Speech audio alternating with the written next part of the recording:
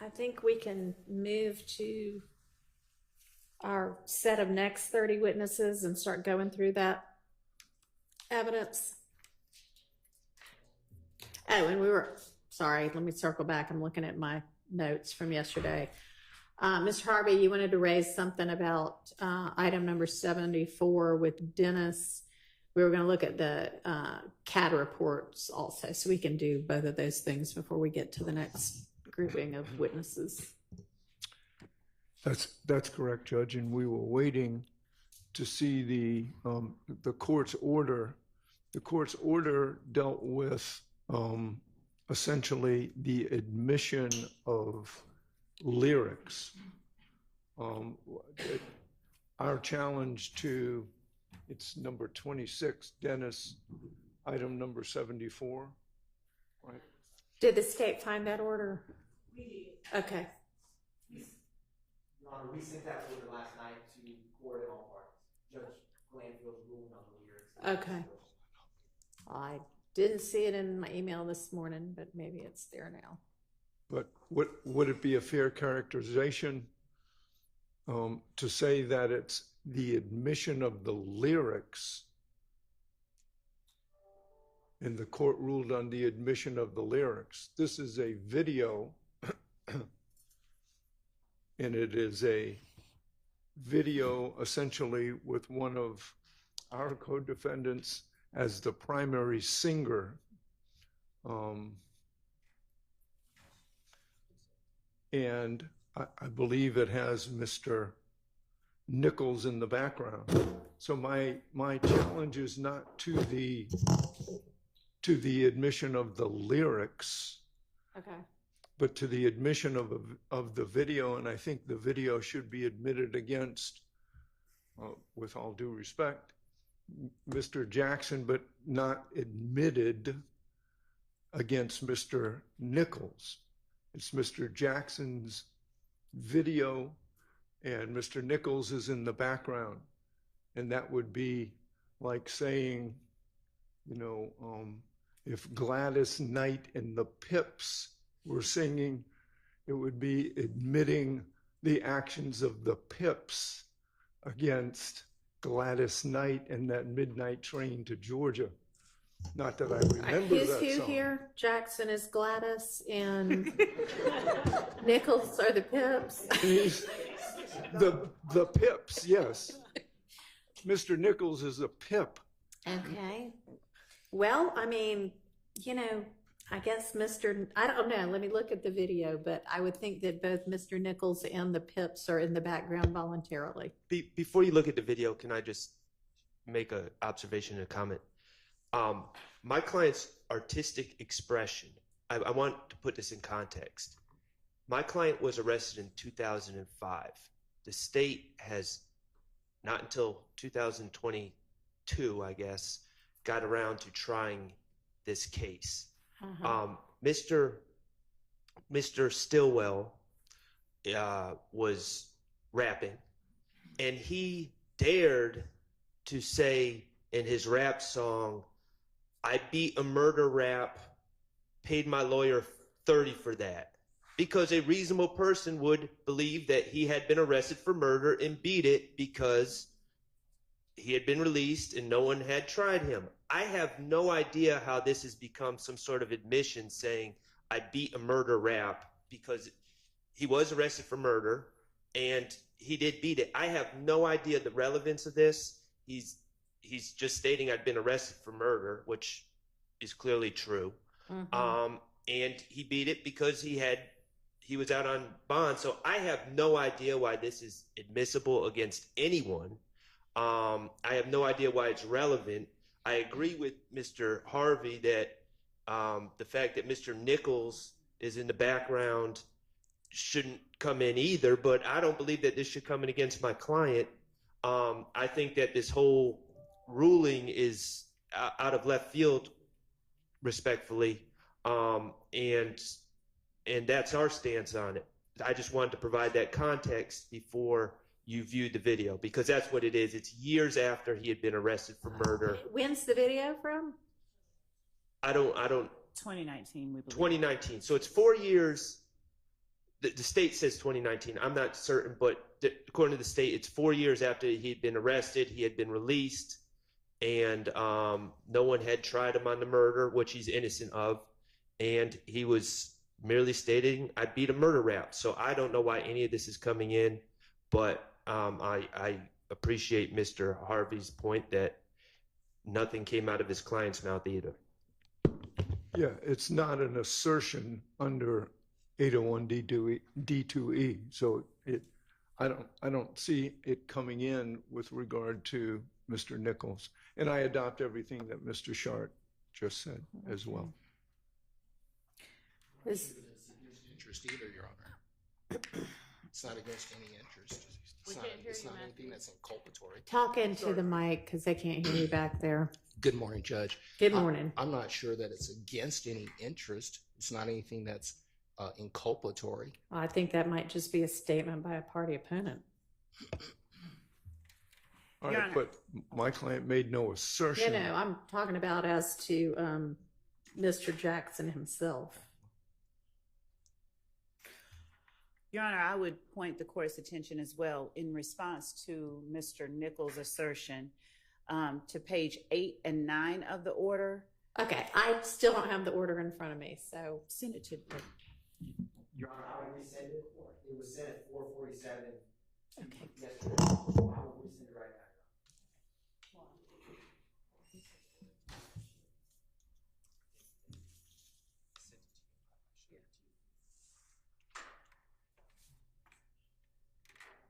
I mean, I thought I perused it.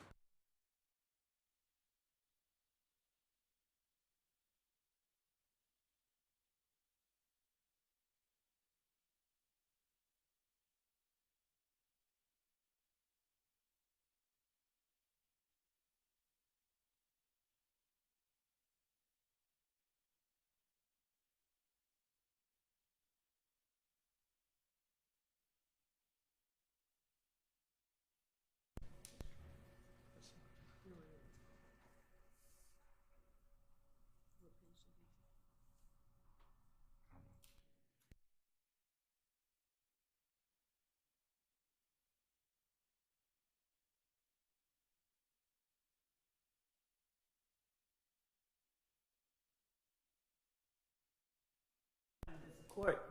Prefers still that we just send it to Ms. Percival. I've got it. Okay. She's sent it. Mr. Atkins, what page of the order are you referring the court to? No, it was Page this one. 8 and 9. All right, thank you. You're welcome.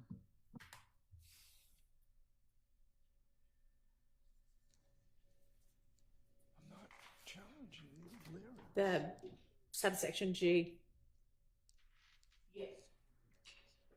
Yes, Your Honor. Specifically,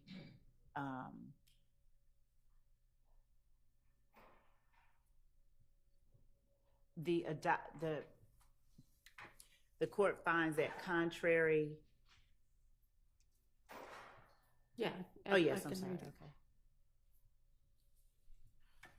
But that goes to the lyrics.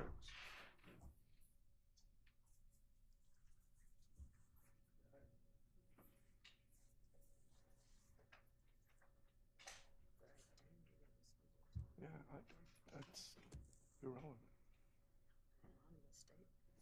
In subsection M. M also. Yes, Your Honor. Okay. I know that. I can see that.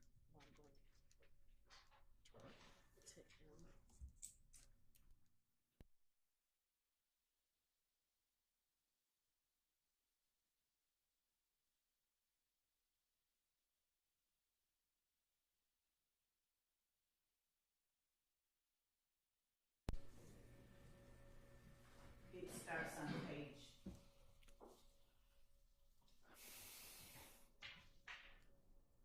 27, All right. and then there's a section 9, Roman numeral 9.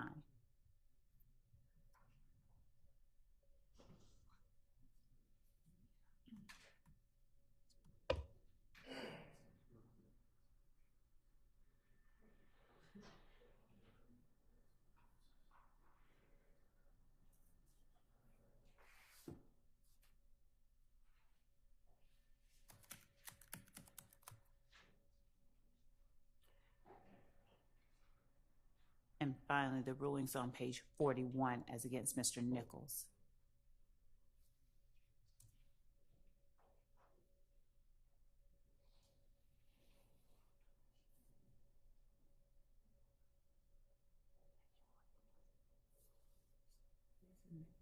Right, the court rules of the lyrics evidence reference in 8.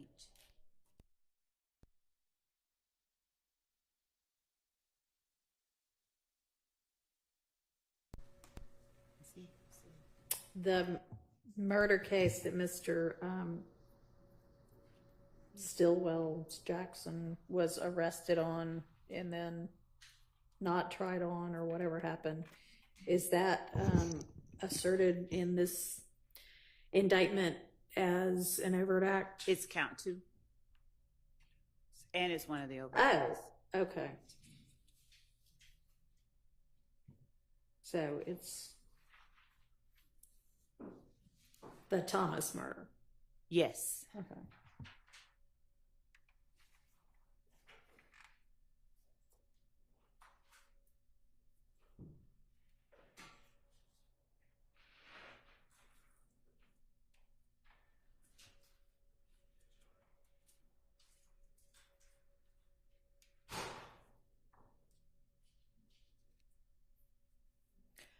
All right.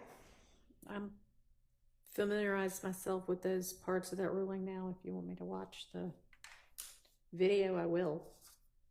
But it appears that... Is it on Zoom? Okay, let me get on Zoom.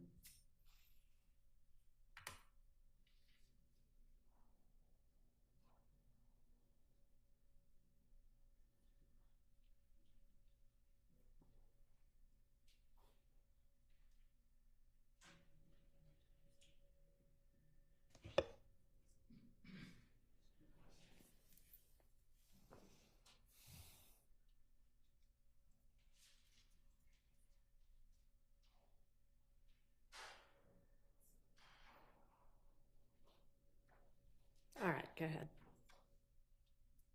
Trying to rob him for something. And I keep it stick. Ain't no avoiding no fuck. Drop top, cool. Looking for who? Let it bang when you do. That's safe for you. Get you flipped in the shit, I'm on rodeo. I'm that slime they always talk about. Hash they never touching now. I just beat a murderer. Pay my lawyer 30 for that. And my sounds a butter law. Ain't want no clear. Slam me open the door for you. Y'all need to shake these bodies off. And I wipe your nose, sit in your family face and just smile it off.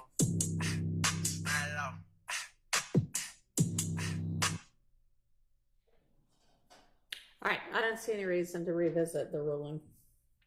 Well, it wasn't. With regard to the, so if we don't show the video, then the state intends for it to come in as against everybody. And there's no way for it to do that if the jury doesn't see everybody in the background. Well, if it comes in, I don't think it should come in against Mr. Nichols. It should come in against Mr. Stillwell. And I would again ask for a 105 instruction with regard to this. It is again, Mr. Nichols is just a person in the background. Who chose to be in the background. So y'all can argue the same thing you've argued to me, which is, okay, all this is a song. But the state can argue what it wants to argue. The ruling, I don't see, again, any reason to revisit that. And with regard to the video itself, it would be the same rulings. Okay. So how about the CAD calls? Or not CAD calls, CAD reports.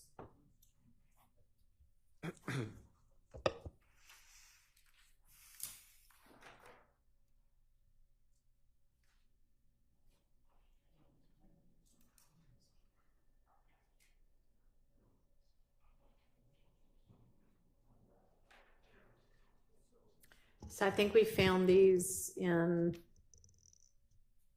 what folder do we need to look to for these? witness 19 Sharon Latner's, Your Honor, in the 8 August 24, 1 through 30. Okay, thank you. All right, do any of the defendants want to make a hearsay or other objection to any of these CAD reports or portions of CAD reports?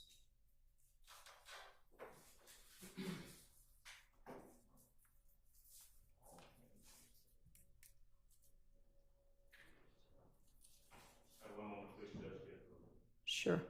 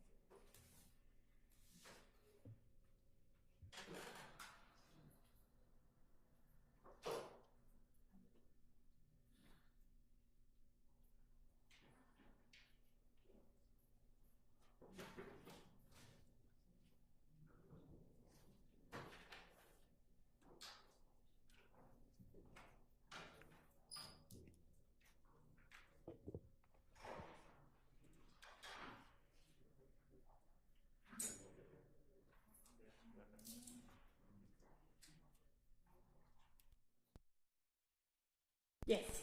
All right, so, and I'm really what I'm doing is repeating an objection that we've made previously. Ms. Latner has testified numerous times before. She's come in regards to various 911 calls that have been made, and our objection has been and continues to be objecting to any hearsay that would be contained in. Right, so point out for me now the hearsay so that we can make a ruling on that. All right, so we're probably going to have to go through them one by one. And if That's fine. With the court's permission, if I may retake my seat and kind of. All right.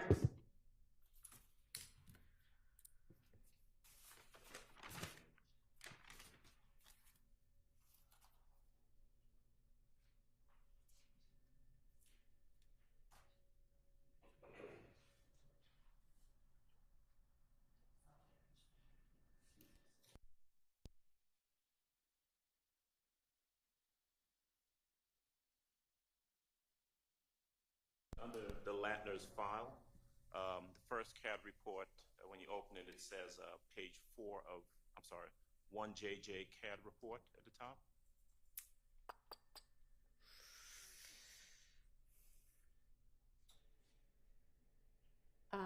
Yeah, it says that on the, It's yeah, it's printed dated 6/22/2022. If that. yes. All right, and so I'm going to go to page 4. Okay. Of that, page 404, where there's a statement under CAD narrative, under remarks, says number 78, shots on call, 6 to 7 vehicles shot up at location. My position is that that's going to be, I don't know who the... Talk into your mic a little bit better if you can. A little closer. Is that any better? Yeah. All right. So my position is going to be that that's going to be a hearsay statement.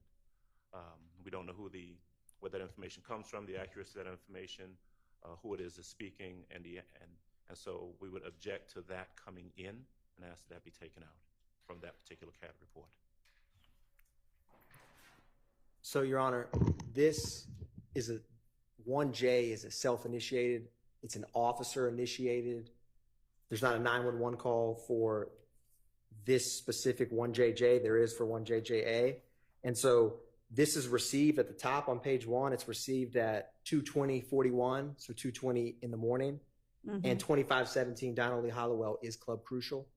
And if you look at what Mr. Adams just annotated, that first, there's no 78, which means there's no suspect. Shots on call, 6 to 7 vehicles shot up. There was 6 or 7 vehicles parked in the parking lot of Club Crucial shot up.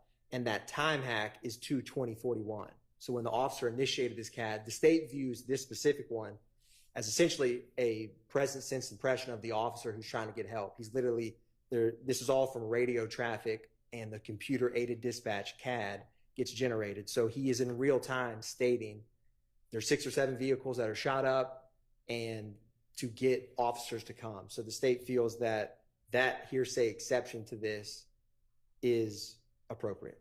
All right, I'm going to overrule the hearsay objection based on 803-1. What's next? Your Honor, the second one is 1JJA. All right. At the bottom in the narrative, at 2:21:28 a.m., it says heard about 30 shots. I'm not sure who the declarant is. All right, state's response. I mean, I think everybody's probably going to concede all of this is hearsay. It's just a question of whether there is an applicable exception. Yes, Your Honor, and this comes from the 911 call that the state would also be playing. So this CAD report, unlike the one we just addressed, came from a citizen in a neighborhood like very close to Club Crucial, and she states on that 911 call that's pretty brief. Just heard, she says, heard about, she's on Woods Drive, and she says, don't come to my address, but I just heard a lot of gunshots. I don't want to give my name. And so the state feels that, for one, her calling is an excited utterance from hearing gunshots in her neighborhood. And number two, this 911 call is very brief. She is not, there's not a confrontation clause with that statement because she's not making that call to prosecute someone. She doesn't even want to give her name nor know who did these gunshots in her neighborhood. So this CAD report is in conjunction with the 911 call that generated the CAD. All right. That would come under the 803-1 and 2 exceptions, so I'll overrule that objection. Judge, the next one we're going to skip because I believe the third one down is actually an actual 911 call. Okay. So if we look at the fourth one down, which is 1KK CAD report. Okay. When you open it, it's more than just a CAD report. It's a police report. But is the state's intending to put the police report in? Your Honor, that was a typographical error, and I can actually publish, when I uploaded these documents to the Dropbox, I had a version where that was just the PDF, and I removed everything to just include the single CAD. So for purposes of this, I meant to it's embedded in the 28-page PDF, but... Okay, you're just going to be using the CAD report part. Correct, and specifically the CAD that ends in 455. But for time's sake, I don't want the court or defense to look through those 28 pages. I'm happy to publish. Okay. Go ahead.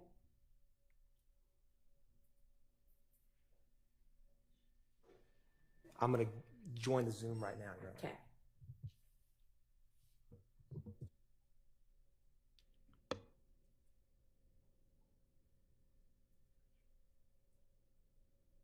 Mr. Atkins, is that the CAD report that if I'm looking at 1KK that starts at page 14 of 38? Is that right?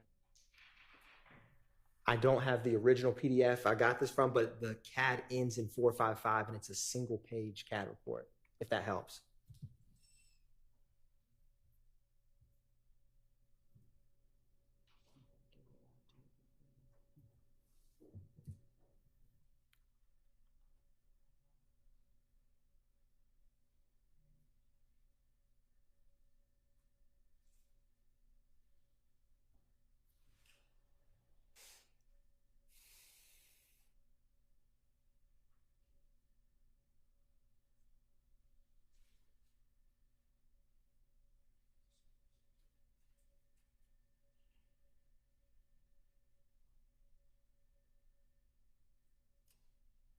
Okay, I see. I see one that ends in 455. It looks like it's maybe on. It looks like it might be the last page, page 38 of 38, on what we're looking at. I see it. Okay. All right. And what's the objection? All right. Same hearsay objection. If you look at the bottom of the CAD report, there's going to be information by a declarant. Indicating call advised, you heard 8 shots fired in the area. That's the last line of the CAD report. My position is that's not the officer reporting, that's simply the officer reporting what was reported, and so that would be hearsay. We'd object to that. Your Honor, the 911 call that corresponds, there's multiple 911 calls for this incident. The caller advises he heard 8 shots in the neighborhood, and he states he does not want to speak with an officer. He, again, wants police to come to his house. I think it's about a minute or so. It's a short call. So the state's position is it's a excited utterance from the neighbor calling after he heard 8 gunshots. All right. That would be an exception under 803(1) and 2. What's next? Your Honor, 1LL. Okay. It's in the narrative, it says, heard 9 gunshots fired near parking deck. Okay. At 5, and it, according to the CAD report, it's 5:52:18 a.m.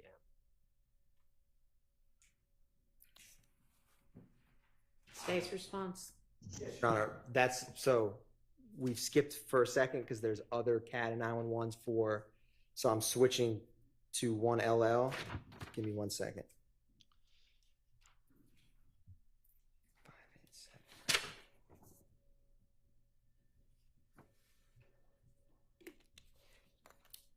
Yeah, so this 911 call, the caller, so the incident happens at 1903 Drew Drive, and the 911 call that corresponds with 587, which is 1LL, she says, I just woke up and heard about 9 gunshots. It came from the parking deck. This is an apartment. She gives her phone number, the apartment, and the gate code so officers can get in. She does not see anyone. And then she says she does not have to speak with an officer, just heard a lot of gunshots. So the state's position, again, is excited utterance and not for the purposes of prosecution in terms of confrontation clause analysis, because that, my apologies, Madam Court Reporter, the heard 9 gunshots near parking deck is the CAD report automating what the 911 caller audio, which we have, states. All right. That would also fall under the 803(1) and 2 exceptions.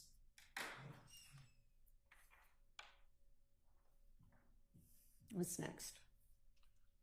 I think we're going to have to jump down a bit to what looks to be 2LL CAD report. Okay. I believe that ends in incident number 588. Yep. It's a 3-page CAD report.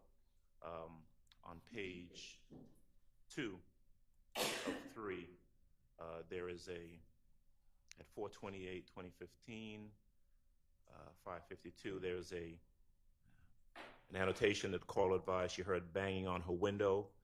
Nothing further. And then a line beneath that where it says there's actually a description. I'm unclear as to whether or not that is a description being relayed by the officer or a description that was given to the officer by a declarant that we don't know who it is, where it says 78C-BF, dark skin, head wrap, black shirt. Okay. Mr. Atkins. Yes, Your Honor. And with this CAD report, the state, you can get CAD reports in the present time, but I don't have the 911 audio that accompanies this, so I can't state for the court. So the state can redact that specific line because Okay. I can't articulate All right. how that came about. All right. Y'all can go ahead and redact that then.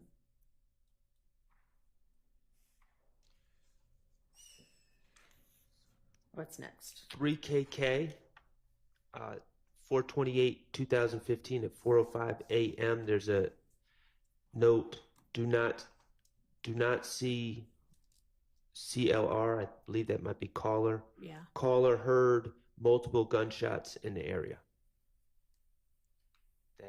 That appears to be a police officer after the fact relaying that they cannot find the caller who previously had stated Right. that they heard multiple gunshots in the area. So that does not seem to fall under any Yeah. exception.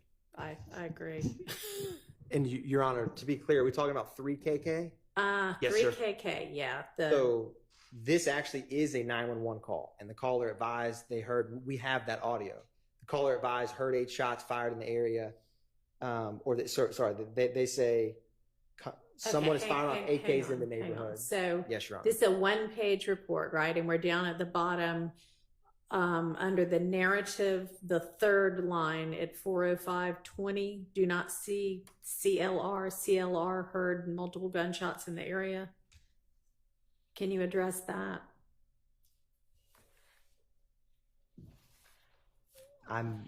Give me 1 second, Your Honor. Sure. I may have misnumbered my 3, maybe. Let me see. Okay, my apologies. My numbers were 1 off. It's okay.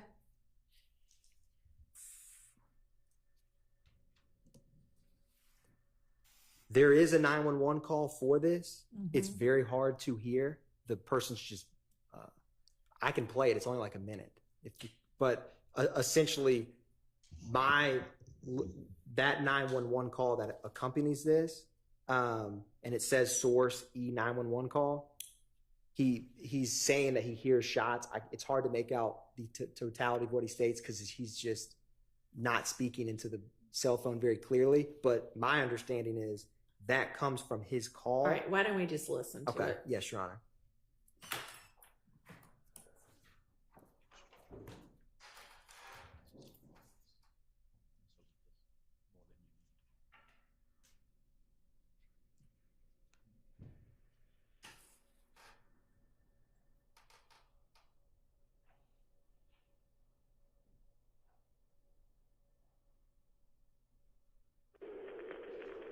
Atlanta 911, operator 2091. What is the address of your emergency?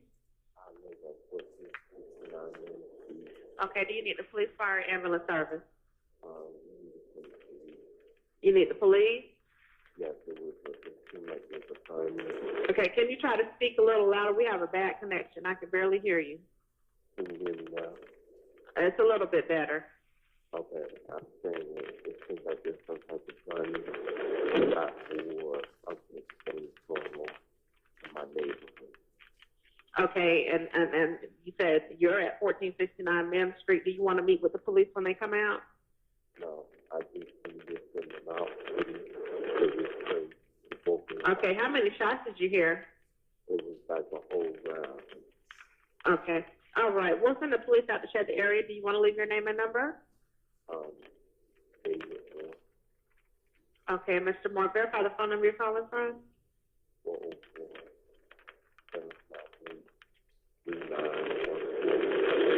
404-758-3914. All right, we'll send the police out to check, okay? Thank you.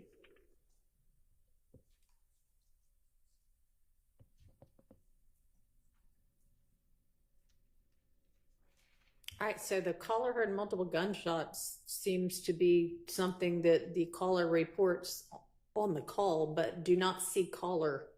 I don't know where that comes from unless it's from. Your Honor, I see what the court is stating. At 4:05, so the call comes in at 4:03:37, and because there's multiple 911 calls, there's already officers heading that way, and so this isn't the first call, and so a minute and 20 seconds later almost is an officer radioing, I do not see the caller. Caller heard multiple gunshots in the area. So I think they're just parroting back the 911 call. Right. I don't have any problem redacting that. I do view it as the officer's present sense impression, but I don't know why it reparrots the caller heard multiple gunshots because obviously he didn't speak with someone because he says he can't find him. And that caller didn't want to come outside and speak. So I don't have any problem redacting that third line, Your Honor. Okay. Thank you. Yes, Your Honor. What's next? Yeah. All right. Your Honor, the next one is 4KK CAD report. It's second to the last entry. It is a two-page CAD report. On page 2 of the CAD report, towards the bottom under a CAD narrative, there is at 4/28/2015, 4:06:28 a.m. female shot. I concede I don't know what KFO8 means. Night commander copies female grazed by bullet. Caller stated someone shot up house. Looks like it says Supervisor Arnold and Denson, and I don't know what the rest means, but that's obviously, and it notates that there's a female caller. So this information is obviously not obviously, it appears to be being relayed by a female caller. We don't know who that declarant is, whether or not the caller is being offered for the truth of the matter asserted that someone shot up a house, and we don't actually know. All right, maybe we just need to listen to this one. Yes, Your Honor. And I think it is coming from the 911 call. I will play the 911 call for this one. It's a little bit longer. It's like 6 minutes. Well, you can just get to the part of it that matters. Yes, Your Honor.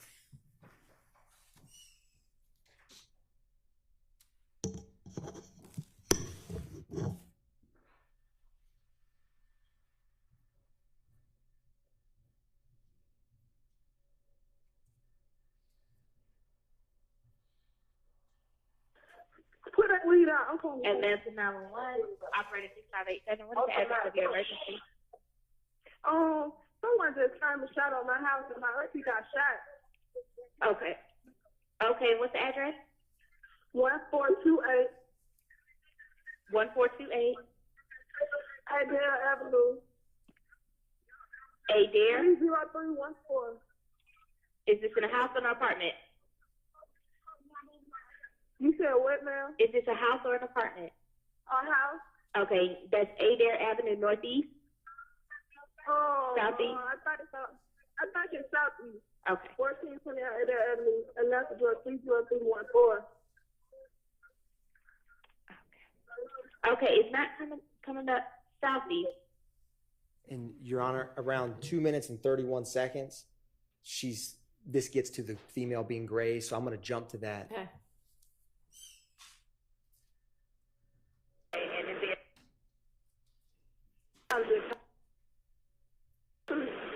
All right, and what's your name? Dominique. Okay, Don, can you tell me what happened?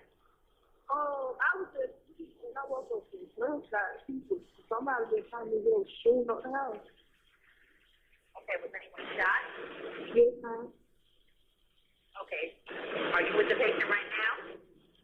She's laying in the bed. Okay. Are you with her right now? You said what, ma'am? Are you with her right now, Simon? Yes, ma'am. Okay, how old is she? She is. She didn't get, the bullet didn't go through. She got straight. But she is, how you want to away? And the reason I highlight that part, she says the bullet did not go straight, which is how the CAD report ends up reflecting female grazed by bullet because her aunt was shot. Okay. I mean, other than the night commander copies part of that, that's all the caller obviously relaying what just happened. So that would fall under the same exceptions as the others. Do you intend to, I mean, the night commander copies part, can you I can redact that out? Okay. Yes, Your Honor. All right, what's next? Is there anything else? I believe that's it. Okay. All right.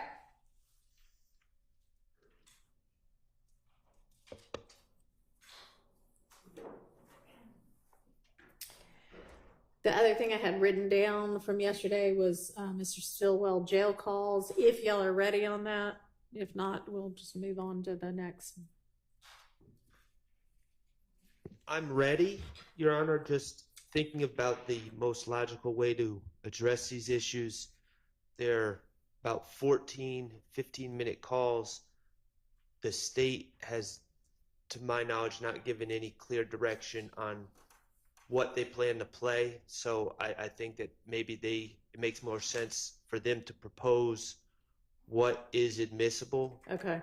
And then I can respond. All right. And Ms. Hilton, is this the one that you sent over that was like in a spreadsheet, or where would I go? What's the best way to go find these? No, Your Honor, that was the co-conspirator statement. Okay. But in this same Dropbox, these are all in the Mike Sprinkle folder. Okay. Under Shannon Stillwell. Okay. And Your Honor, it may do well for us to have a conversation at a break with Mr. Sharp and counsel, because there are some that we've identified that we will not use, and then there are redactions that we have. All right. I was hoping you would have provided that information to them before now so that we could get right to what we still need to litigate. As there were some that were excluded as late as last night, I can address them, some of them. All right. Why don't we take such a break right now then? All right.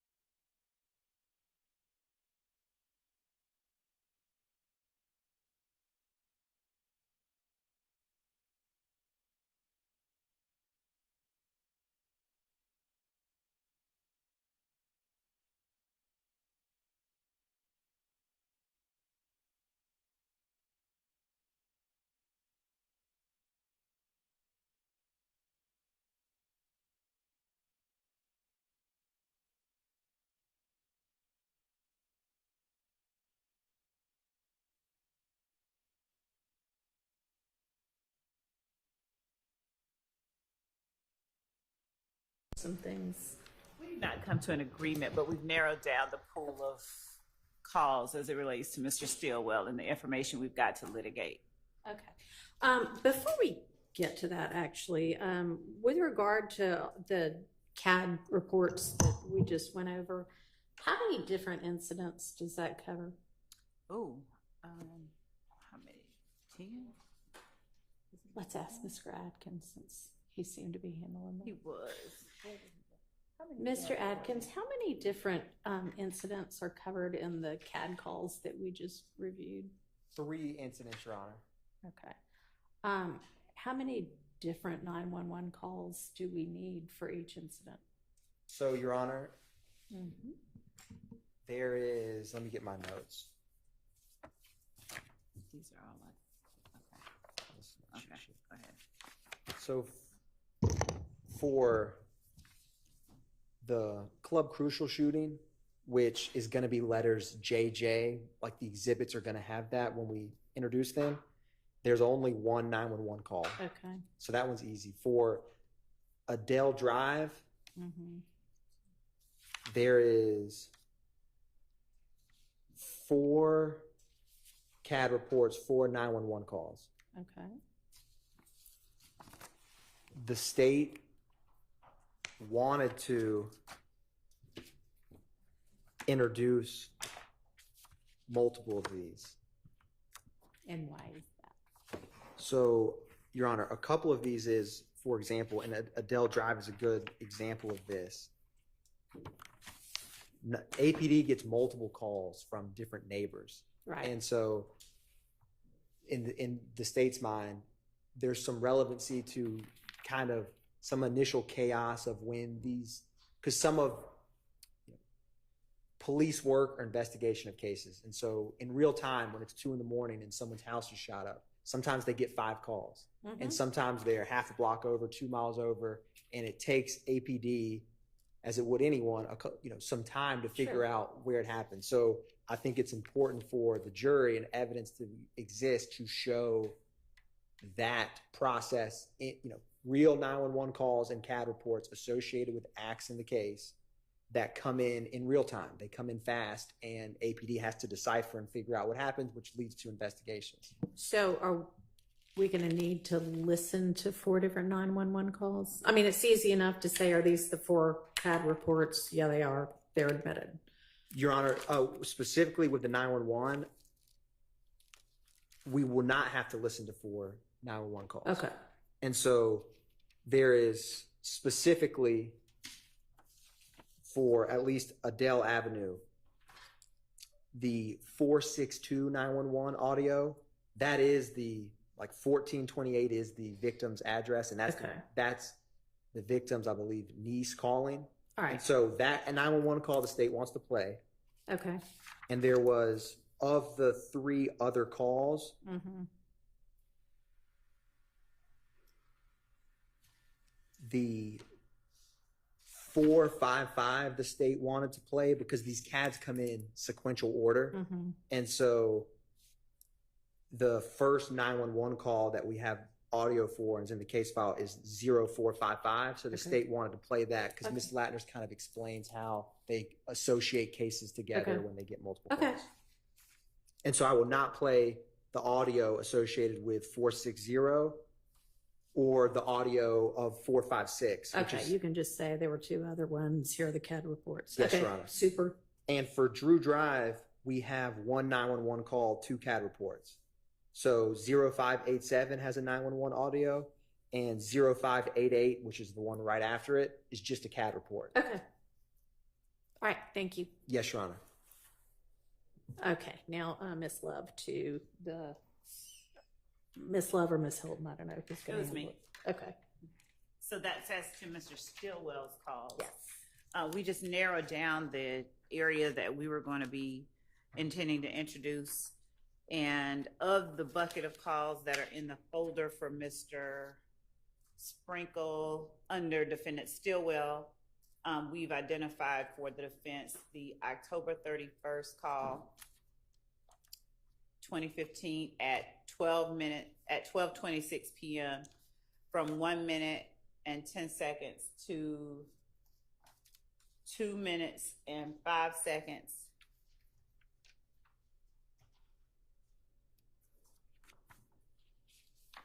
We have eliminated the November 9th, 2015 call at 12:04. We've discussed and do not agree on the November, well, we don't agree on any of them. Mr. Sharp wanted me to make sure that I was clear. We don't agree on, they don't concede any of these, but November 9th, 2015, 1627 and 1645, those are two different calls. We are keeping those. Mm-hmm. We have eliminated the November 9th, 2015 call at 10:57 p.m.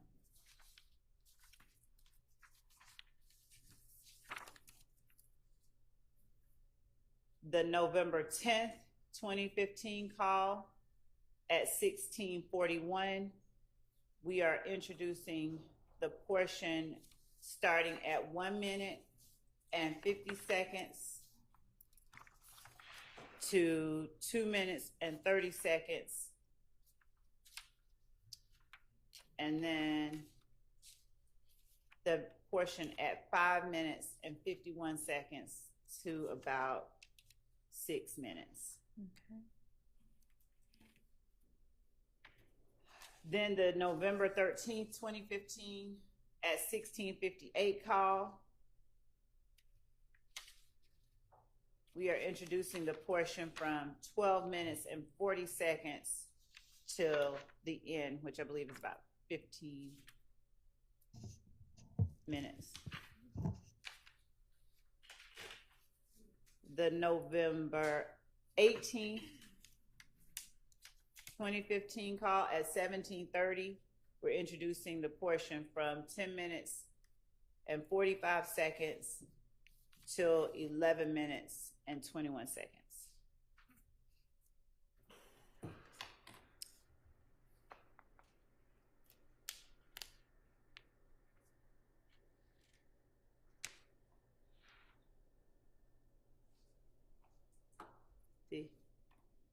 You want me to continue? Yeah. The November 18th, 2015 call at 18:43. We are introducing 1 minute and 52 seconds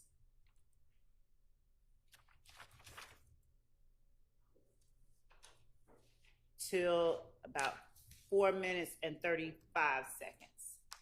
Previously, I was just told it was 3:20 for 35. So 1:52, the call starts, and then 3:20 to 4:35 is a specific portion that we have identified to Mr. Sharp, but we may have to back it up a little from 3:20 just for context, but 3:20 to 4:35 is the portion that we identified. Is that all of them? No, there's a couple more. Okay, go ahead. So November 19th at 17:26 from 2 minutes and 15 seconds to 3 minutes and 50 seconds.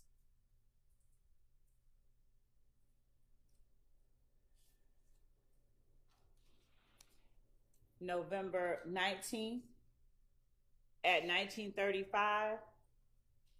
This is 1 minute and 27 seconds to 9 minutes and 20 seconds. November 19th, 2015 at 19:35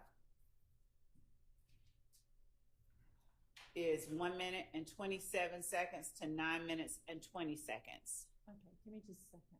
I'll tell you this just went out. November 19th.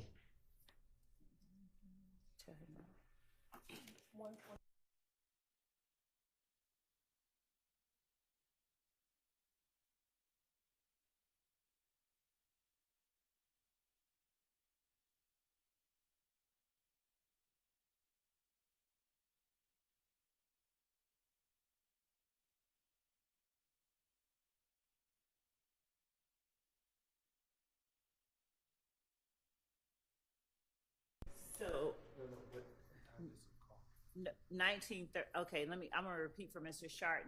November 19th, 2015 at 19:35. We will play from 1 minute and 27 seconds to 9 minutes and 20 seconds.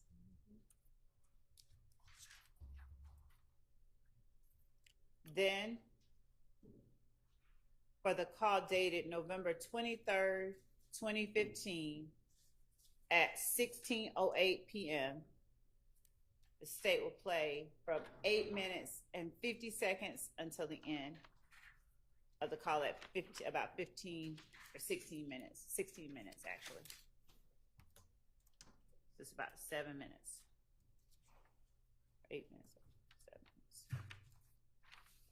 Then, December 4th, 2015 at 15:48, the state will play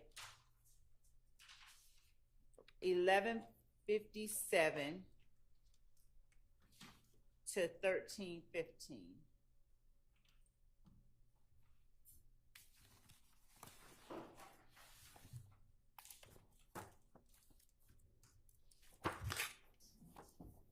Then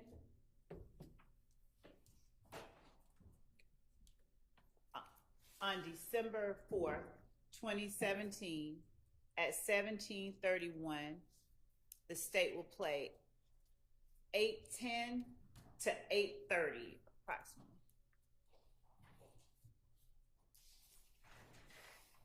And finally, on December 7th, 2015 at 16:55, the state will play from 13:50 to 1600.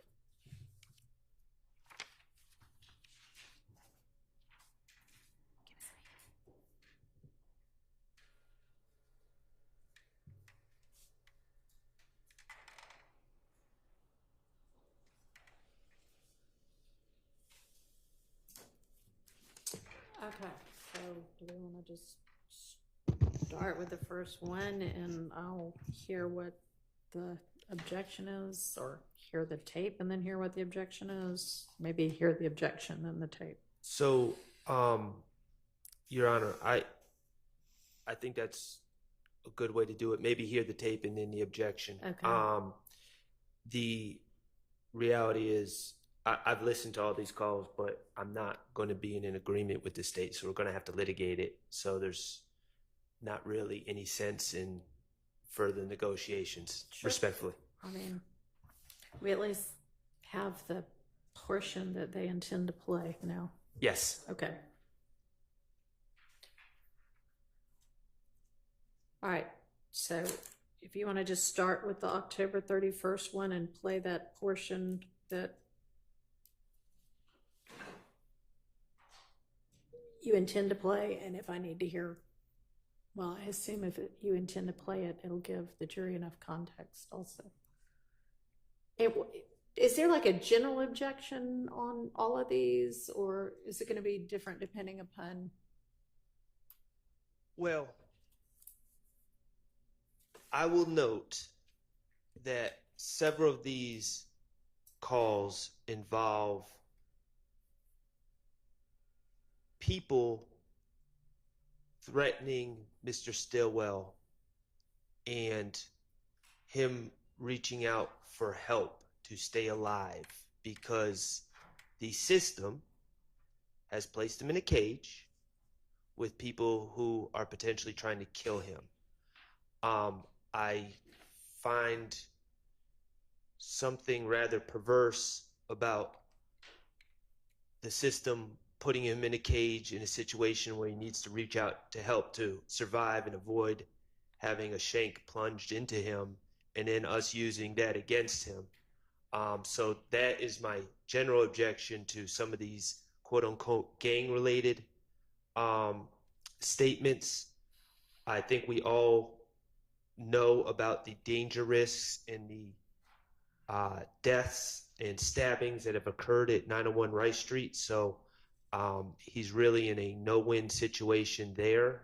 And I don't know, that just does not, on policy grounds, that doesn't seem like something that should be held against him.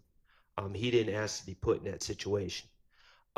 But other than that, Your Honor, there's different topics, there's different objections. Okay.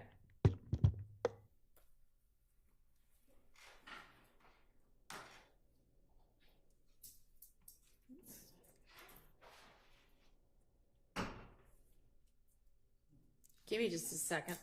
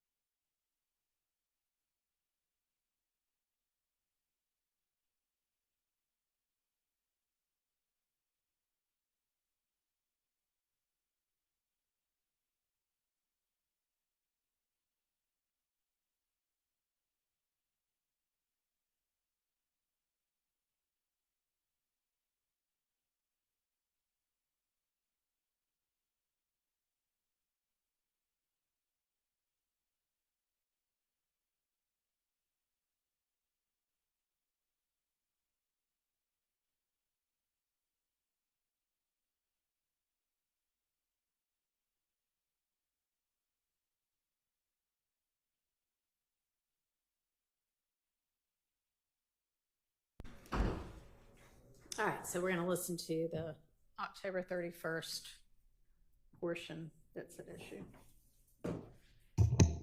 Or go to www.visitfromhome.net to learn more. Thank you for using Securus. You may start the conversation now. Hello. What's up? Hey. What happened? Lois and the lawyer, I had to talk to the lawyer. Oh, okay. Listen. And you just let him know he behind me, everything good. Lois sent him down there so I can interview him to see if I wanted him. I'm like, feel like he hung the tape in. Your Honor, I'm going to double check to make sure it seems unusually quiet. Okay. So I'm going to make sure the volume is maxed. All right.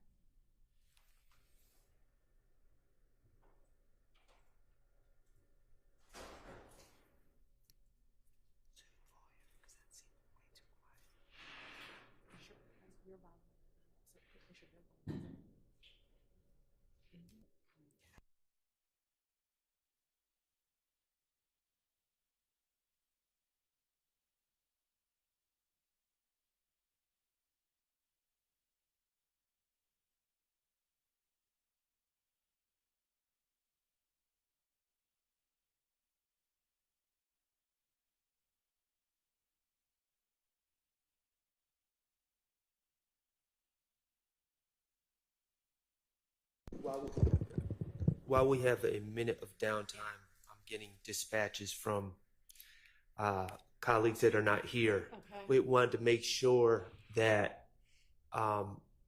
we're all on the same page, and I guess the court acknowledged that the Mr. Kendrick's video that was discussed yesterday, the video of his interview, that everyone was on the same page that Mr. Kokomo and Mr. Steele were going to provide a copy of that video because it was not introduced at the time we were discussing it yesterday. Okay. And I think that everyone wants to make sure that you are on the same page that we will be supplementing the record with a copy of that video. Right. And I think didn't we talk about that yesterday, that would be Defense Exhibit 1 to that motion? Yeah. Yes, I thought we did, but. Yeah, we did.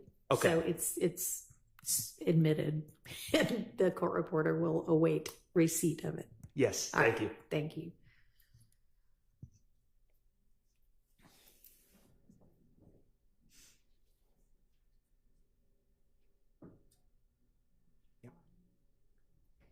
Hello. What's up? Hey. What happened? Lewis and that lawyer, I had to talk to the lawyer. Oh, okay. What is that? And you just let him know he behind me, everything good. He said Lewis sent him down there so I can interview him to see if I wanted him. And I'm like, if you feel like he handled the case, then I want him. If you feel like you can't, then don't waste my time. Oh, okay. You want him? Well, he talking like he can handle like everything. He can handle everything. He say he been working with all type of stars on all type of murder cases and all type of cases. Mm-hmm. I'm sorry. Okay. Can't hear that at all. Your Honor, we're bringing over a Bluetooth speaker. I'll give the court what is being said so that at least we can discuss it. Mr. Stillwell says, when asked how he's doing, that Thug sent the lawyer down for me. I went and talked to him. He let me know he's behind me. Everything's good. Thug sent him down there so I can interview him to see if I want him. I feel like he can handle the case.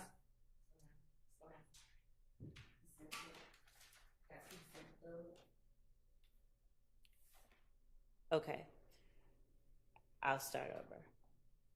Thug sent that lawyer down here for me. I went and talked to the lawyer. He let me know he's behind me. Everything's good.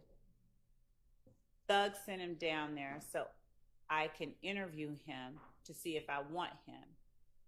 I feel like he can handle the case, and if I want him.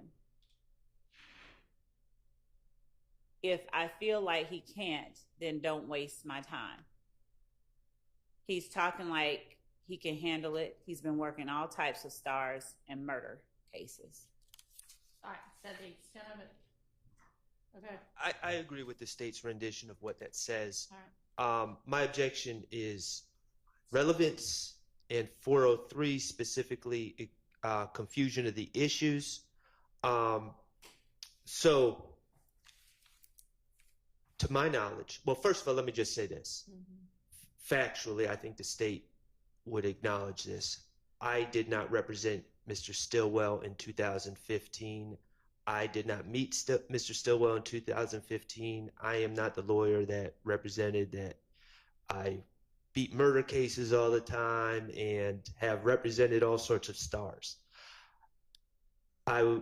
So, factually, this creates an impression to a jury that, and I know I'm not a party to this case, but I am linked inextricably with my client.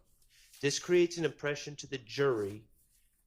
A reasonable deduction of the jury would be that he is talking about me, that Jeffery Williams sent me, and let me just be clear, I have no information that Jeffery Williams sent anyone, but Jeffery Williams sent me to talk to Mr. Stillwell and that this is just a continuation of Mr. Williams sent a lawyer. I'm here representing Shannon Stillwell in 2024, and all that is completely false. I know who represented Mr. Stillwell in 2015. I don't know if that's the individual that's being discussed, but it wasn't me.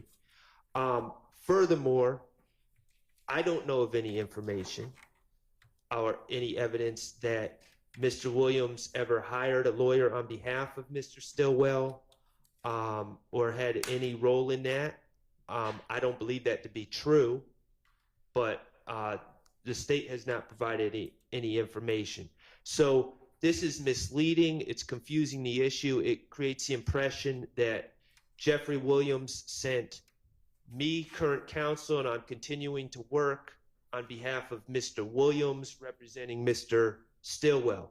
All that is false, and the state, I would hope, would agree that that is that any impression that it was me would be misleading to the jury. So I'm not sure what the relevance is, but certainly there's 403 issues that outweigh any probative value in this piece of information. And Your Honor, just to add a bit more context to that, certainly we agree with everything that Mr. Short has said. We're going to have an objection as well, of course. We don't believe that conversation that you're about to hear is, number one, irrelevant, that it advances any issue specific in this case, but more importantly, and the state knows this, I'm sure they do, there is no indication, and there, in fact, was not any attorney hired by Mr. Williams for Mr. Stillwell, Mr. Jackson, and so any discussion that the court would hear, that the state would intend to introduce about Mr. Stillwell talking to someone else about Mr. Williams sending an attorney down, or whether he's going to hire an attorney, or the fact that he did not hire an attorney for him, I don't see the relevance. And so that's just adding a little bit more context for the court. All right, thank you. I'll hear from the state. Yes, Your Honor. As far as the relevance goes, the fact that the alleged leader of the gang that Mr. Stillwell is a member of is securing for him representation for a murder that is alleged on this indictment, that we allege that other members of this gang committed, and the fact that we allege that in part one of the ways that the gang protects its members is to pay bail for arrested gang members and enterprise members and to obtain and procure representation for them. The fact that Mr. Stillwell is relaying out of his own mouth that the alleged leader of YSL has sent someone down there, and the fact that this person has been, according to Mr. Stillwell, working with all types of stars and murder cases, and he is saying in one of his songs that he's talking about paying a lawyer, having beat a murder rap. I don't think anyone is going to get the impression that Mr. Shart is the person who represented him. And even if they did, it doesn't in any way impact the 403 analysis, which would Mr. Shart bears the burden of showing that this information somehow or another is so substantially more prejudicial than probative as to permit its exclusion on 403 grounds. And he hasn't done that except to say that they might think that I'm the one, but Mr. Shart's not the person or the proper inquiry around which to make that analysis. All right. I mean, it doesn't actually say anything bad about any lawyers. Well, I'm not. Whether they think it's you or not, I don't see what that matters. I mean, if you want me to tell the jury that you want them to know that that wasn't about you because you didn't represent him in 2015, we could think about that. But I mean, it's definitely relevant evidence in that it makes the state's assertions more likely than they would be without that evidence. And would you consider Two things. I would like that instruction. Okay. And second, would you consider taking out the lawyer said he represents all stars and is beating all sorts of, I mean, that's just lawyer puffery. And I don't know why that was said, but at the same time, I don't know why that would come in. And Your Honor, Go ahead. so as it relates to Mr. Shart asserting or asking the court to assert or put before the jury evidence about him, I don't know that that would be appropriate, but we can address it at a different time. And as for whatever the lawyer said about him representing all types of stars and murder cases, the fact that Mr. Stillwell made that assertion is the part that we believe is most relevant, because that means that it was important to him, and that's his belief.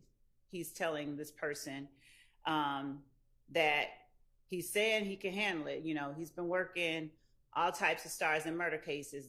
That repetition of that part of whatever the conversation was is the part that we believe is most pertinent. Okay, and you're saying that then shows up in a music video, or what did you say about that? With respect to the music video, I pointed the court's attention to the music video that we heard earlier. Just that he had beaten a murder rap. Okay. Pay my lawyer $30 for that.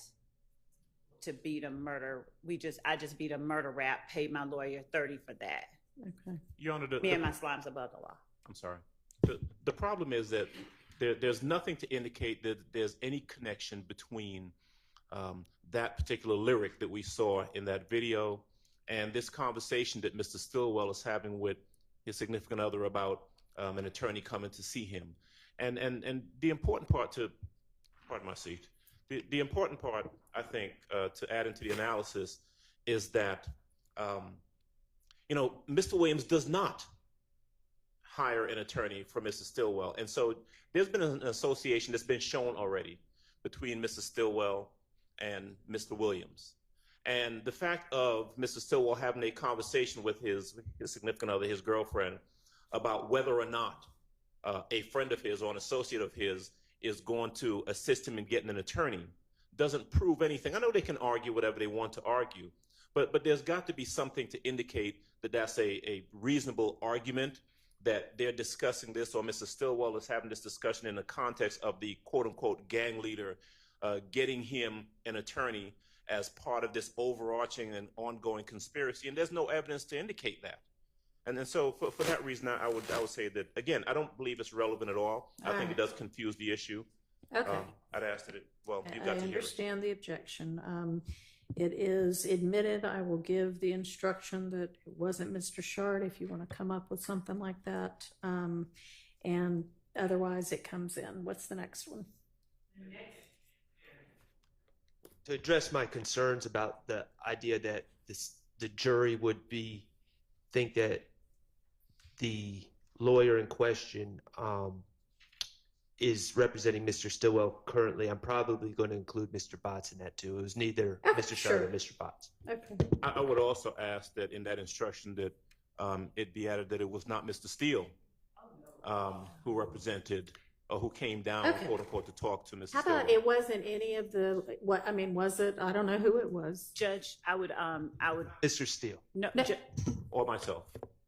We don't know that. And in fact, Judge, when we have in 2022 with the murder, with respect to Mr. Steele, we don't know. Okay.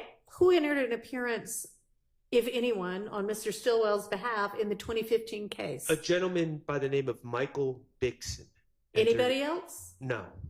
At some point there was, and just to give full context, a lawyer was not, the state keeps arguing that Jeffery Williams hired this lawyer. A lawyer was not hired for a significant amount of time. He was represented by the public defender. Okay. I believe Mr. Bixson was the gentleman who entered an appearance and is being discussed here. Okay. And Your Honor, That's not what we said. We just read what Mr. Stillwell said, and that Thug had sent a lawyer down there. We didn't say someone had entered an appearance. He just said he talked to him. So we don't know who it was, and that was the point that I was making. That doesn't matter, because I'm not going to say it wasn't Mr. Shart that talked to Mr. Stillwell. I'm going to say it was none of these lawyers who represented Mr. Stillwell in 2015. Okay, that's fine. So do you want it to be Shart bot Steele, or nobody here today? Nobody here today. All right. An entry of appearance. All right, y'all need to draft it. Give me a second.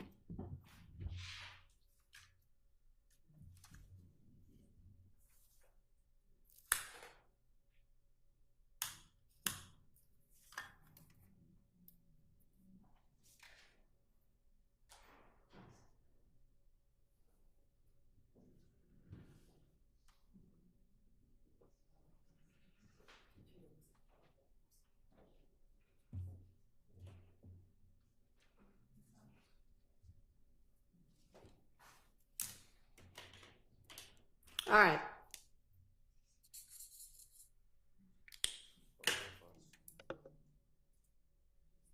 Next.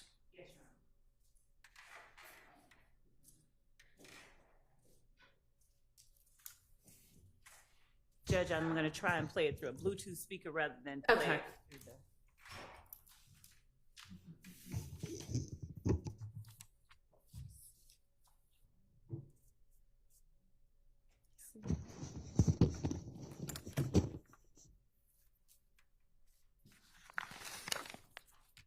And this will be the November 9th, 2015 call at 1627. Just 1 second.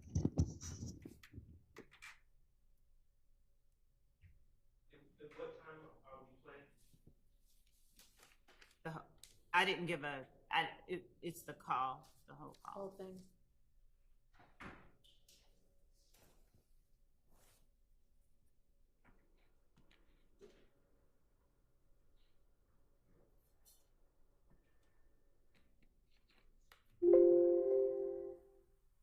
Hello, this is a prepaid collectible. That's a little loud. Do it without the mic.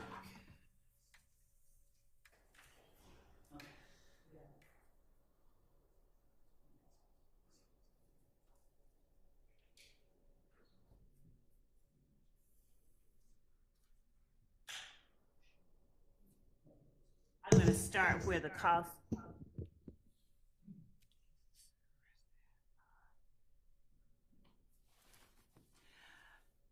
I'm going to start where the call starts at 1 minute and about 27 seconds in, after the securist.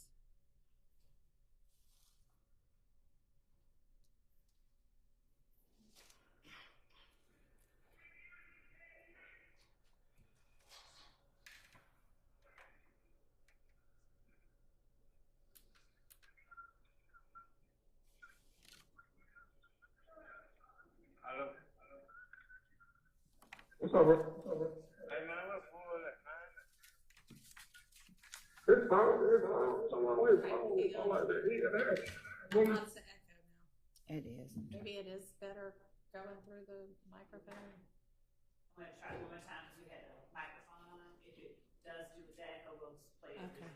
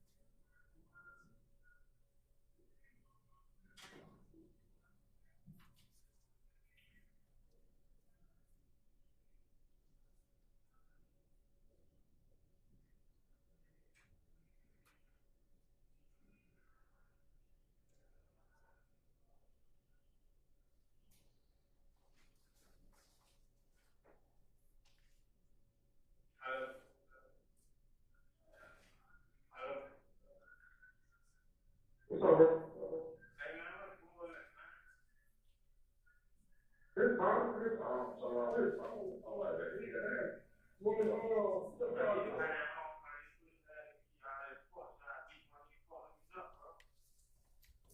if you have a transcript, that might be easier.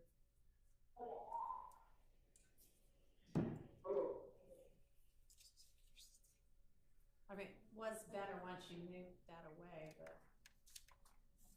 So we'll do that.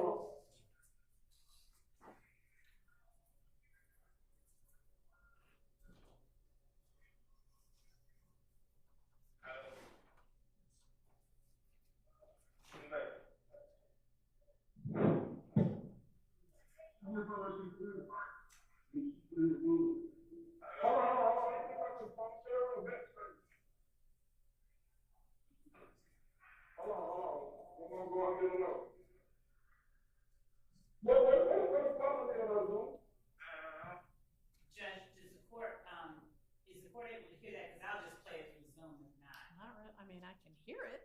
Can I discern what they're saying? No. I mean, some of it, but.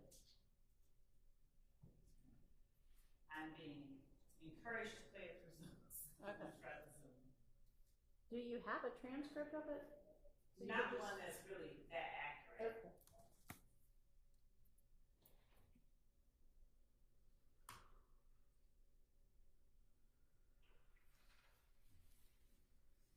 I don't know what paperboy got going on. These niggas tonight, you on hold and all that. Man, y'all just stop playing with me, bro. Cause I know how to fight, bro. Y'all fuck at me, y'all cap ass shit, bro. I ain't with all this suck shit, bro. All this fake ass gangsta shit. When I was just on the street, y'all niggas just tell me, bro, everything good, man. Come on, man.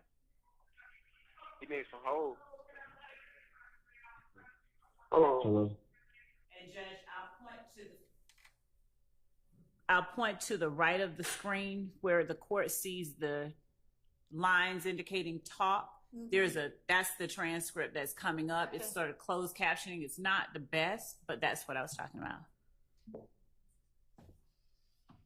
Hello. Boo.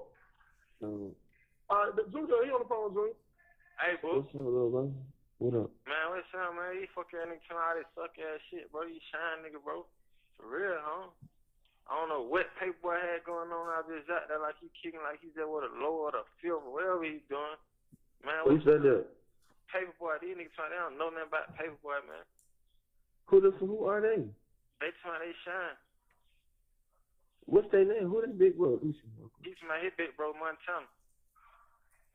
Bro, what channel ain't got no wisdom? Hey, bro. Come here. My bro said Montana ain't got no rim. Montana, your big bro. Hello? Let me holler at him. Hold on. State, pause it just a moment.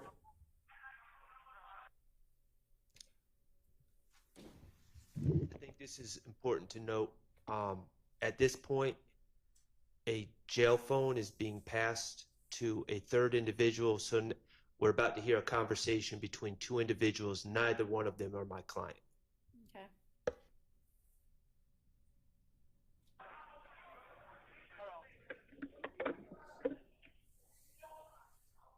Hold on, boy. He trying to have that something in that door. Hold on.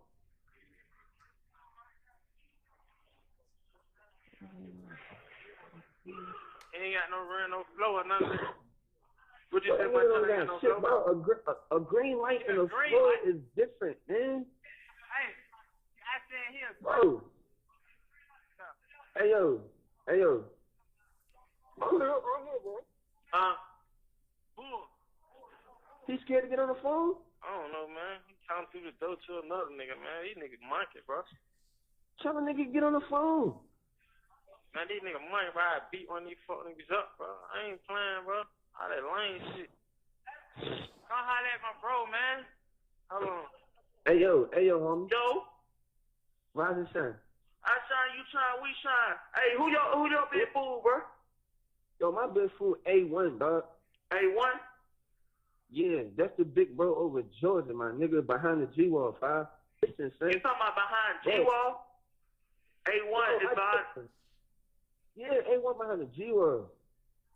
Listen, 5. Listen. But we just had a 5 on 031 day, dog. My channel don't even have no rims, 5. Hey, look. Busy. Hold on, bro. My handle is Busy, 5. You can ask any nigga about me, dog. My name Busy, 5. Your My name who? channel don't got no what? Busy. My son got the green light. Joe Shine gave him the green light over the whole right street, dog. I'm telling you, I'm telling you about the Joe Shine house. Bro, hey, look, you can three-way Joe Shine right quick. Hold on. Hey, bro, call Joe Shine, bro, cause I ain't gonna keep going back and forth on nigga about nothing, bro. He about to do it, Joe. He about to do it, man. I don't know Straight up, bro. I ain't with all this suck shit, bro. All that lame ass. Bro, and who the fuck is saying that paper? Who put what in paper mouth? I don't know. I think his name Pete. That some nigga named Pete in that door. You thought that name Pete, man? Some murder ass shit. Hold up, bro. I ain't about to do it on three-way because I don't know how to work my mother's phone. I got Joe. Hey, new baby. Huh? What her phone at? Is it on? Man, come on with it. What's your sign number, boy? 770 255 Yeah. 9113. What's up? And they said you on hold. Yeah, I don't know what the hell that shit be about. So what the fuck? He said Mike County is the green light, but he ain't say Mike County ain't got no stain. He said he the green light. Bro, I know my channel. Find my channel used to be a Dude, I'm brown. telling him, he keep telling nigga that Come on, bro, nigga. shit. Bro, nigga know my channel. Dog, nigga ain't saying my channel nothing bad about the nigga used to be brown, bro. My channel used to be brown. But that's the only my channel who shine fire and got the green light, dog. I'm telling you something I know, Shannon.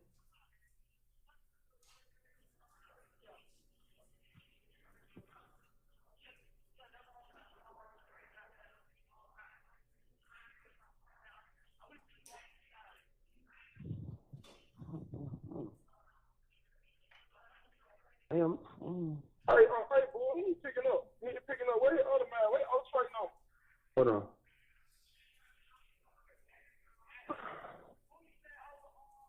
Hey, yo, call his number. Hey, who over Georgia, boy? Hold on. 44 632 6586. Bro, Pop got the whip for Georgia right now. Bro, these niggas asking questions and they don't even fucking know who the fuck is these niggas that say niggas on hold and they don't even know shit. They don't know what's going on, man. You be fine hell nah, man. Fuck these niggas, bro. I don't know nothing. Who they saying got it? Joe Shine? Who got Georgia? Who y'all saying got Georgia? Who he saying got Georgia? Hey, yo, Robin Shine, son. I saw what's up. Bro, listen, you know Shannon and Rice Street, he just went upstairs, right? You know what? Listen, bro, these niggas talking about 5 is on hold and all that kind of shit. Who this is right here, boy? This buckshot. This buckshot. Hold on. Hey, yo. They talking about what?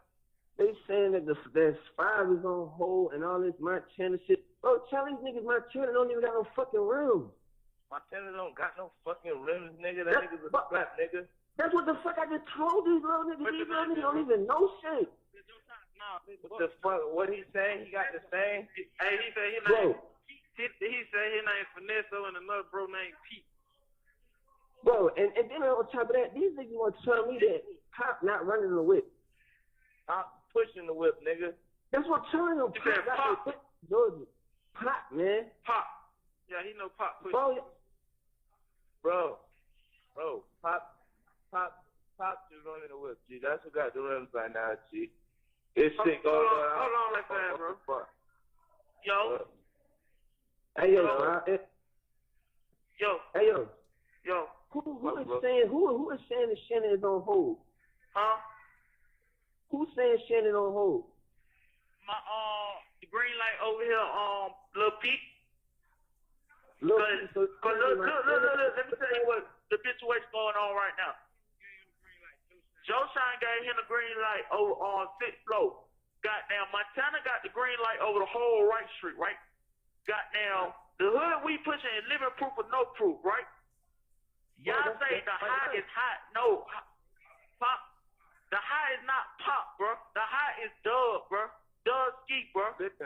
Bro, Doug is not. He's inactive right now. Five. It's a bunch of politics going on with Doug right now, G. But them niggas Hold on. See, look, we've been in Right Street for a good minute. See, we ain't been pulling up at no jury shot. You feel me? Wow. Yeah. But fine, look, yo, you right on paper. Dub is the high, but bro, this nigga is inactive right now, fine. You got a 3-way with Joe Shine?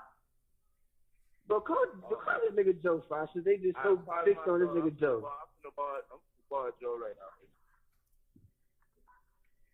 Tell Lil Pete they following Joe right now. Tell Lil Pete they following Joe right now.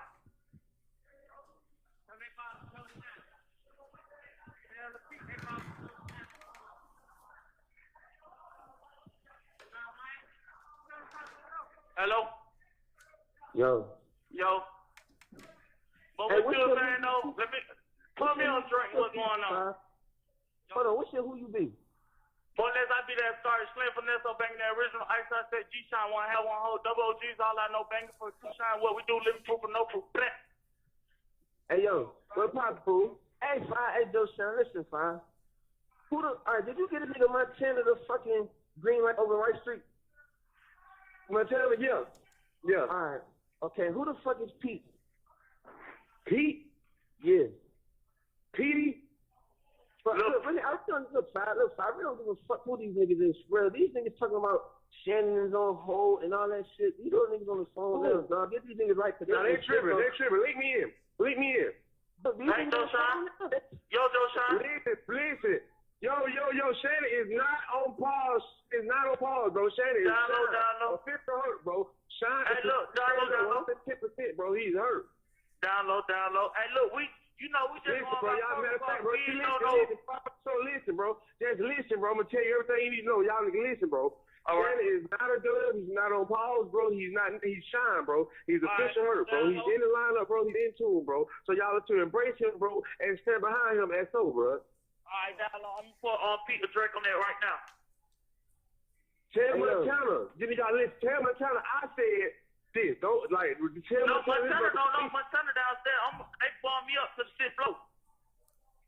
Okay, listen, you need to let all the bros know. You tell them that you talked to me today. The big bro, you let them know that I said Shannon is Shine, bro. And everybody face him and stand behind him and so. Down low. Hey, yo. And tell them they need to be getting at me beat up, bro. I need to hop. They got Trey One to bust at me, bro. Everybody got Trey One to bust at me, bro. I need to hop in all the bros in Right Street. Down low. Hey, yo, Doug, you know Shannon's situation. The only reason why niggas called this time because these niggas really don't know shit, for real. But you look. This way it happened. When he bombed in, I was like, you shine? He was like, yeah. I was like, Roger Shine, twin. He was like, I shine, you shine, we shine. So I was like, all right, what hood you pushing? He said, living proof or no proof. All right, down low. So I bust that Lil Pete. Lil Pete said, do he know his oath? He didn't know his oath. You know how that is. If you don't know the oath in 3 days, you ain't shine. You feel me? Hey, yo, but Five. Hey, yo, I just asked you who you be, Five, and you didn't even have the mandatory shit in your who you be, dog. I did just tell you who I be. Bro, the only thing you had in there Yeah, was double fuck that. Hit him up. OSG. Hit him up right now. Hit him up. Hit him up right now. Unless I be that start slipping this so bang that original ice I said G You shine have one 1 hand minute one left. hole. Double O1 G's up is all I know. Thank you for two shine what I do. Living proof with no proof. Blah. Bro, Hey, this shit just said, listen, this shit just said 1 minute, bro. You gotta try to ball back, bro. Y'all niggas need to ball back, shine stuff. Everybody got Trey one to tune in with me, bro. Everybody in Rice Street got Trey one to tune in with me, bro. but you don't know all these little niggas thinking they got stains, I don't know them, bro. I know Montana, bro, and that's the only person that I stand behind, bro. Whatever Montana got going on in Rice Street, that's what he did.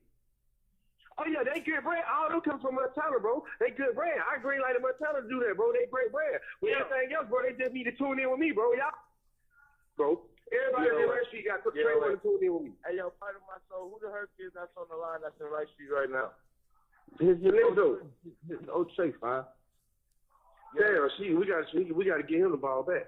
Hey, look, what the fuck y'all at Buckshot and Young Boy? I need to have a dog niggas bad about some more shit. Shut up. I'm in the All right, look. goddamn bus. Thank you for using Securus. Goodbye.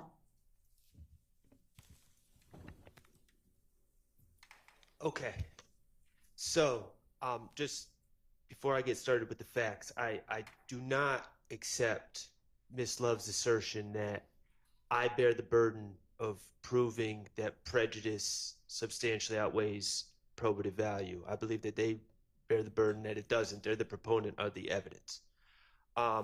That being said, what we have here, just in context, Your Honor, in November of 2015, Shannon was in a car on University Avenue. People shot into the car, tragically shot a young lady in the face, causing the car to crash and flip over several times. Shannon and the mother of his child were sent to the hospital. Shannon had a collapsed lung, several broken bones. While at the hospital, Detective Thorpe took out a warrant for Shannon for the murder of Donovan Thomas. Once Shannon was finally medically cleared, he was brought directly to Rice Street and dropped into this environment where he is wounded, hurt, and apparently, from the context of this phone call, individuals who seem to be associated with the Bloods started threatening him. I believe the context of this call suggests, if I'm being candid, it suggests that Mr. Stillwell calls an individual and asks him to tell the people that are in jail with him to get off his back and stop threatening him. It's clear from the context, and that's why I said what I said before we started with this, is the idea that Shannon has to do this to survive his stay in Rice Street, and now it's being used against him. I don't particularly care for. From the context of the call, it appears that Shannon is associated with G-Shine, which are Bloods.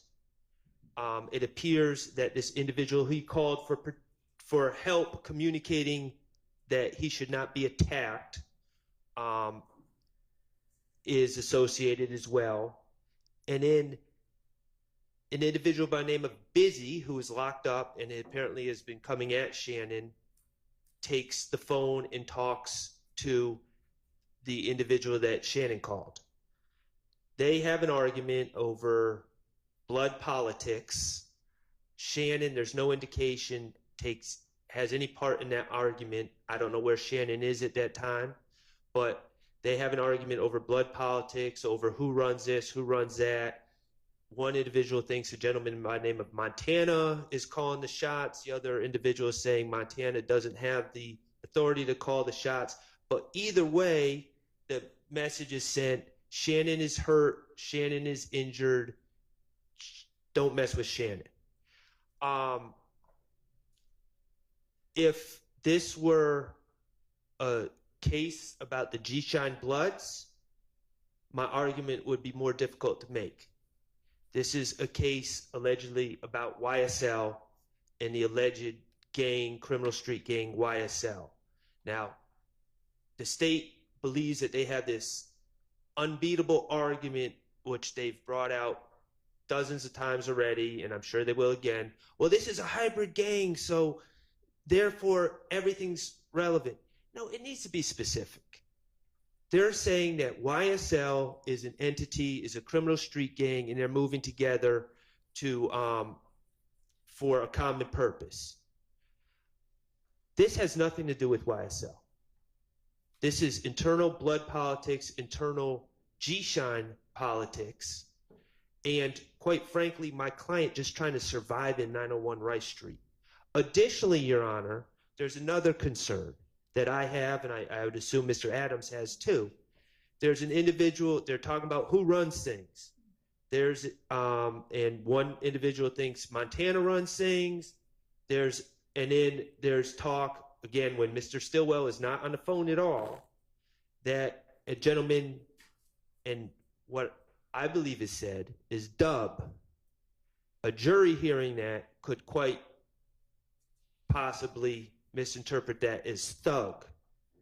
I was concerned, I heard that at first, but that is not the case. So that's another wrinkle into this, but I don't believe any of this is relevant. I believe it's highly prejudicial. It's not relevant to this case, I should say. It's highly prejudicial. It confuses the issues. And for a substantial amount of time, I did not note the starting time, but from a time till 8 minutes, Shannon is not even a party to the conversation. A certain time, I'll say around 6 minutes, but I didn't note the exact time, to 8 minutes, Shannon is not part of the conversation. And from 10 minutes and 40 seconds onwards, Shannon is not a party to the conversation. So it's unclear to me how this could be labeled statements by a party opponent and be admitted that way, or any sort of admission. Finally, Your Honor, I don't think I need to say this, but we have not been noticed that any of these individuals in this phone call are on the state's witness list, so we will not have the opportunity to cross-examine any of them. All right. That conversation was clearly not testimonial. I understand.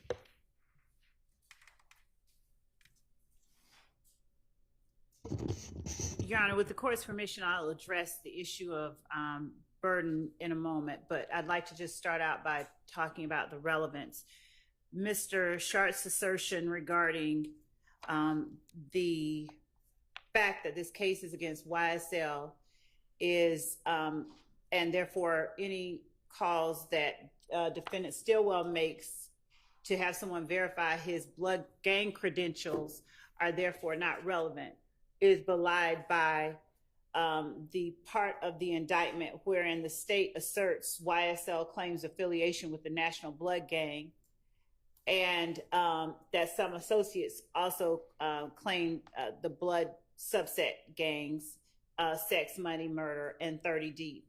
We also go on within the indictment to discuss that YSL, as Mr. Sharp correctly stated, is a hybrid gang, that they actually have members of both Bloods and Crips. But specifically, we also assert that YSL associates often use and write the word black, which some of our witnesses have come forth and said means other things than what our experts have said, which is blood love all the time. The court heard within the context of this call a reference to G-Shine and Shine. As Mr. Sharp correctly asserts, G-Shine is also a blood gang subset. And Mr. Stillwell did not call someone to have the authorities come and have these people get off his case. He called another blood gang member. He had one blood gang member get on the phone with another in order to verify and validate his credentials as a bona fide blood gang member. So we would argue that Mr. Stillwell's words are words of a party opponent, that the words of the person who spoke on his behalf when he gave him the phone is an adoptive admission. He's making these assertions on behalf of Mr. Stillwell. And regarding So in terms of relevance, our argument is that it very easily passes the low hurdle of relevance. And under 402, it's therefore presumptively admissible. And under 403, Mr. Sharp has not made any showing that it is substantially more prejudicial to Mr. Stillwell, such that the evidence would create a risk that defendant Stillwell would be convicted on a ground different from proof specific to the offenses charged in the indictment. Regarding the objection burden, Your Honor, I'm citing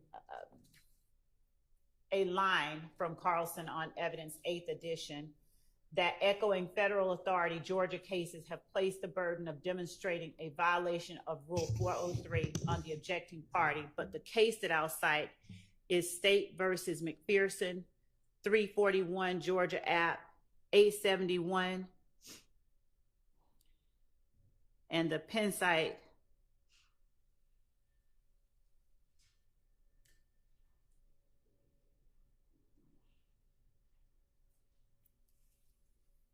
is at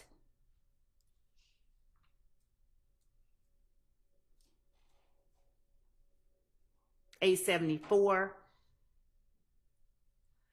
Specifically,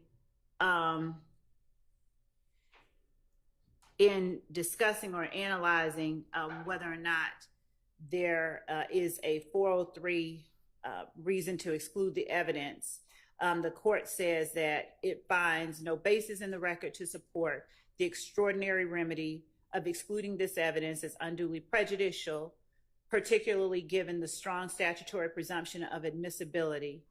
There has been no showing that the evidence would confuse the issues, mislead the jury, waste time, or be cumulative of other evidence, or that the probative value of the evidence otherwise would be substantially outweighed by its prejudicial impact. And the fact that they're saying that there's been no showing. But it's that because at that point it's on appeal?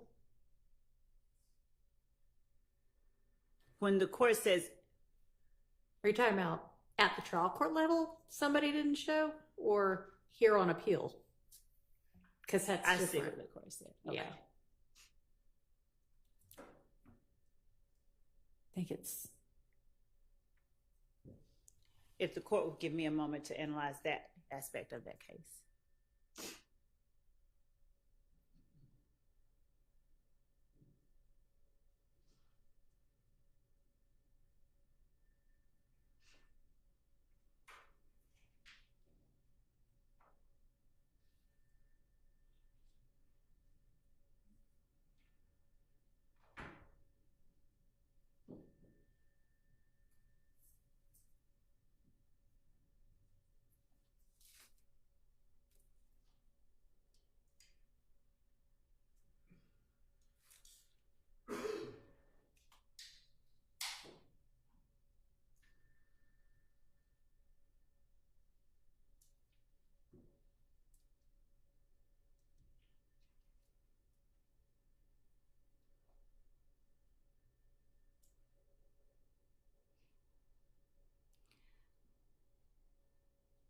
So the court references later on, in this case, there has been no showing that the potential witness's memory about the alleged incidents is either impaired or patently unreliable.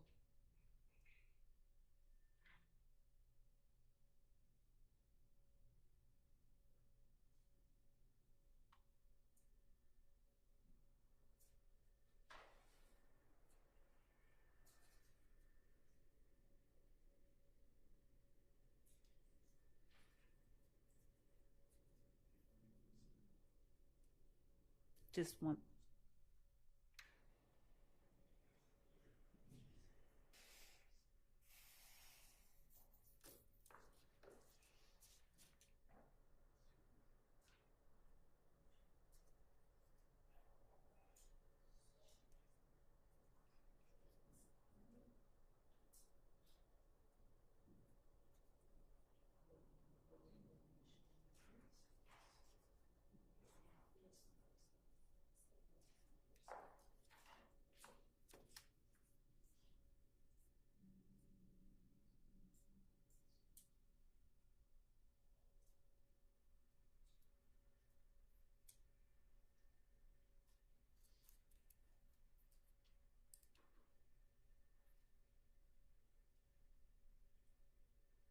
So, Your Honor,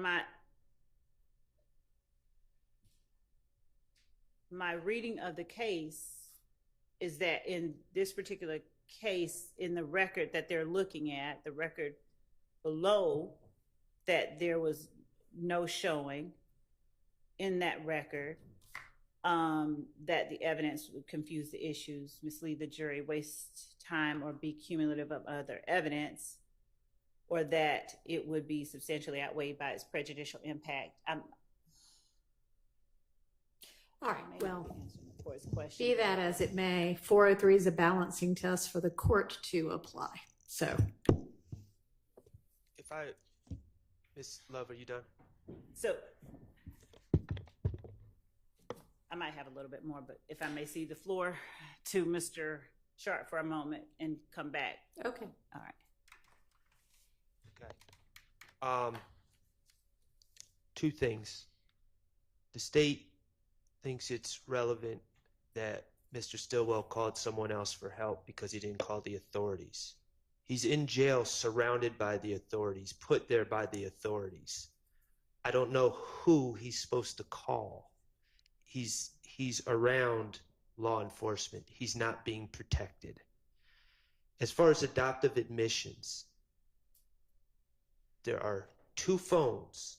There's not an ability to have a party line in the jail where you can just pick up a 3rd phone. there's not supposed to be an ability to have any kind of cell phone, but I agree. anyway. But in this scenario, another individual has the jail phone. The idea that Mr. Stillwell has adopted what's being said because he doesn't pummel the man with the phone, retake the phone, and say, no, that's not true, when A, he's not hearing what's being said because he doesn't have said phone, B, we don't even know if he's next to that person, and C, there's not a phone for him to speak into to deny what's being said, is preposterous. So it's not an adoptive admission. So when does Mr. Stillwell, obviously Mr. Stillwell starts the conversation, he gets back on the phone 2 different times? No, he actually is on the phone. Where Mr. Sharp stood up and said that from here on out, this is not going to be him. You hear him throughout that portion.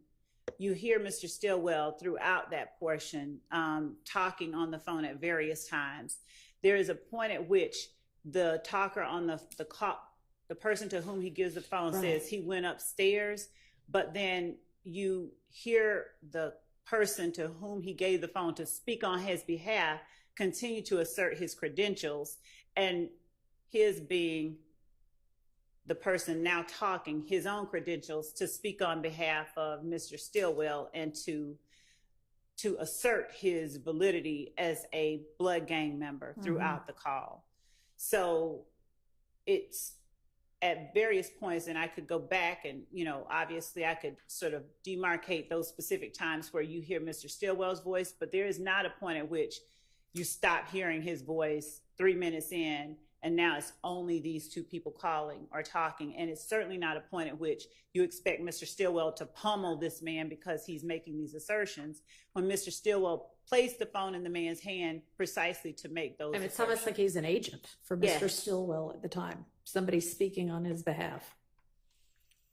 I mean, I am going to overrule the relevancy on the 403 objection. I find these to be either admissions by a party opponent or adoptive admissions. And it also probably, to the extent neither of those covers it, I think both of those cover it. So. Your Honor, will you grant me, for all of these rulings that do not go my way, will you grant me a continuing objection? Yes. Thank you. I'm going to presume that we're under the Harvey rule, so I'm going to adopt everything. Haven't taken that back, so that's what we're operating under. All right. All right. Let's move to the next one. Yes, Your Honor.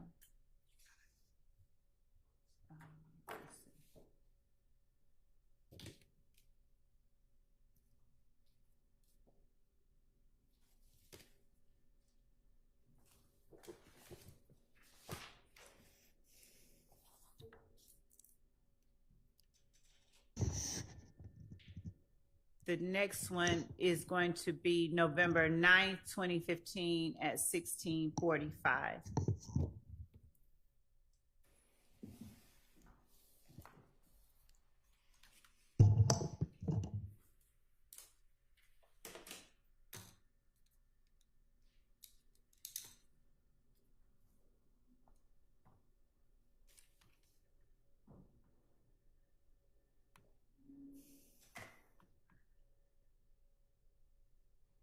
Hello, this is a prepaid collect call from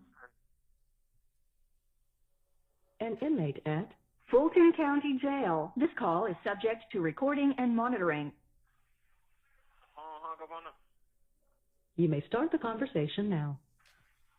Hello? Hello? Yeah. Yeah. Nah, I said it did like 1 minute. Try to call for private. That's what I'm saying. It is. I hope this shit don't fuck up. Everything good. What are you talking about? Yeah, he told me everything that you still, you still sign or whatever, the official or whatever. He said he gonna go up there, tell Pete, and he gonna tell everybody else in the jail. But he said he did get that boy green light over on Rice Street. He said, but tell him, yeah, they gotta be behind you 100% because you hurt.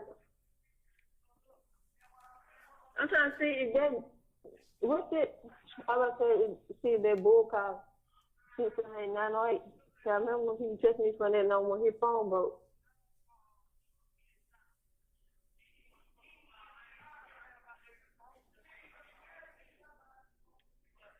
They said they just told you what was going on. They said niggas supposed to be behind you 100% on my situation. Hello? Yeah. Hello? You want me to call them back? Yeah. Which one, bull? Well, I'm calling so fast, and I don't really know what bull is. Hello. Because I think I don't still on the phone because they were still talking. I just hung up because you weren't on the phone. All right, they call for private.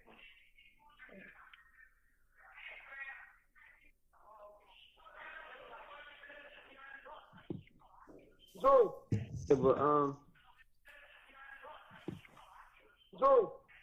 Yeah. Hello? Yo. Yeah. Yeah, but what's happening? What's up, bro? Why you niggas screaming this nigga my channel name like my channel just that type of nigga, bro? Exactly, bro. Come on, niggas know this man. That's why I joke, man. Niggas like, oh, this nigga just be giving niggas green lights and shit, and it's like, come on, son, you not even about that kind of shit. These niggas tripping. Pete, what the fuck, man? You really need to be a rolling. Niggas don't know what they be getting themselves into. These niggas don't know what's going on, man. And he's so quick to be like, you don't know your oath. You don't even know the real who you be. 5 saying, I told you to get on this shit, dog. I told you I had you, 5.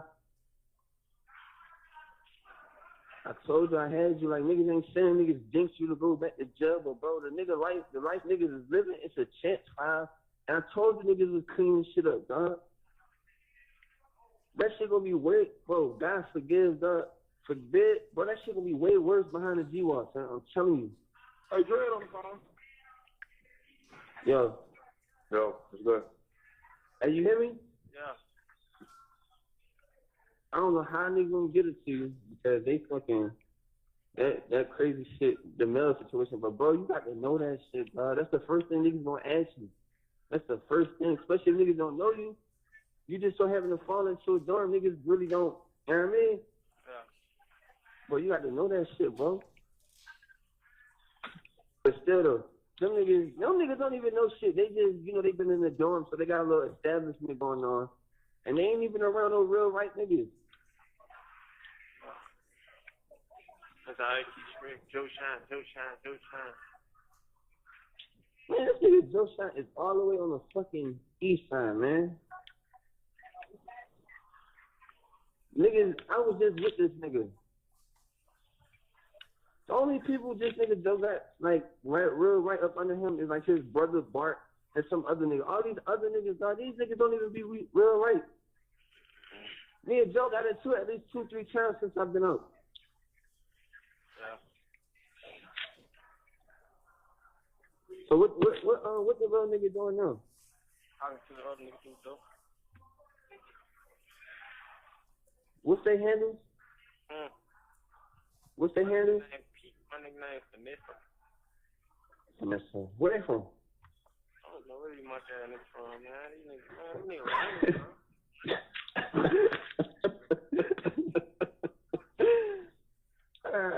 Man, you good though, dog. I ain't so big on fucking hearing Joe. Nigga Joe say you good, so I mean, I ain't too big on hearing Joe. That's how I know them niggas don't know shit. And then I wish you was over here with me on this side. Man, fuck y'all nigga, bro. Straight up. And I'm with that same shit when I was well. I don't give a fuck about these niggas, bro. Straight up. He ain't gonna know how to hit you on the phone. He just shake. My hand just shake. Bitch ass nigga, you gotta stop playing, man. And then on top of that, who the fuck is y'all niggas to say niggas on pause and you gonna come out your mouth and say you ain't been in no jury shot? These niggas, man. Finesse me or whatever. Hey, so where my chin at? I don't know. I think he said my tongue downstairs. This nigga got the whole right street, not even on the 6th or 7th floor. So crazy, man.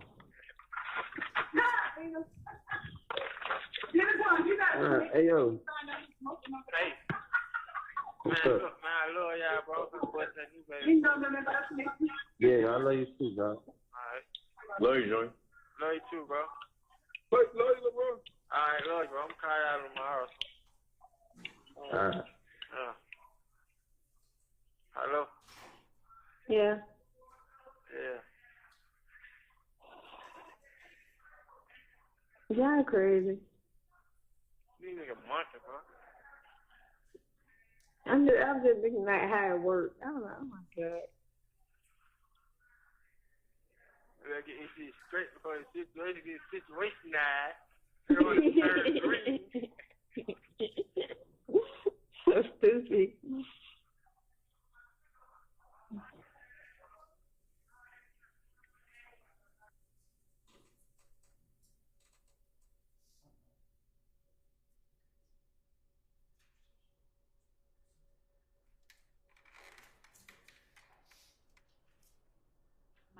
I didn't note the time that we stopped it, but it was before the end of the call. So it's about midway, just a little after midway. Okay.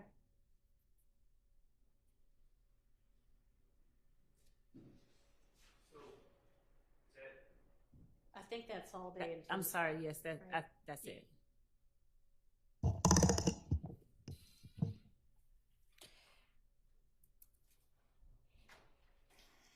Obviously, Your Honor, I won't repeat myself, but I'll incorporate my argument from the previous call regarding this being evidence that Shannon is G-Shine, not YSL.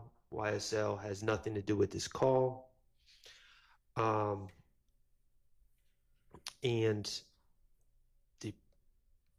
perhaps the state wants me to state specifically what the prejudice is, I guess, but I think it's pretty self-explanatory. It's prejudicial for the jury to be informed that my client has alleged gang affiliations that go beyond what is charged in this indictment. And so it is prejudicial to the evidence of my client's gang membership, to the extent, obviously, my stance is if it's evidence of membership in YSL and shows that YSL is in fact a criminal street gang, I understand that would be evidence in this case, but evidence of gang membership outside of YSL is prejudicial. That's my argument.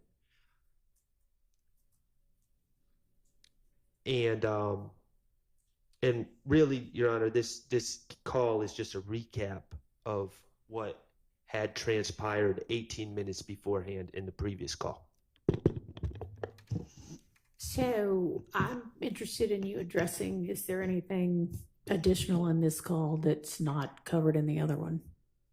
So no, what this call did was belie the assertion that Mr. Stillwell wasn't making those assertions that were made by the person he gave the phone to. This is Mr. Stillwell, but this is it basically coming from his mouth that that's what he was doing. Okay, well, I think it supports then that argument, but it doesn't need to come in separately to the trial. Yes, Okay. Your Honor. All right, next. Your Honor, so are we saying that that's coming in or not coming in? It's not cumulative.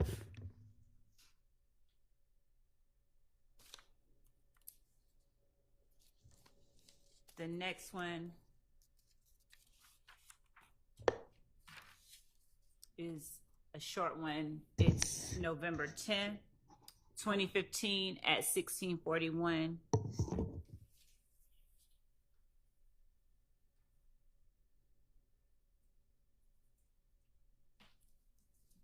Maybe we'll do this, and then if lunches are ready, we'll break for lunch. Yes, Your Honor. I did.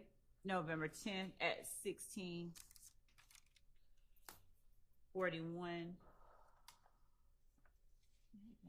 Twice.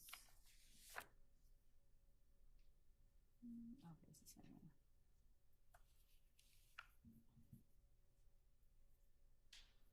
And I'm going to start, Your Honor, at around 1 minute and 30 seconds to about 2 minutes and 30 seconds, which is 1 minute. And then I'm going to go from 5 minutes and 51 seconds to 6 minutes, which is about 9 seconds.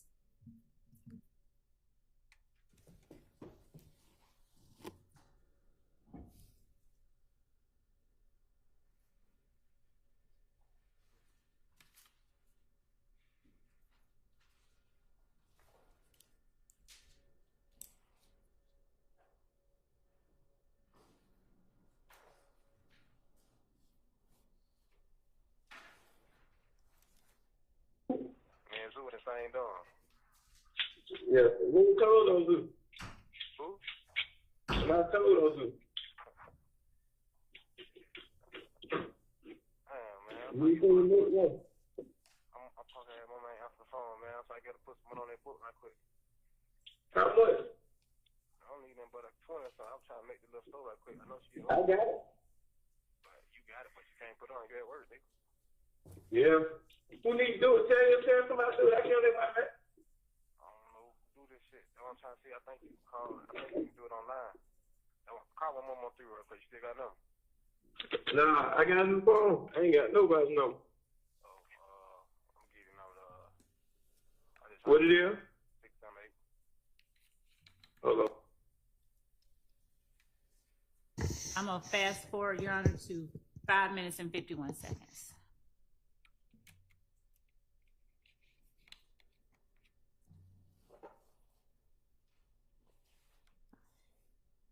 Slug and DK on third floor. Yeah. We trying to come in. Yeah, man. I'm good, really. Though. I'm chilling. And Your Honor, that call has to be, the pertinence of that call has to be, is realized when it's played in conjunction with another call that I'll play with the court's permission whenever it's time to play the next call. Okay. Your Where Honor, they, maybe I can help us out. Okay. That's not my client. And nor is the other call. The state is attributing calls that are not my client to my client. Okay, well, that might be an issue you'll need to sort out at lunch. Let's go ahead and take our lunch break.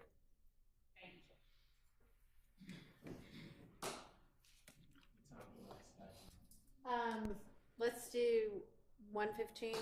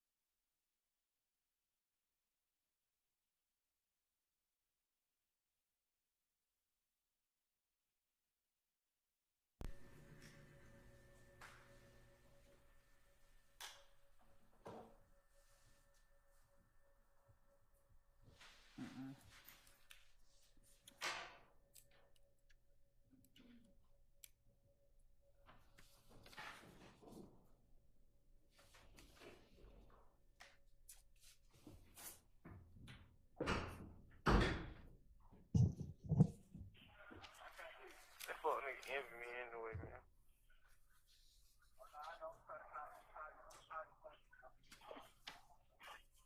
Yeah. Pussy asshole. Good asshole. What the hell? You don't know. Wait till you get your package.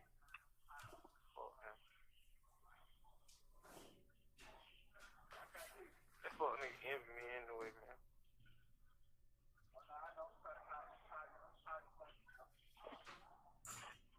Yeah, I got one crazy relationship.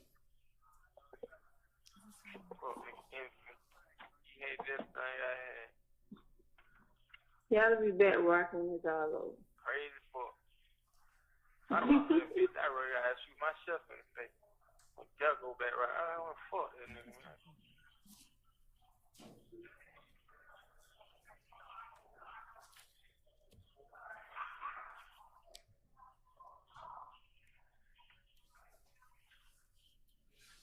They just want this little young nigga ass in here. That ain't funny. I know you were laughing. I wasn't laughing. I was just like, eat that baby. Shannon, shut up. Your Honor, could we pause this for a second? Your Honor, I understand that this is going to be a statement about my client speaking about Woody, who is Kenneth Copeland. I would just ask for context if we could just start. I believe that they started in the middle of the conversation about Woody. Okay. And so I think if the state's going to insist on playing this, we should start when my client's conversation about Woody begins. Okay. Do you know about when that is? I have in my notes, and these are imprecise, at 10:40. I don't have a problem starting at 10:40. Okay.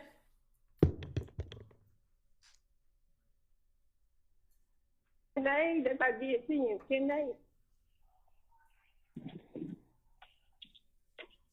I might get about next Friday. Huh? I said I might get about next Friday. And we can talk. We can talk.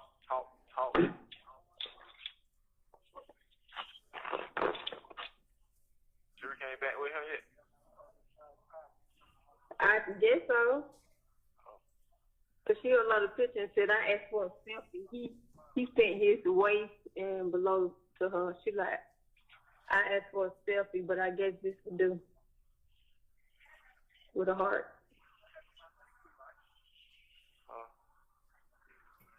That's what the whole world about. Yeah. Right. I go put my boot. I go to jail back. Yeah.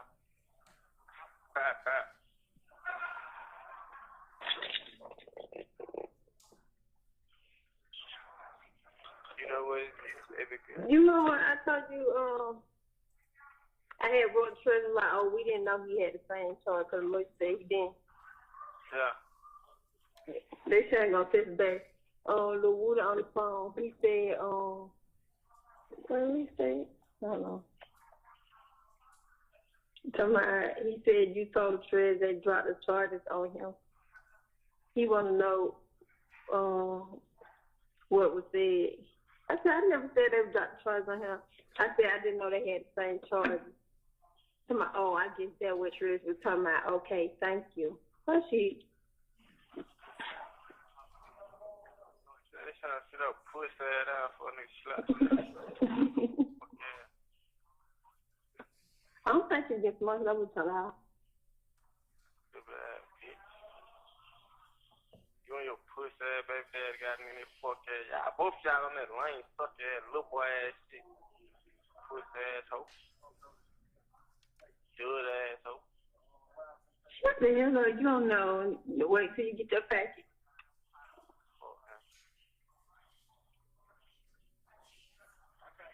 That fuck nigga envy me anyway, man.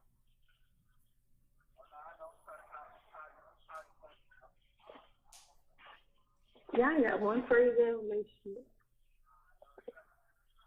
Fuck nigga envy me. You hate this thing I had. Y'all be back rocking with all over. Crazy fuck. I don't know that bitch. I really gotta shoot myself in the face. gotta go back right. I don't want to fuck that nigga, man.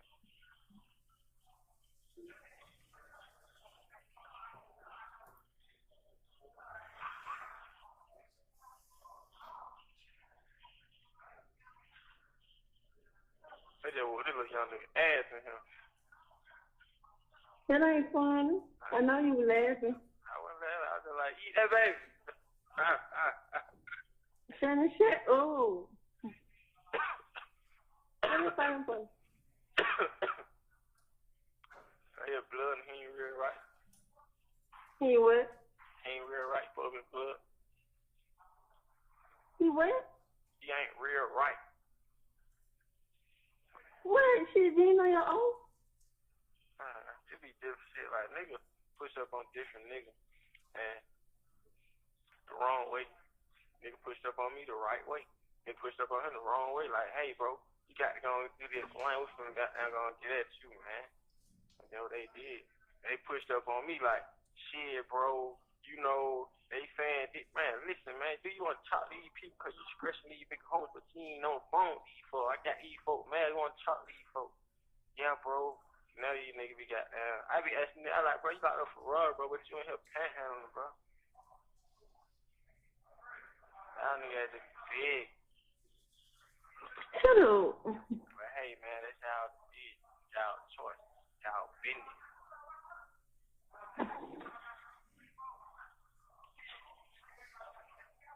I feel like I'm wild the clock. What I am. You got shit. I can take that. What you said? I said I feel like I'm round the clock. I said, well, I am. You have 1 minute left. I'm stopping at 15 minutes and 5 seconds.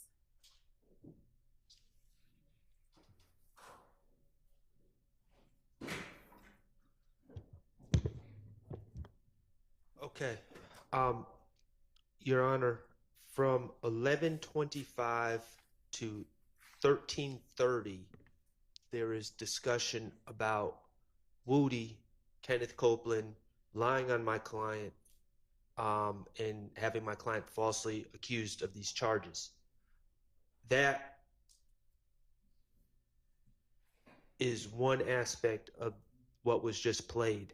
After 13:30, there is a brief discussion, as far as I'm understanding it, about the previous calls, about the same subject as the previous calls, where we're talking about the Bloods, quote unquote, pushing up on Shannon.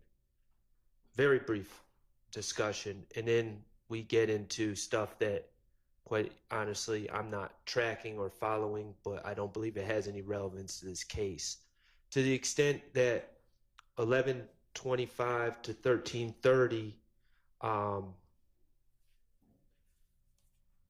I would object.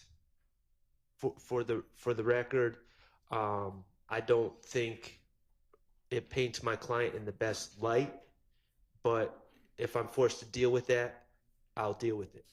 That's 11:25 to 13:30, but I think that's the extent of what is admissible or what is relevant at all in this case. All right.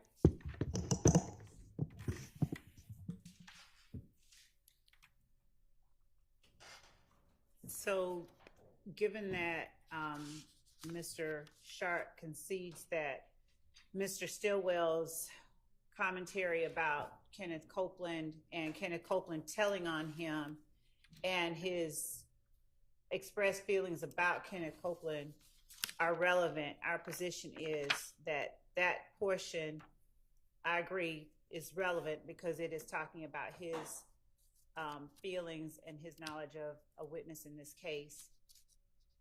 And the fact that the witness is telling on him about things that have to do with this case, we would argue as well that that is relevant and therefore admissible, and there's nothing that is substantially more prejudicial about that information than probative.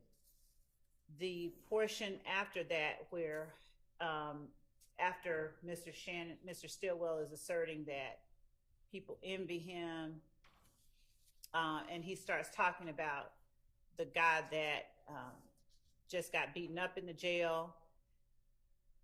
Defendant Stillwell asserts that he's a blood, he ain't real right. He's acknowledging his awareness and his use of the terminology, he's not real right. He's not a real blood. He's supposed to be a blood.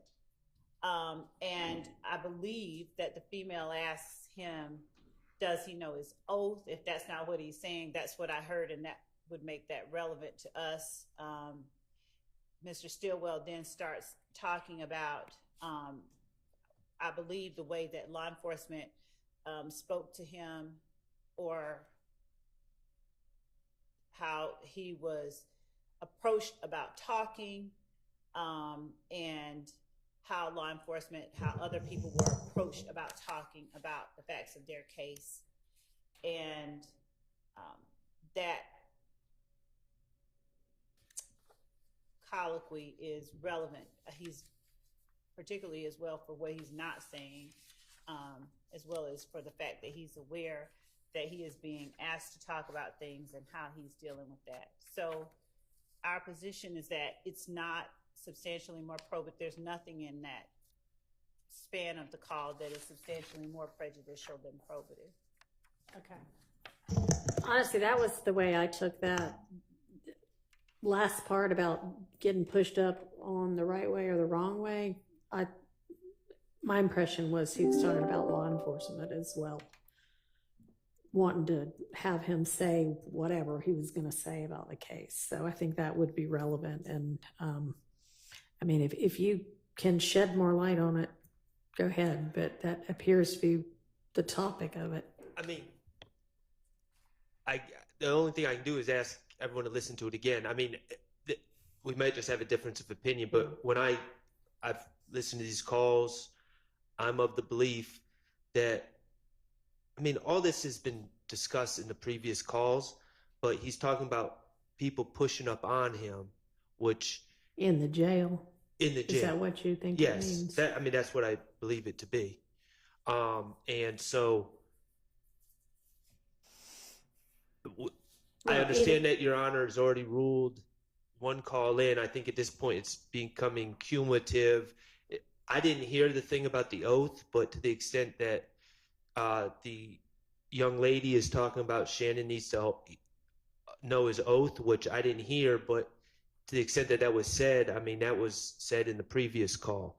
So to me, the talk about Woody, I believe it's fair and accurate to say that it appears that Shannon's talking about Woody when he says he envies me, he always envied me, but that ends at 1330. So that's my stance, is any relevance, which I know that the state's arguing it's relevant and it passes the 403 test, ends at 1330. All right, well, can you start from 1330 again? Yes.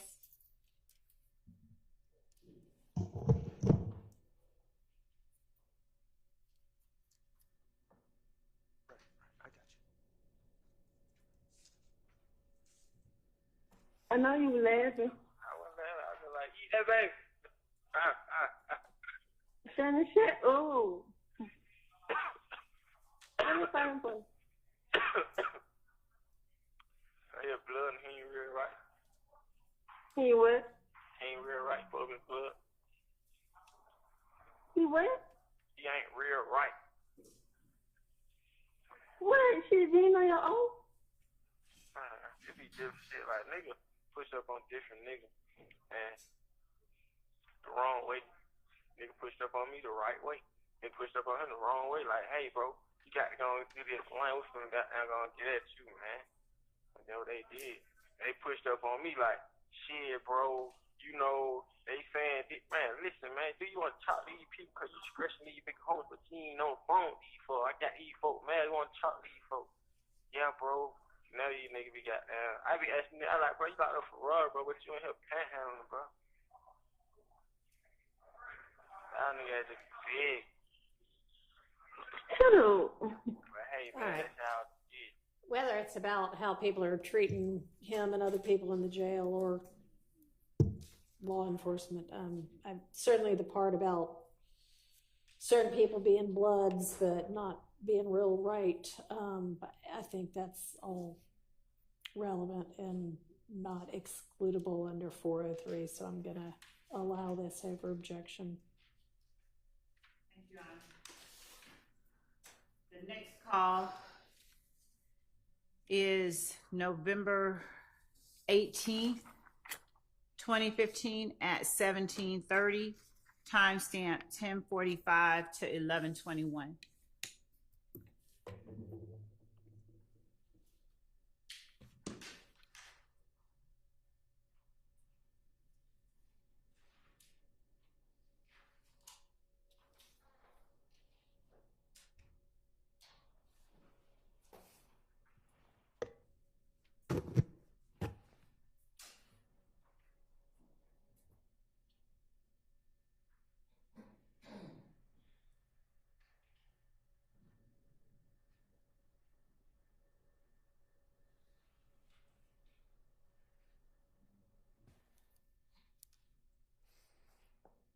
Nigga, what my good call that? You been a hole, man. Hell nah. What the hell's wrong? Shit, man. I'm in here, all these fucking slimes in the dome, man. I don't know. Hell, these young come here back to back. I'm talking about all along. Listen, Fat they, ass in here. yeah, so you were fat man, you were one of the twin in. Yeah, twin in here. Fat in here. I got the same dome. Yeah. Oh, man. You ain't seen none of them suckers? Man. Oh, no, I ain't seen nothing of them. Yeah, it's funny, man. Thread don't come upstairs. I say, I know this nigga. I told him the same thing. You know, you might be going there now. I know you go the other. I had them for, I said, shit, how long I'm supposed to stay out here? They like, shit, we finna you upstairs today. I like, shit, yeah, what's it? Yeah. Well, so what you don't heard? You ain't heard that? You ain't talking to nobody like no now one of them damn detectives I can't talk to you now. I don't went no, I think for the court tomorrow. Yeah, I heard it was on Thursday. I think, yeah, somebody said Thursday. Yeah. You still ain't on that. So that would be your first time saying move to all of them. Nah, I seen most of last week on the 12th. Yeah, well? On the 12th. We went to court on the 12th. We've been to court like 2 times, 3rd and on the 12th. Oh, but y'all were put together, right? Yeah. Me and Moonstone being out together, but Lil D, they got that nigga ass, I don't know. They be having him separate. So what y'all heard like for what's the reason they would think you did something? Shit, they keep trying our 4 names will come common names keep coming up like on some shit like, oh y'all did it. Everybody like keep stressing like we crazy. They keep saying like we crazy, like we just unruly. Oh, that's so true. Oh, that got a nigga name on some crazy shit, like nigga just. That's all that is. We looking like I just explained them struggles. You know, they were just doing a lot of extra talking. You know, I had got there, got to throw a lot on. So shit, I'm like, I can't just vouch and say that a nigga ain't been beefing, but I said everybody had eyes on everybody when it was time when they said the boy got killed. Nigga had eyes on these folks. These folks was, you know what I'm saying, around a nigga. You know what I mean? Yeah. So how the hell they can leave in 10 seconds and go do shit like that and be like that around us all. You know what I mean? I'm like, shit. It is what it is. What the police do their job, man. You know what I mean? Yeah, I mean, just saying it because it was on some shit. Well, I told nigga, y'all outside something to do with it. Whoop, whoop. You know what I mean? And, you know, shit, I got there I had that, what a nigga name? I don't even know that name. He a lawyer. I had him just looking through it, just through the hell going on. He like, man, so much shit just going on. He said, man, that shit real. He stay, she stay. Yeah. Yeah. So I was like, man, these folks, they'll be back with a nigga soon, man. You know what I mean? Fuck these niggas. Yeah, the nigga thug shit down here. He was just like, he was just telling me, he was like, the shit that they saying, it like, shit, like, yeah, I can go for it. I can say he had something to do with that. I can say Yeah, I can say that, this and that.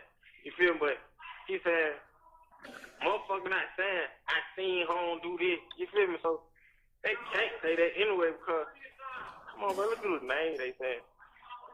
Look at these there. I ain't never see these. You gotta see these feds, boy. Huh? Say that? No, look, boy. I'm past the federal penitentiary. Yeah. Man, they had like 18 marked out cars. Like, he didn't go bust them out of their jet ski. Man, and them were like vans, explode. Man, them folks deep as a motherfucker. They been go hit somebody out of jail, hit somebody. They leaving out the federal penitentiary. You have 1 minute left. Man, they need to be hearing me, let me know what's going on, man. I be and that word about you, they be asking everybody shit I don't know, man.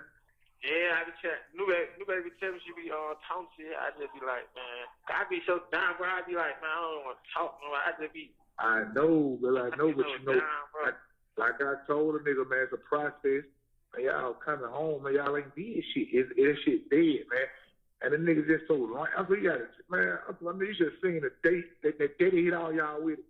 All the suckers come out to my they were there having it. Next thing you know, that nigga goddamn week, they pick their ass up. Hey, New Baby, somebody go to my shit. I was waiting on Santa to get locked up. That's why they call New Baby. I can't wait to get New Baby. I was waiting on Santa to get locked up. This nigga suck. They came out, leave out 30 that day they hit y'all with that shit. All the brothers and all. Thank you for using Securus. Goodbye. And Your Honor, I want to make that correction. It was 10:45 until the end of the call at 16:05 instead of at 11:21.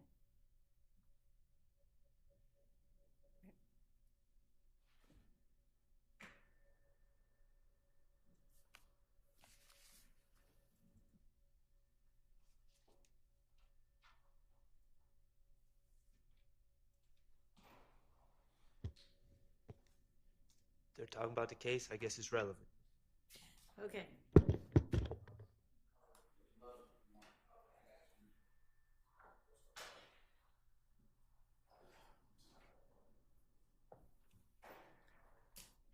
So the next call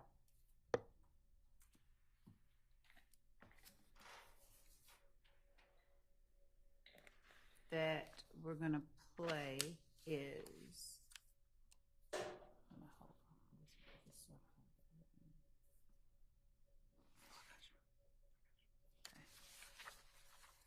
November 19th, 2015 at 19:35.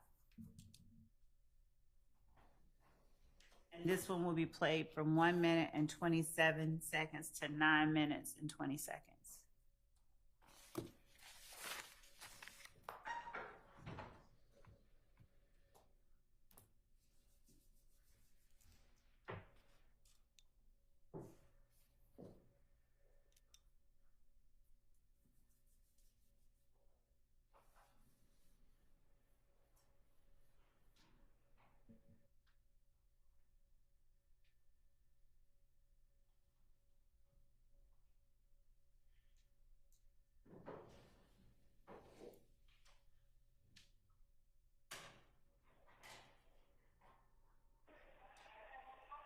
Yeah, I know Jeff wrote me, said D said, what's your number? Man, fuck D, bro. Fuck them nigga, bro.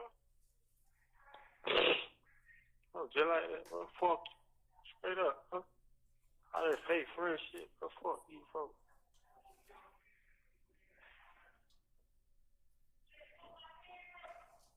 Wish I get on tour. Fuck all that pussy out here. I wish I get on tour. So all these fuck niggas, fuck all y'all rat ass niggas, man. Fuck that nigga, man. I didn't know with D on the phone. He said, what happened to the XB in court because they just made smoke from charge. They didn't even take on the court. That fuck nigga, you know what's going on. Pussy ass nigga. Say it like that. What the fuck?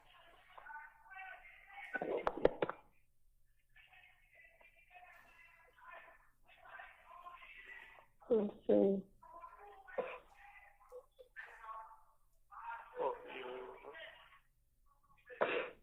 Okay. I said, fuck D. He know what he talking to the judge.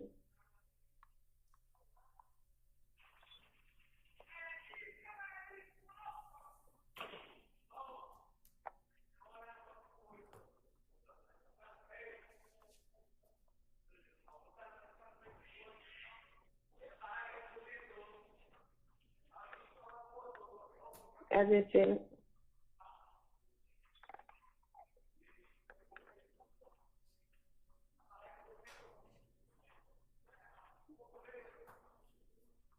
She just read it. It look like she run it. You text me over your number? Huh? I don't got your number. Y'all didn't have my number when you said, what you say? Some old shit now. Wait, what happened, nobody? That fuck nigga rat. They just went till I had went to court and they just let everything got. Tell that fuck nigga rat, him and Wood, and the other be.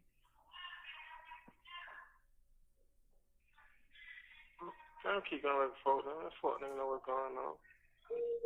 Bitch, you in love with a rat hoe.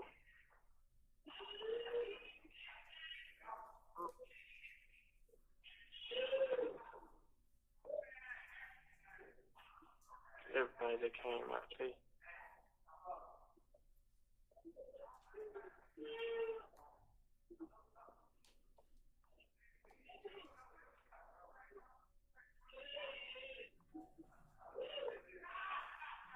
So I don't even qualify for that house arrest, 24-hour house arrest. Hearsay. They say I don't qualify for a fucking bond. Huh? Say I don't even qualify for a bond. I can't even get a bond. You said it in court. Yeah. So I can't even get on house arrest. I have a 24-hour house arrest. Still too much no. So my record, my history, bad.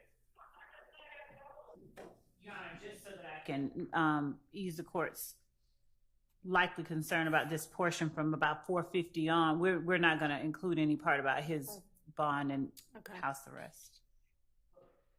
But we're going to keep playing it just to get beyond that point.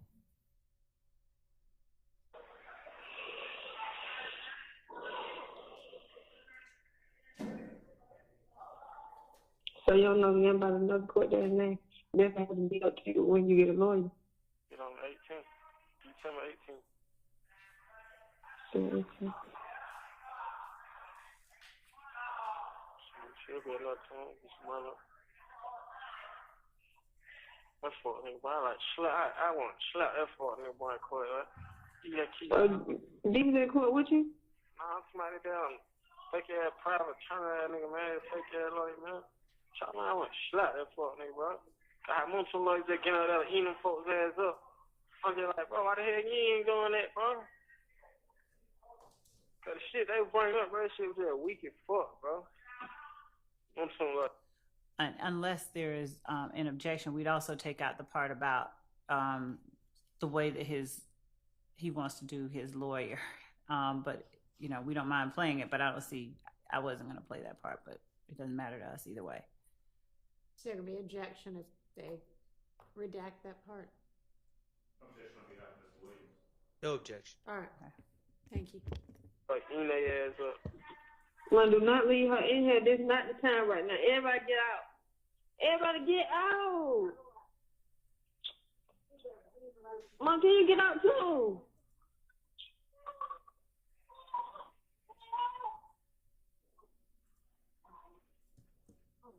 Shut though. I don't know, call the phone.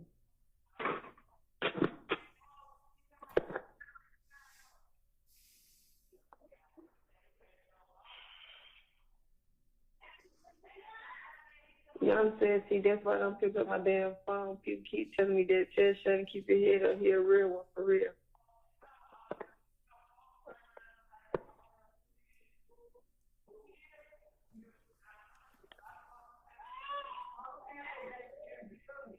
That's all you hear. Oh, you're real. Man, that shit don't do nothing for a nigga. That shit don't make a nigga feel good. That shit don't do nothing for a nigga.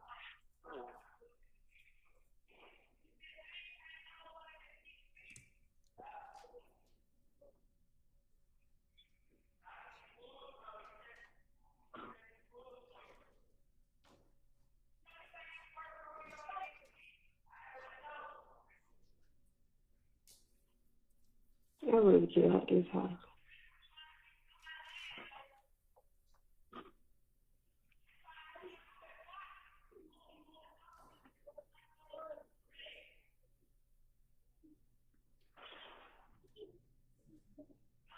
I don't hear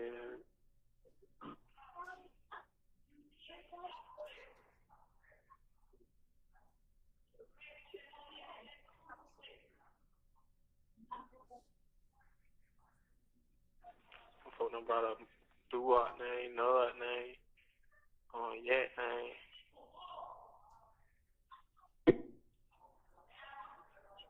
Folk call Yak, Yop.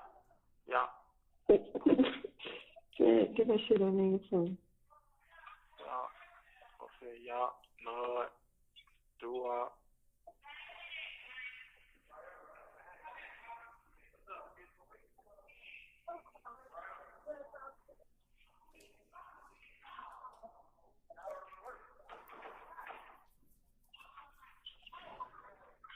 Oh, man. My head hurt, man.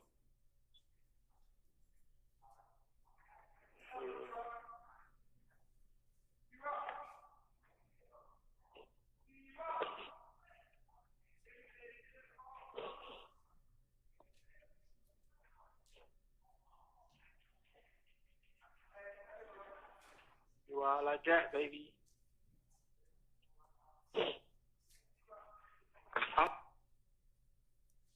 I'm stopping at 9 minutes and 5 seconds instead of 9:20. All right.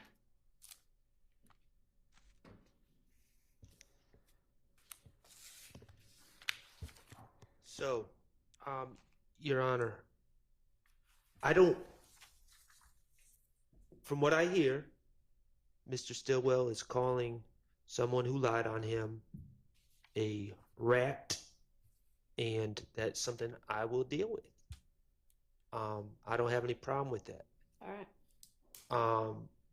As far as 640, we have a complicated situation. I don't know how the state is going to try to play this, but there's a way to try to play this that would likely mislead the jury. I would hope that the state wouldn't do that. In 640, factually, Your Honor, Mr. Stillwell had been charged with this murder with Mr. Copeland and others. Mr. Stillwell brings up Yak and Duwop. The reality, as people in the criminal justice system and are familiar with Fulton County know, that you have a prelim. And at the prelim, Yak and Duwop came up in the statement, in the testimony about what other people were saying. So it is completely logical that he brought up Yak and Duwop there. However, if the state wanted to mislead the jury and not tell them about a prelim and not tell them about how Yak and Duwop were brought up in the prelim, they could try to twist this into something like Shannon's bringing up people that weren't even charged. But I mean, we're going to, if we need to have 3 days educating the jury about how the criminal process works in Fulton County and preliminary hearings and all the rest to really complicate matters, to explain that to them, I guess we can. I prefer not to. But he's just recounting what was said at the prelim. So I would object. It seems like a simpler solution is just to take out where he's talking about Yak and Duwop at that time. Judge, June 10th, I believe we are midway, if not further along in the Copeland interview. I believe that it's Mr. Copeland who is bringing up these names that Mr. Shard is talking about. I don't hear Mr. Stillwell talk about a preliminary hearing. I hear him say they're bringing up. So this conversation is November 19th of 2015, right? Yes. All right. What you said something about June 10th. What are you? Just that prior to that time that Mr. Copeland was the one who was bringing up these names. Did anybody have a prelim? They all did. On a couple of days before? They did. And Mr. Sledge, as the state is very aware, in these other phone calls, there's discussion about the prelim, and Mr. Sledge's case was dismissed for lack of probable cause at the prelim, and the testimony or the statements made by other witnesses, including Mr. Copeland, was discussed at the prelim. Okay, well, I mean, I don't know that you can tell from here what he's saying is somebody else let these names out. Somebody else is throwing these names about, and your client seems concerned about that, and that's relevant. I don't know that it's relevant how he heard that was going on, but it doesn't sound like, I mean, it sounds like as long as they play the whole thing, he's saying, you know, whoever this is throwing these names around. It doesn't sound like he comes up with that on his own. He's talking about this other person is saying these names. Right, but here's the dilemma. It's an unindicted case at this time. He doesn't have discovery. And what I am concerned of is the state saying, oh, wow, probably in closing, when I don't have a chance to respond anymore. Oh, wow, what a coincidence. Shannon Stillwell in that jail call is saying yak and doo-wop, even though they weren't charged at this time. That just proves everything. And the reality is those names were thrown around in the prelim days before.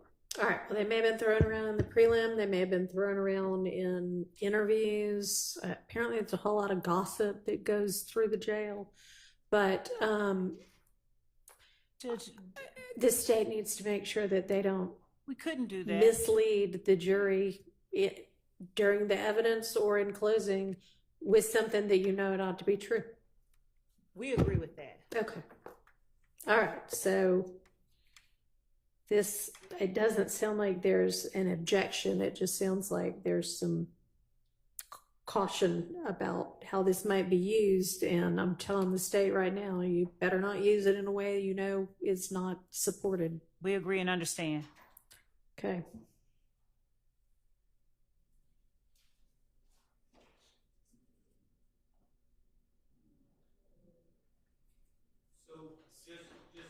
My notes are clear. To recap, November 19th, the state is planning on playing 1:27 to approximately what time? That was, Your Honor, 1:27 to 9:05. 9:05 minus reference to The bond and bond, criminal yeah. history and minus reference to wanting to slap an attorney. That is correct. Who is not me. Who, once again, is not you. All right.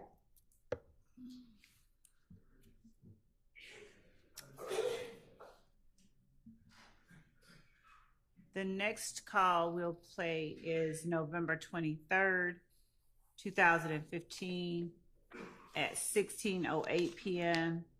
from 8 minutes and 50 seconds till 16 minutes.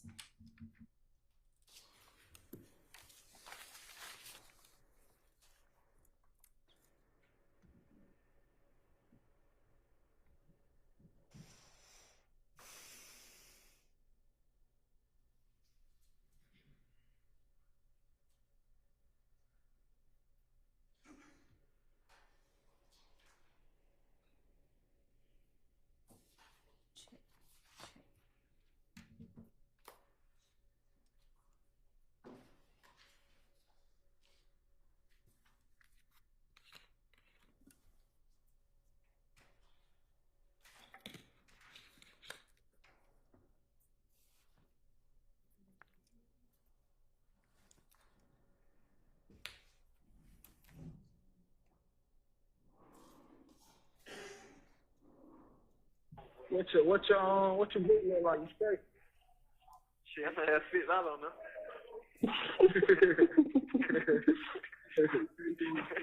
So when y'all go back to court?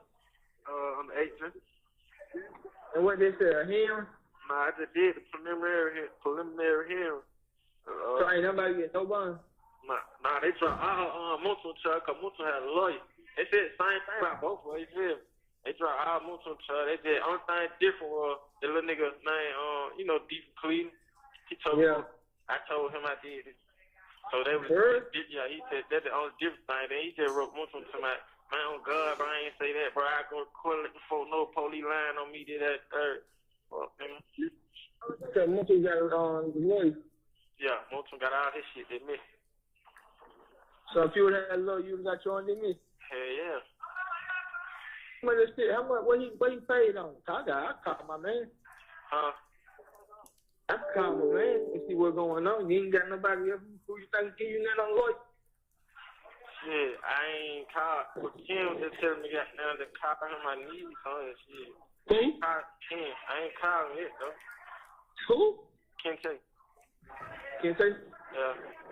Man, them niggas that be talking, bro. Yeah, that's what I be saying. That's why I ain't really just put no effort. Like that fucking stuff was been sent the lawyer down here. That nigga, he keep coming down here, but he just like, shit, dog, keep telling me he ain't got all the money yet. Now, fuck you, the money yet. Who's saying that? Oh, that was the lawyer. Like, the lawyer keep coming down here, though, but he just like, yeah, shit, I wasn't going to represent you, but he keep saying, dog, saying he ain't got all the money together yet. How much they charge? Then this nigga, he ain't telling me the price. He just like, I told young Thor he got to give me everything or nothing. It's everything or nothing. That's all he kept saying. So he want all his money at one time. He don't I want believe down. he's doing that. He doing that because of Thor. You feel me? Cause he know home got money, so hey man, I want all my money. You ready? Yeah, that's what I'm saying. Cause most lawyers they do a payment plan, bro. Yeah, exactly. Knew that top son lady, and she was like 4,000 some shit. She was 4,000 for what? Start. Man, that nigga I had, he want that money, bro. Yeah, now nigga who beat my brother on murder case. You know, I'm cool with him. He don't even want that much. 4,000 start, that's too much. Yeah. I probably give him about 2,500. He probably put me on a payment plan like every 2 weeks. Probably pay like $350. Right, what? That's cool, man. Mm-hmm. Hold on, bro.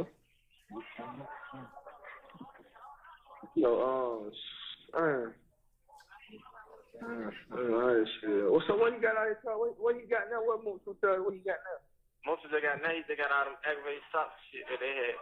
Aggravated assault, aggravated batteries, all this shit, them gun charges. No, they had so what part of that truck? That murder charge? Yeah, they just dropped the murder charge off him.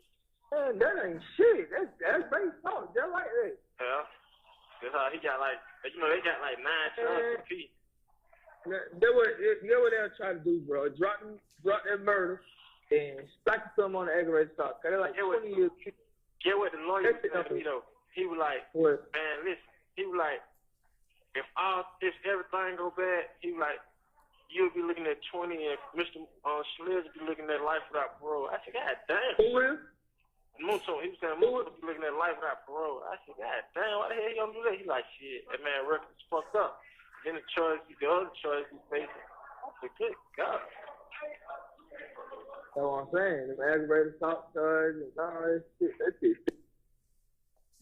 And that we need to say this part we would not be keeping in, the part about the sentence and the punishment for those charges. All right, thank you. Because I have from 12:15 to 12:40 there was discussion about likely sentences according to the lawyer, whomever was advising Mr. Stillwell. Apparently, according to him, this lawyer said if everything goes bad, he's looking at 20 years, and Muntuk's looking at life without parole.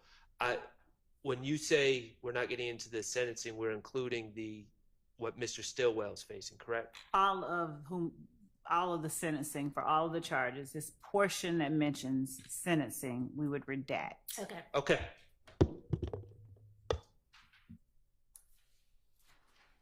Still the same thing. Yeah.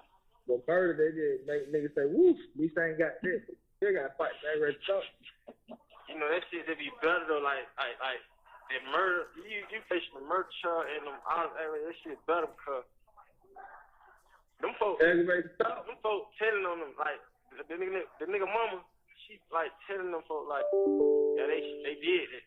And then Lil D telling them folks like, yeah, home with me that night, and they said the D already told him before he did it, and the D told him he did it when he left the club. Thirdly?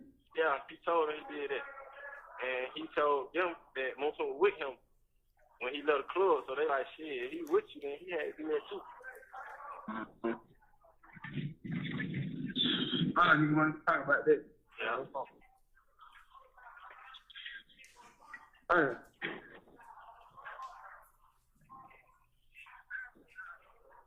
No, no. Jose. Yeah, Jose. He taking pictures. Who? No, the Fed. Oh, yeah. New baby.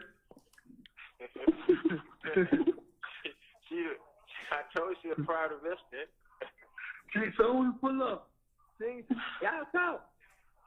Damn, hey, how you doing? I'm not gonna do it like that. Give her an oh Lord, she gonna say it. Why they? She gonna let me go down.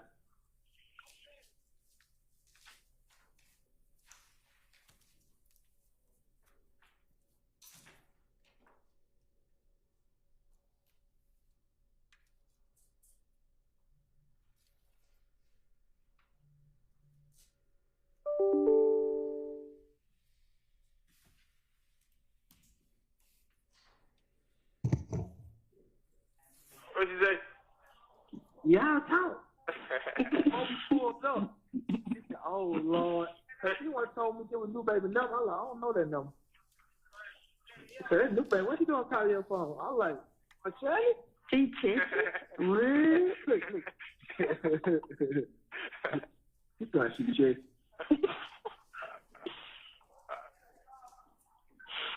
Now I'm saying that, you seen Shot go down there. Yeah, you know, them folks would cook me and everything. Girl. You have 1 minute left. They talking crazy. I didn't just talk shit. Well, he would talk shit. He just like, you know how niggas just shaking his head. And I gave you a young nigga over there. The young nigga was like, shit, I was got talking crazy over that little bro. But, shit, you know, nigga Ryan, shit, them niggas just talking about 8 guns up. Shit. Yeah, guns been up. Girl. Yeah. I ain't stunned on nigga, man. Fuck them. Yeah. That's my the Wu said something too, then. Yeah. Nigga say anything, try to say they ass, but. Yeah. So you know, that shit be having me down, but I just really be shaking that shit. You know what I'm saying? That shit be crazy. You be with a nigga 380 days, 180 days, whatever. 2 years, 5 years, and situation pop up and you're like, boy, he did. That be crazy. That one be crazy, bro. Exactly. The nigga sit right there. Thank you for using Securus. Goodbye.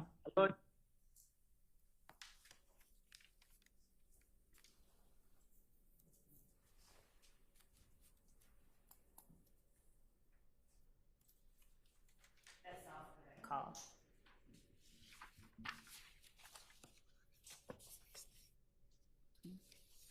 Which one? You did. Oh wait.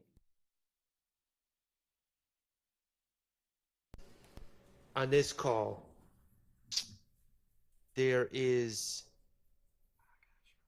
extensive discussion about the issues Mr. Stillwell is facing hiring an attorney. I don't believe that that should be relevant. That's A. Regarding 1315, approximately at 1315, as I hear it, Mr. Stillwell is saying that Mr. Sledge told him that someone, and I think it was Lil D, said that he being Sledge was with him during a separate incident, which I believe to be the 428 incident shooting up houses. But in that segment that starts at approximately 1315, we have Mr. Stillwell passing on hearsay from Sledge about what Lil D supposedly said about Sledge in a I'm not going to say non-related because it is on the indictment, but non-related to, it seems, the Donovan Thomas case situation. So that seems to be hearsay wrapped into a statement by my client. I don't believe that that should be admissible. And that's 1315. I don't have an end time. And then, quite frankly, after 1315, there seems to be a lot of kind of laughing and giggling that don't really have a lot of relevance to anything that I can ascertain. Okay. So we've got the discussion of the lawyer, the kind of hearsay from what Lil D said, and then the sort of end of the call. Sorry. Yep. I just was summarizing what Mr. Sharp said. Okay. What I heard in the court summary was the discussion of the lawyer, the summary of what Rudy said, and then the end of the call. Right. Okay. So in terms of the lawyer, as I said earlier, with respect to what the lawyer is saying about sentencing and all that. Yeah, no, I know. We all know that's out before that. But the part about defendant William, or Thug, as he puts it in the call, getting him a lawyer, I'll point the court's attention to over Act number 97, wherein there is in the lyric of the song Just How It Is, the assertion gave the lawyer close to $2 million. He handles all the killings. We don't speak about shit on wax. It's all my business. We know how to kill the biggest cats of all kittens.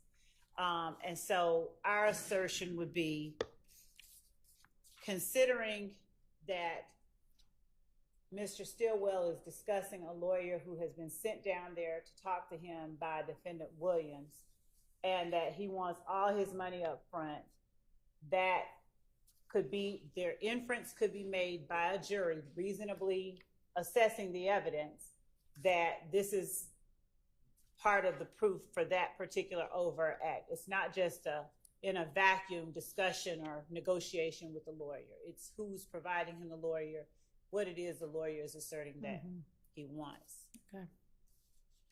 So that's our basis for the relevance of the portion about the lawyer.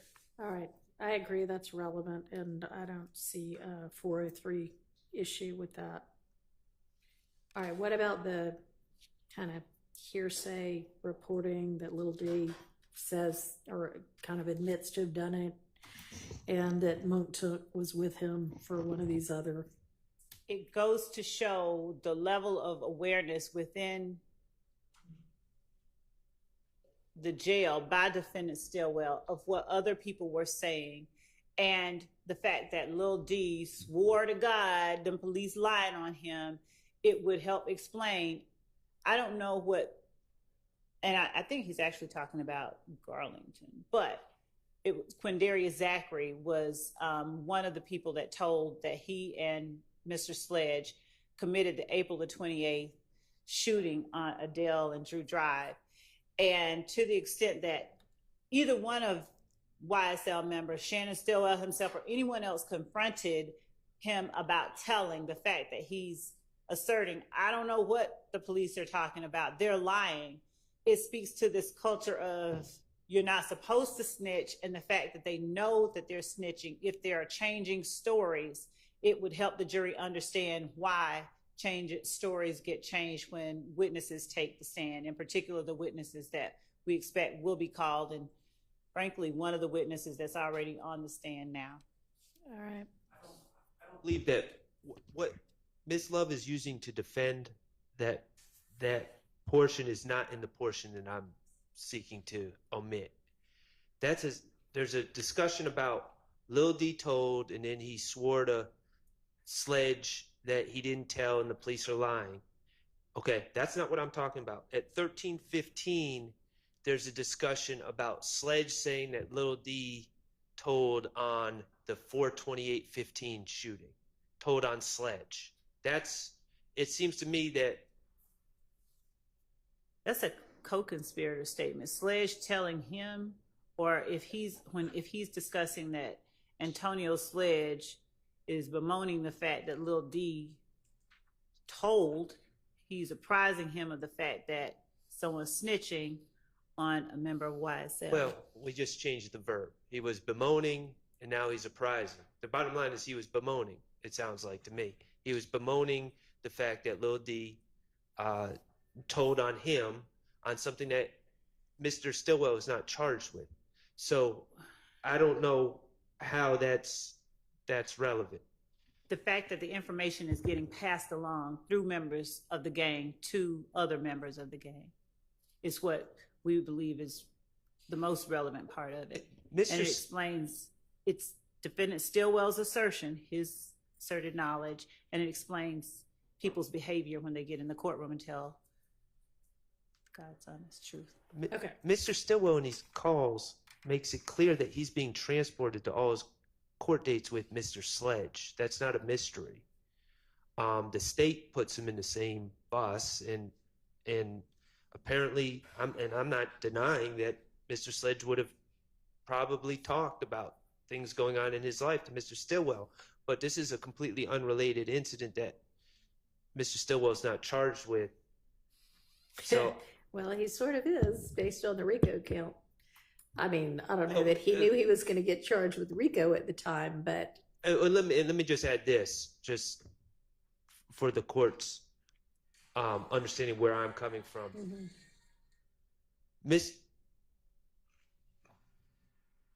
Mr. Okay, do not come back in here with that if that's going to go off again. Mr. Stillwell, Mr. Sledge and Mr. Garlington pled guilty to this incident. So. Okay, and Mr. Sledge and Mr. Zachary, I should have said, pled guilty, and Mr. Garlington. Right. And so, how is it a co-conspirator statement? I guess I think the gist of, are you just saying relevance, or are you saying something beyond that? The state is always saying it's in furtherance of the conspiracy, and I'm just failing to grasp how Mr. Sledge bemoaning about that someone's telling on him is in furtherance of any conspiracy. Okay, so yeah, that's the issue on the floor. So it's the statement of Shannon Stillwell about what Mr. Sledge has said, and it's showing Mr. Stillwell's awareness of what is happening with other members of YSL and these charges that each of them are facing. Right, and how is Sledge's having told him that in furtherance of the conspiracy? Well, letting one gang member know that another is telling on them is letting that other know and to be aware and wary of, as that other also told on Shannon, let them know and to be aware and wary of that person ratting and telling the truth on the gang itself. It's apprising them of something that may harm them. Okay. All right. I'm going to let it in under the co-conspirator exception. All right. And then there's the part that's sort of the end. Is there anything relevant in that part? Not beyond the part where he's not at the very end. There's a little bit, and when the court says the end, I'd have to go back because I think I played it. Well, I guess everything after that little part is about the, what Sledge says about Lil D saying. After that, is there anything? And there may be. Let's see. Hang on one second. Sure. I'm checking my notes.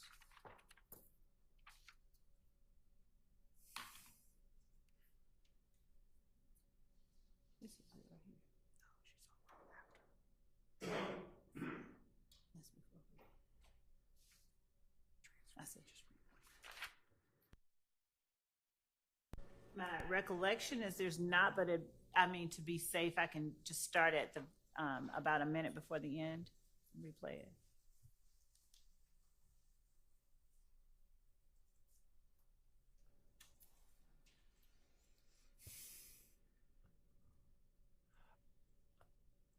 I would ask if we could start at 14 minutes because I believe there may be something.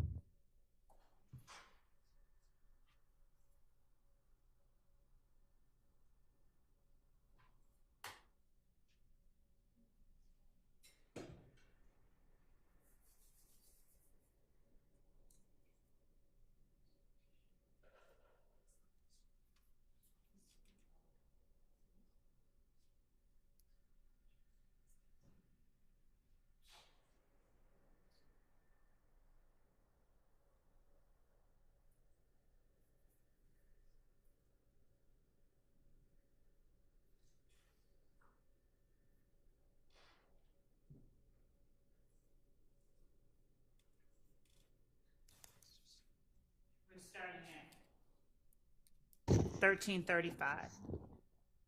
Him, when he left the club, so they like, shit, he with you, then he had to do that too. You want to talk about that? Yeah.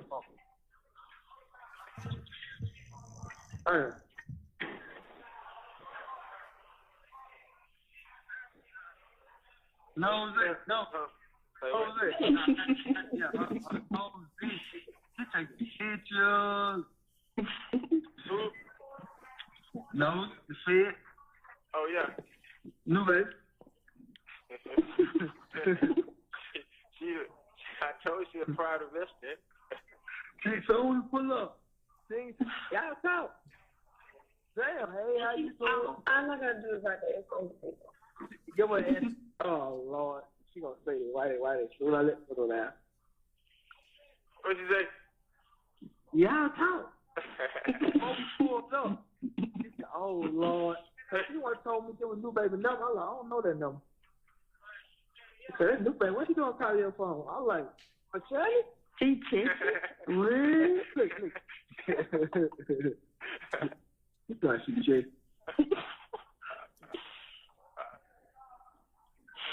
You understand that? You seen Shot go down there? Yeah, them folks would cook me and everything. For real. You have 1 minute left. They talking crazy. They just talk shit. Well, he would talk shit. He just like, you know how niggas just shaking his head.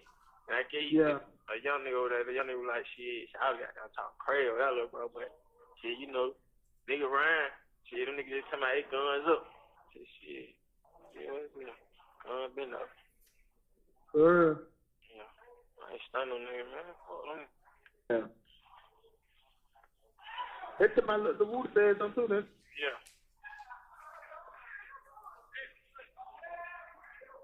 Nigga say anything, try to say they ass, but.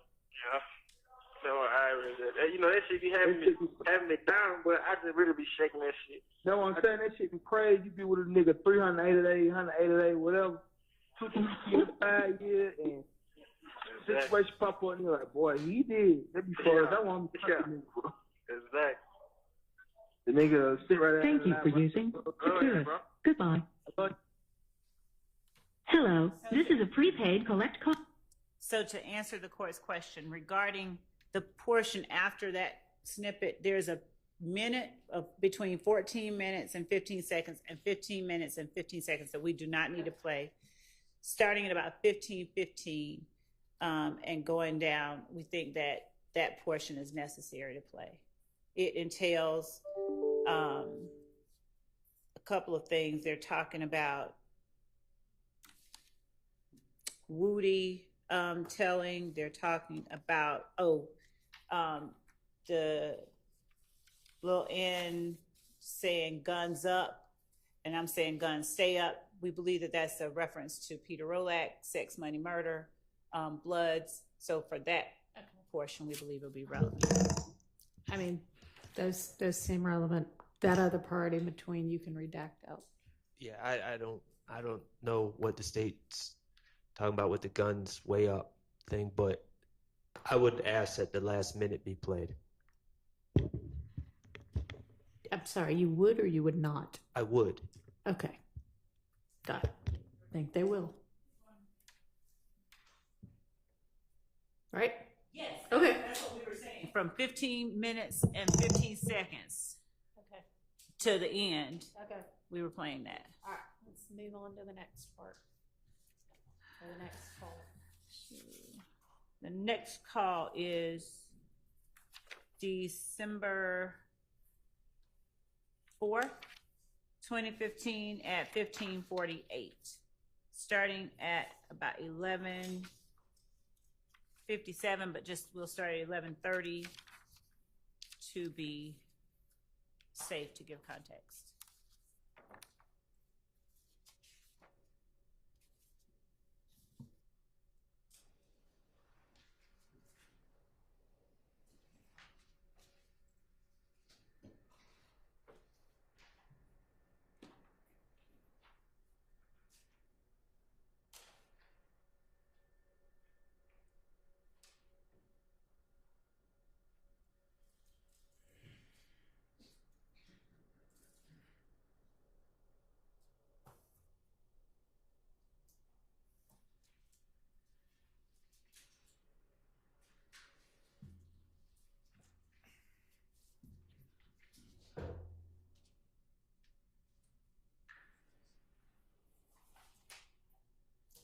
Been saying no 2 weeks, we don't wait on no $300, man.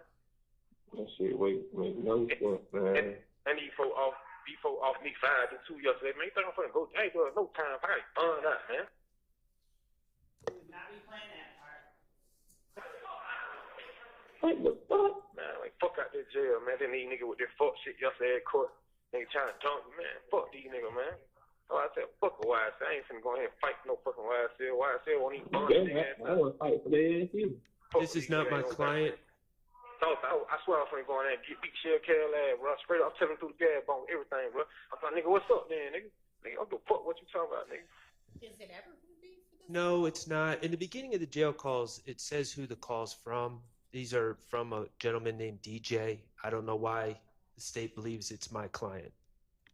It's not, though.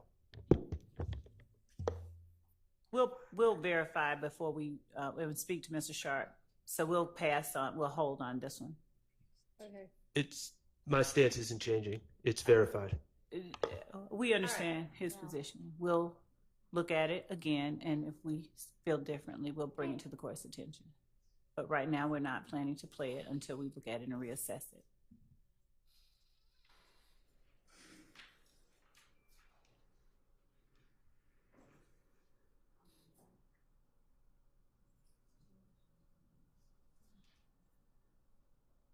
All right, was there another one? There is. This would be December 4th, 2017 at 17:31. Do you mean 2015? No. You said that before. Is there one of them that's from 2017? Yes. Okay.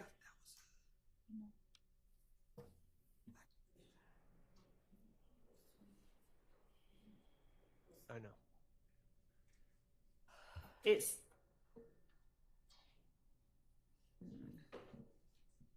let me make sure we didn't label that wrong.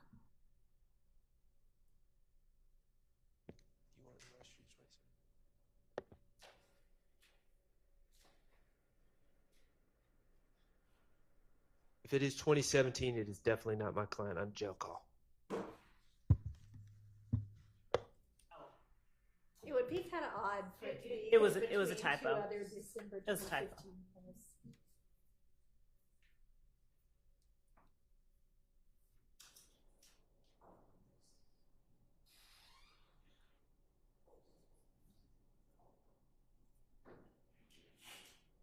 It was. I'm sorry. It was a Okay. typo. 2015. Yes. And we're gonna go from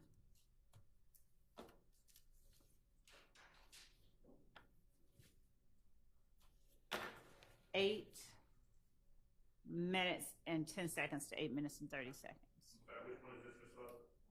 It is for the court. It is December 4th, 2015 at 17:31 And it is going to be from approximately 8 minutes and 10 seconds to 8 minutes and 30 seconds. Thank you.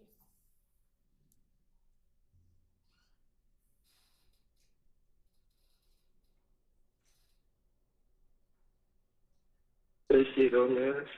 Stop, shit. Yeah. But I still want to add one question though, about is y'all fucking with Who? you? You know what I'm talking about. For me, guys? No. Who? Oh. Hey. You to my, him. Mm-hmm. Yeah, he want to pay for everything. Oh, okay. You're right. Judge, that's a short snippet of the call. We believe that the him that he's referring to is the same person that he referred to as providing or sending down the lawyer earlier. That would be our argument for it. If we need to, there's an argument that we need to play additional portions of the conversation by Mr. Sharp. I mean, is there some context either within this call or what's going on today or something that leads y'all to believe that? The only context, Your Honor, is that prior to that exchange, and I'm not representing that it's immediately prior, but it is prior in the fact that my notes, one note before this is Shannon says he had talked to Kente. Kente, as it has come out, I believe it's come out in this case, is the owner of Club Lacura, Lacura, which is on Metropolitan Avenue. So that was, I'm just saying, on my notes, that's the note right before they say, is Shorty effing with you? So I know what the state's trying to insinuate, that Shorty is Jeffery Williams, but no, there's no context that suggests it's Jeffery Williams. And what I'm saying is, according to my notes, there is some context that suggests it is someone else. I'd like to play 7 minutes and 29 seconds.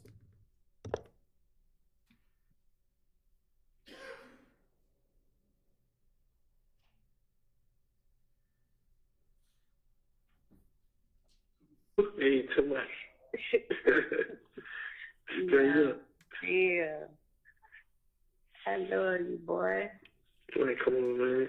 You know what's up. Don't nobody know what's up. You know what's up. Oh my God. God, bless my heart back in my life.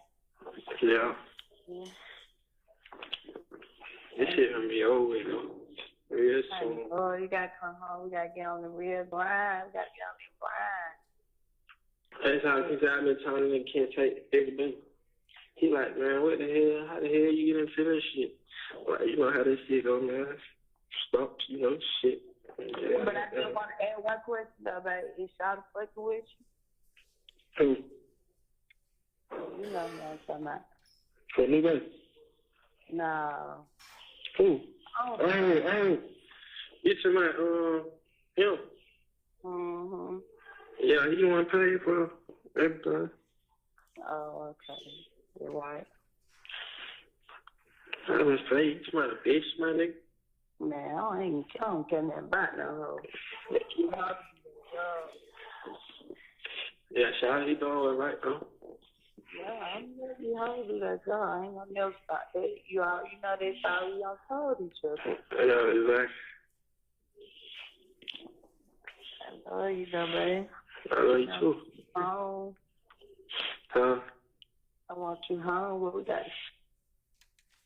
So, Judge, what I did was... They're talking about somebody else when they start that conversation. Because at first he's like, oh, who do you mean? Oh, you mean him. So they're not talking about the person they were talking about a minute ago. Now, it's an argument that the state's going to have to make. It's an argument the state's going to have to make. I don't know whether the jury's going to buy it or not. Y'all can argue differently. But I think it's certainly a reasonable inference. So I'm going to permit that.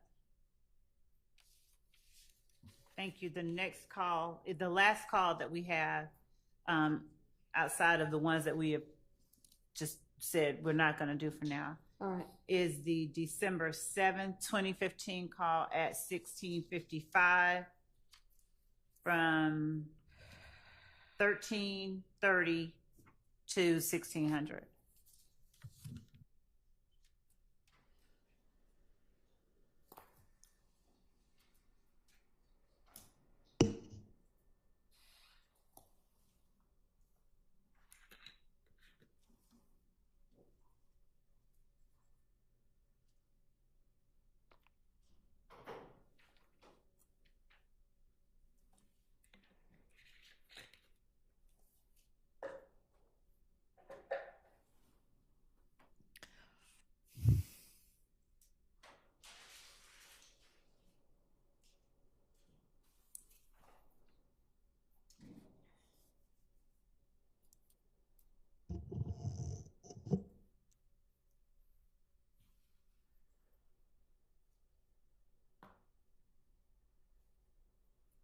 Man, I don't even know what the fuck nigga want. They be having their ticks.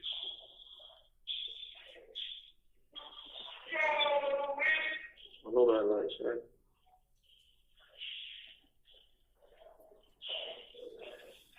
I had an ear hustle yesterday, right? So you remember when the nigga got on the phone? The blood nigga got on the phone. You remember when blood nigga got on the phone? He when we called Bull, Joe Child, all them niggas. Oh, okay. What's yesterday? Yeah. Alright, so you remember when he was like his big homie named Montana? You might don't, but he was just like his big homie named Montana. And you run Rushby? Yeah. I'm not thinking this nigga Montana is the same guy I got rolled with, like you ask me who just at Willow with me, like that Bull just be like, Bull, what the hell? Like, anyway, look, he was just like running behind me at Willow, like, you feel me? Like, I had, like, and like just, when he came in here, he was like, hey, yo, HB, what the hell that is? Like, it's Montana, bro. He ran from the door, showed his face, and ran back to his room, because they were telling him to go in his room. I was like, swear Montana, these young niggas up on you. He was like, You have yeah. 1 minute left. He was like, yeah. I said, man. I said, you got these little ass niggas pushing up on me like that, bro? He like, man, look, bro, I heard about that shit. I was telling niggas, like, you my personal, this, that. I'm like, yeah. But this shit crazy. But like, okay, but I was listening yesterday, and the nigga who I was telling who was slick Hank downstairs, he pushed up. When I was like, man, these niggas being a fit, these niggas some hate, these niggas hate, these niggas be throwing YSL pointing at my door. Oh, yeah.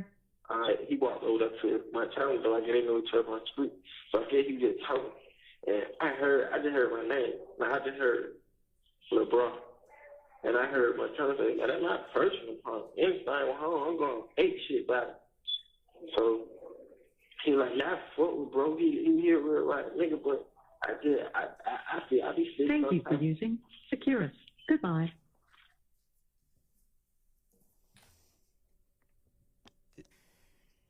This just seems like a recap of the whole Montana situation. They're just rehashing the jail call that the state's already going to be playing.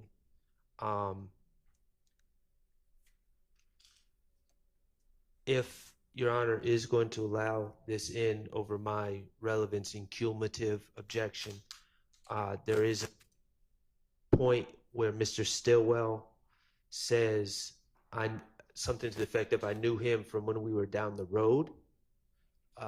That is common parlance and for being in prison, and so that reflects on my client's character. Okay. We agree that will come out, the part about prison or being down the road. And with respect to the remaining portion of the call, is the reference to throwing up YSL in the context of that similar call as the other one. That makes it different and a little bit more. I mean, there's a specific mention of YSL, so I don't think that is cumulative based on that. So I'll admit that. And Judge, there was one more call. I said this was the last one, but there was one that we passed over. Okay. It is the November 18th, 2015 call at 1843. I don't believe that we played it. I think we referenced it. Okay. We gated that yet. Okay.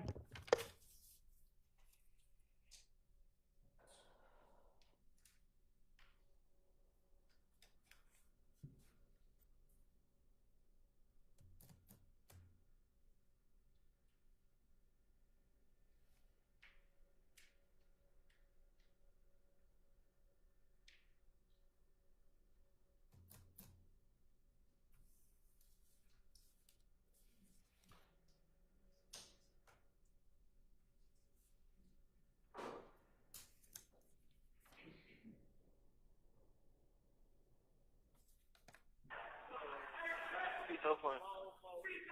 You. Your neighborhood rolling 60 cars?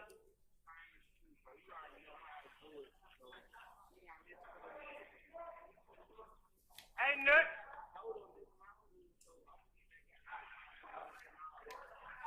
You rolling 60 neighborhood? Your neighborhood rolling 60 crib cars? You what? What is she like? Hello? You need to stop playing with people. What? I said you need to stop playing with people. Neighborhood road 6 cars? What? Yeah, right. We just sticking to it. We the first. They work. Yeah. Sunny side the fuck up, son. Shine up and line up. Yeah. You know, it's always a shine to the nine, though, you know? Shine to the nine, my dude. You did. Yeah, me shit. Oh. Don't you worry about what I got going on. I'm trying to get this paper trail up so you can get by on me. Oh my gosh, this was just good for you. We went to 434, but it was really 428 that the call stopped at, and that was just from about 320 to 428.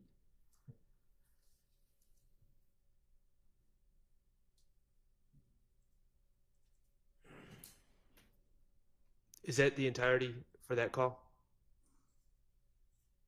That's the only part that we were looking to get into. I don't understand the relevance. What's the relevance and how is it not cumulative? The first call with respect to Shines and G Shine and the defendant Stillwell was dealing with his blood credentials. This call shows him interacting with who he believes is a Rolling 60s Crip. Martinez Arnold is a Rolling 60s Crip who we also allege is a member and who has pled to being a member of YSL, the criminal street gang. During the course of this trial, there have been repeated efforts on cross-examination to disprove the state's assertion that YSL is a criminal street gang. And that it's hybrid? Yes. Okay, so this goes to that? Yes. Okay, and I will allow it. All right, that's it for these. Sorry, Mr. Harvey, that's it for this set of jail calls? Yes, for Mr. Stillwell. Okay, for Mr. Stillwell. All right, let's take a break. Not quite sure what we're going to tackle next, but something. Yes. All right, let's take 15 minutes.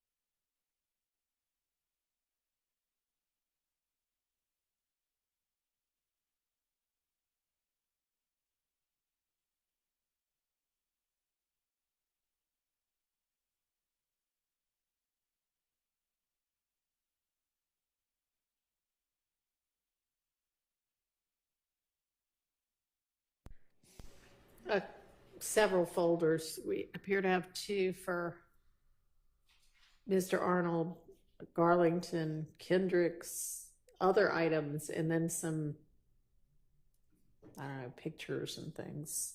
So can we move through them methodically?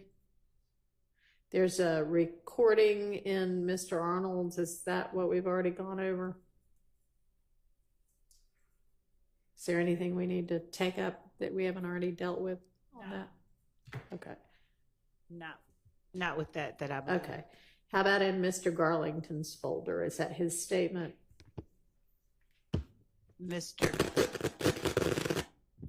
Your Honor, the item in the Garlington folder is a jail call. Okay. And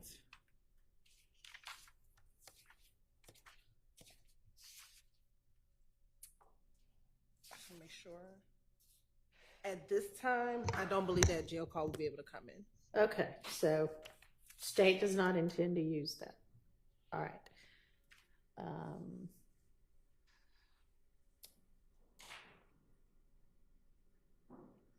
And now I've lost my place.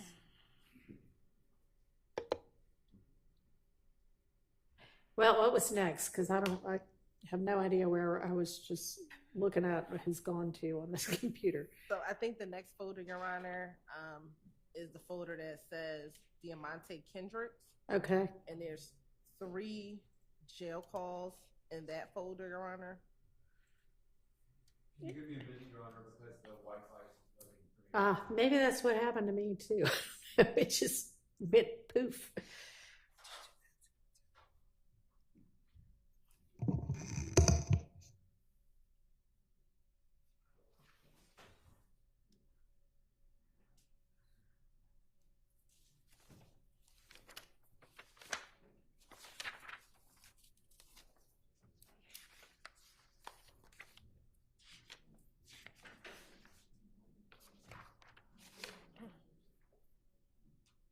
Ms. Hilton? Yes. So just so I'm clear, we're talking about the other folders in the sprinkle folder that have other people's names, correct? Yes. Can you give me a minute, Your Honor, because I can't get the courtroom Wi-Fi. Okay, and you know what? I think we've maybe got access to some sort of a Wi-Fi router or booster that Ms. Persfield's going to go try to get right now, so that, because I'm not really sure why Fulton County can't provide stable Wi-Fi in the courthouse, but it's a continual problem. So let's see if we can get a router or whatever it is. I'm not very tech savvy, so I don't know what the right term is, but something to help us. Thank you.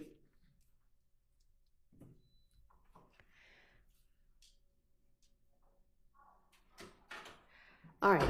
Now, there are 2 different Arnold folders. Do they contain 2 different things? Yes, Your Honor. Okay. One folder is the interview that we talked about a couple of days ago. Right, okay. And then the other interview are 4 jail calls. Okay. All right. That will more than likely, he is expected to testify, Your Honor, and so we would use these primarily for impeachment purposes. Okay. All right, so we probably don't need to take those up right now. Ms. Hilton, you represented 4 jail calls in the folder. Well, all of it, I guess, the 4 in the 4 jail calls as well as the interview would only come in for impeachment purposes.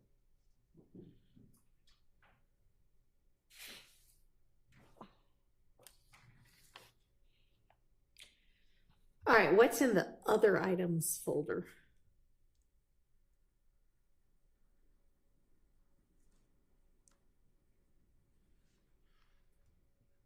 That looks to be a Justin Cobb. It looks like a social media posting. It is a social media posting of Justin Cobb.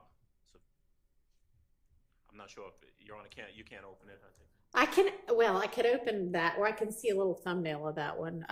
Is that something the state's gonna be using? Could you put it up on Zoom maybe? I don't know. Is it working for y'all? As of right now, yes, Your Honor. Okay.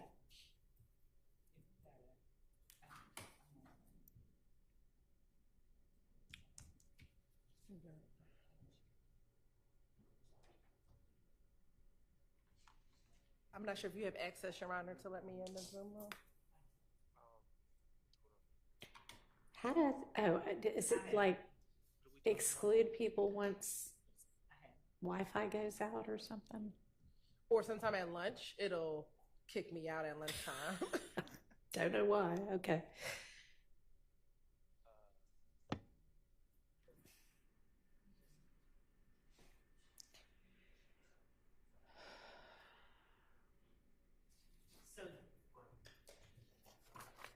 Judge, this is on the screen. If you have, Mhm. can you see it? Yes. So that is the posting that is in the other items folder in Right. Mr. Sprinkle's folder, and the purpose of it primarily is to show the phone number that Mr. Cobb uses at that time. Okay.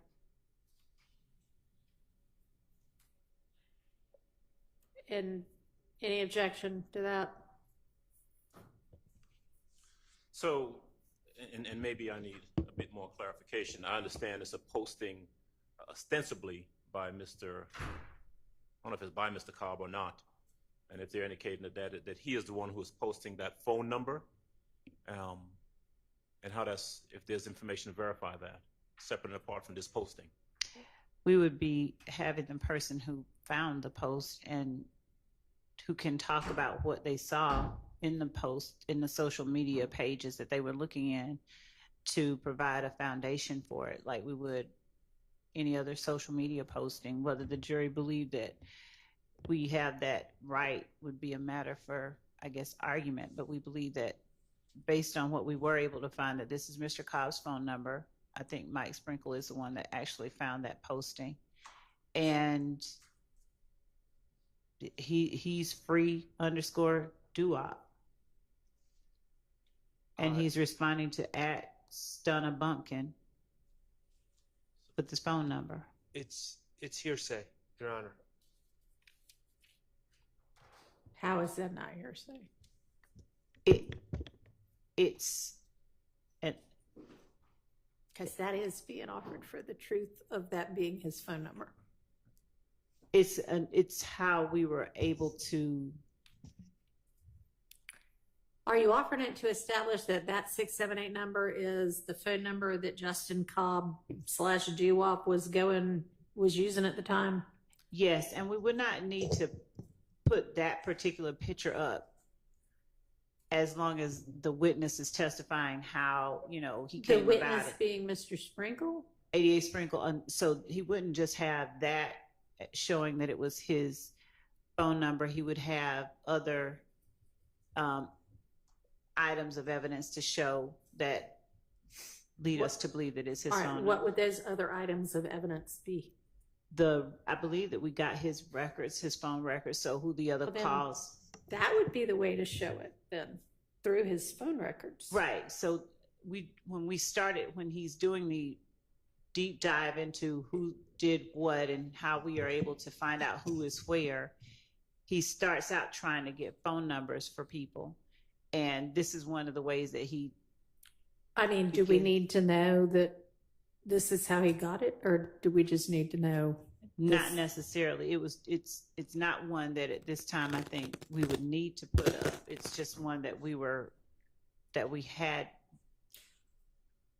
Okay. Well, I would think that if there's some reason we need to hear from either Mr. Sprinkle or a phone records custodian that this is the number for Justin Cobb. And also, Ms. Hilton has reminded me, we had a number that was being used by another person who was being called. So these jail calls involved calls made to Javaris Bradford, and there were other numbers in his phone logs and in other co-defendants' phone logs. This was one of them And again, it's going back to the fact that he, in an effort to find out who this number belonged to, I think that he, in searching social media, came upon this. Well, I mean, it might be kind of cool that Mr. Sprinkle is good at finding nuggets in social media, but I don't know that that's relevant to this trial. If this person's phone number is relevant to this trial, then establish that through the certified copy of his phone record showing that this is his number, okay? Yes, Your Honor. All right.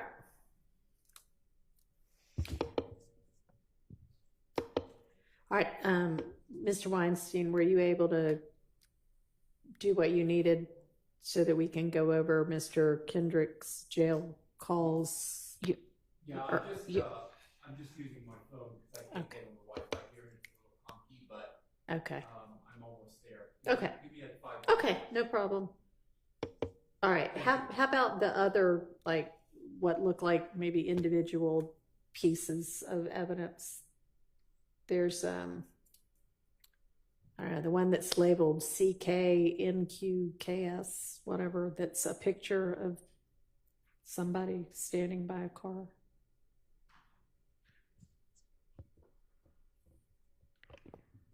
Is there any objection to this picture?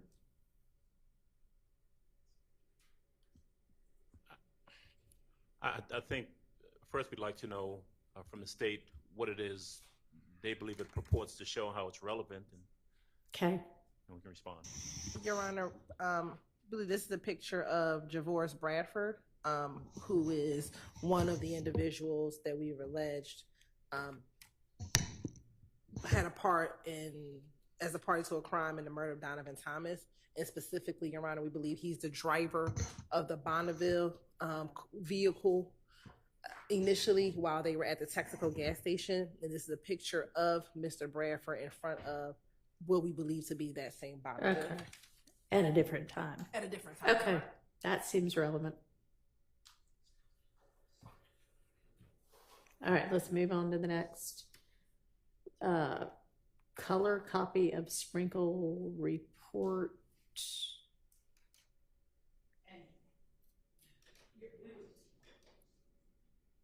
Y'all are going to use that. Let's just given that to them for, okay. Right. Very good. All right. Then I guess we've got some more images, maybe? The next few are again of Mr. Bradford at different times with that same Bonneville, just in case there was. Okay. Is that what all four of those ones, next ones are? Except for IMG_03901, that is not. Okay. That one is the Infinity after it was sold at auction to the person, okay, the next owner of it. All right. And then is the last thing just a duplicate of that? One's a distant shot and one's a close up, Your Honor. Okay. All right. Any objection to any of those? I don't believe on behalf of Mr. Williams. All right. No, Your Honor.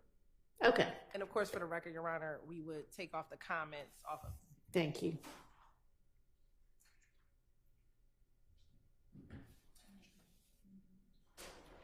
It's working on mine, but Mr. Weinstein might need it.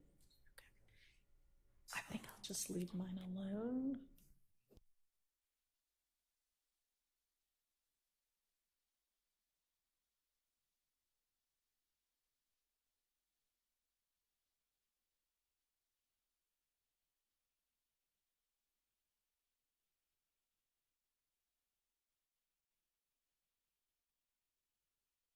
Our new Wi-Fi router passcode, just let Ms. Persfield know. I should try to email it to y'all, but in case you're not getting email.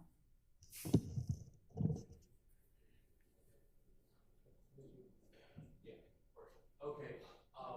Your Honor, we're ready, but I believe the issue with Mr. Kendrick's jail calls, it's only the first call, and Mr. Adams is going to speak to that. Okay, perfect. Thank you, Judge. So we've got what appears to be three calls jail calls here for Mr. Kendrick. The first one is a call that occurs on October the 4th, 2015. I'll just go ahead and set it up because it's an issue that's similar to the issue we dealt with Mrs. Stilwell earlier. On that phone call at about the 2-minute and 50-second mark, there's a conversation between Mr. Kendrick and his significant other, someone named Tasha. His mom, well, yeah, she's significant to him. His mom, Tasha, it's a conversation about an attorney. I believe my recollection, if my recollection is correct, Mr. Kendrick says something to the effect of, I've got a lawyer or getting a lawyer, and Tasha says something to the effect of, Thug is working on an attorney for you. Number one, same objection as before. I don't believe it's particularly relevant. There has been an association shown between Mr. Kendrick and Mr. Williams, and so the fact that there is some discussion about whether or not Mr. Williams is going to assist him in getting an attorney, I don't think it particularly proves anything in the case other than what the state intends to argue, obviously, as they've said before. And it bears noting that he does not get him an attorney. There's no evidence, there's no factually, it doesn't happen. He never maintains and gets an attorney for him. No attorney ever comes to see him at the behest of Mr. Williams. So I just don't think it's helpful to the jury in any form or fashion in regards to these charges. All right. Ms. Hilton. Yes, Your Honor. I think for the same reasons, Your Honor, it is our contention that when Mr. Kendrick is in jail following a fleeing and attempting elude, but when they are actually intending on going up to shoot up the opposition's home, they get stopped at a roadblock, but they were on their way to shoot at the opposition with a number of guns in the car. They then take the police on a high-speed chase, and he's subsequently arrested at that point in time. This call is important for that reason. Is the state's contention that when YSL members get in trouble, they reach out to Mr. Williams, and he provides attorneys. Whether or not the attorney comes or not, it is the fact that they believe he's going to provide them assistance. But what is more important in this call is what happens after that. So Ms. Tasha on the call says, Thug is going to work on getting you a lawyer.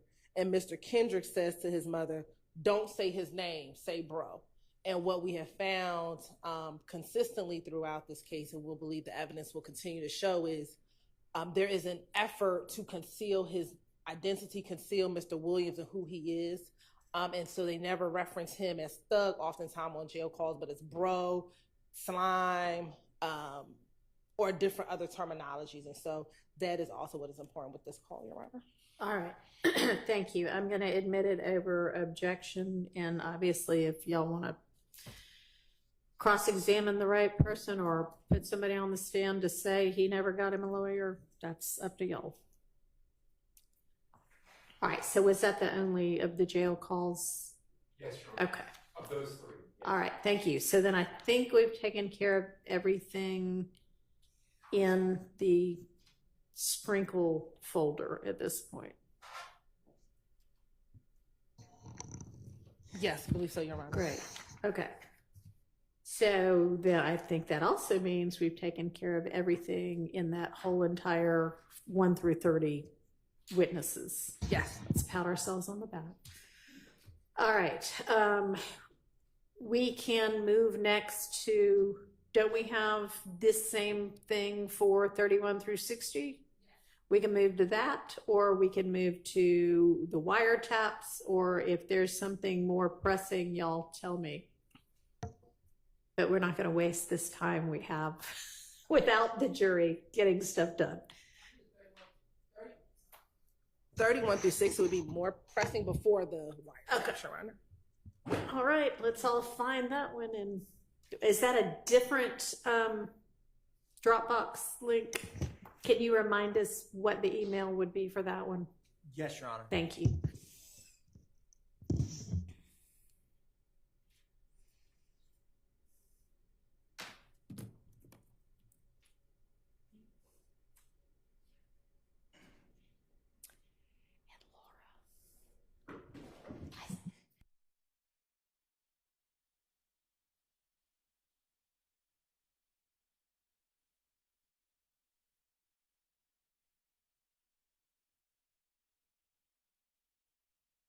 The initial email was August 12th, Monday, August 12th. Okay, thanks. Yes, Your Honor.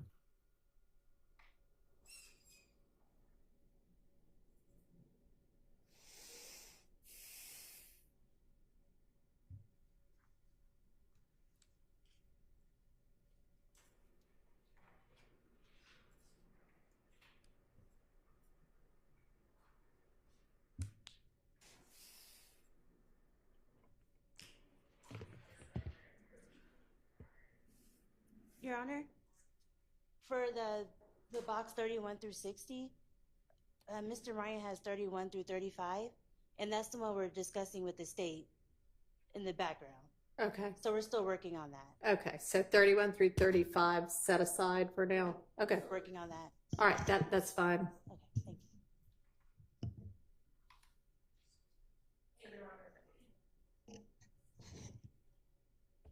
you. The next folder says 32 through 39, and there's only one witness in that folder. That's Officer Rogers. There's nothing in his folder, so we can move to the next folder. Okay, I don't actually. I'm still waiting on the email, but So am I.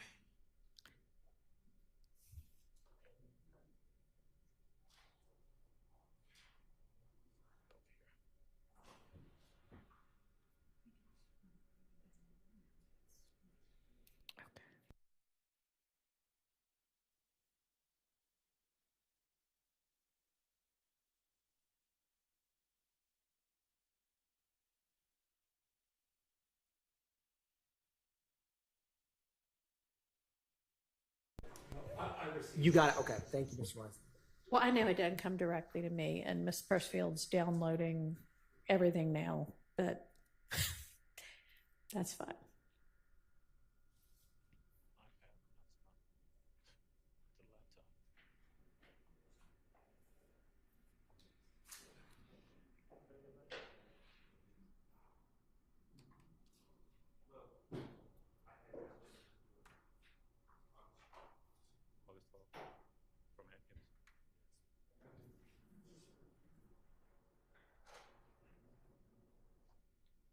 It hasn't come to me either.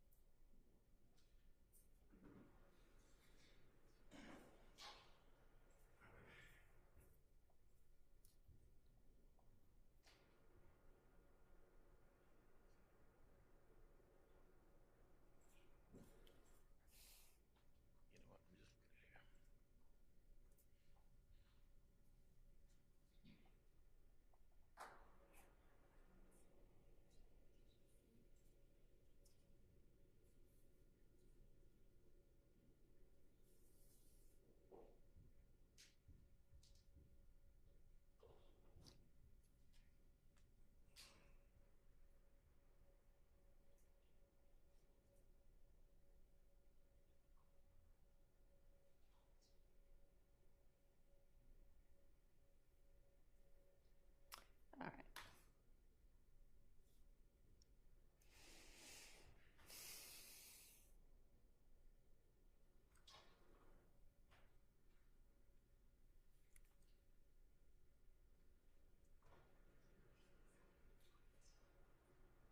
Code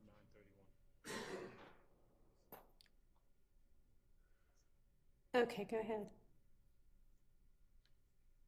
So we can start where it says counts 3 through 7, Your Honor. That folder, Acts 88 through 90, armed robbery, DeWan Maynard.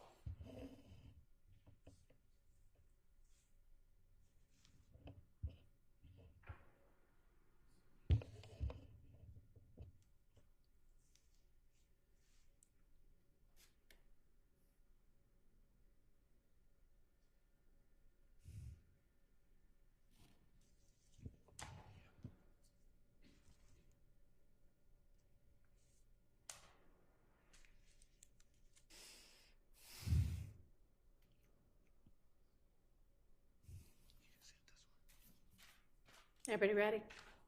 We are. Okay. We're going to just start with the Colin Russell folder that's in there. Ms. Hilton? Yes, sure. Okay.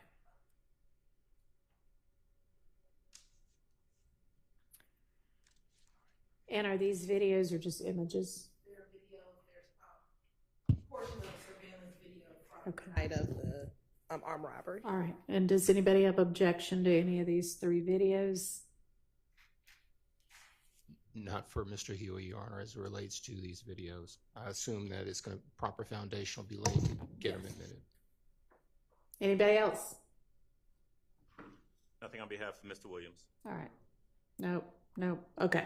And then that last one looks like it's maybe a cell phone. Is that a video of something being shown on a cell phone, or what's that? Yeah, let's look at that. Yes. It is a video, Your Honor. It's a video from, we're alleging it comes from Mr. Huey's. It's someone taking a video of Mr. Huey's Instagram page. Okay. So we will lay the proper foundation to get it in. Okay. Any objections? Assuming proper foundation? Understood. Nope. No objection, assuming proper foundation. All right. Let's see what's in our next folder. Joel Hines. There's nothing in his folder. Oh, you already said that, didn't you? Folder number 38, Mr. Maynard. A lot of images. Everybody take a second and look at those and let me know if there's any objection to any of that.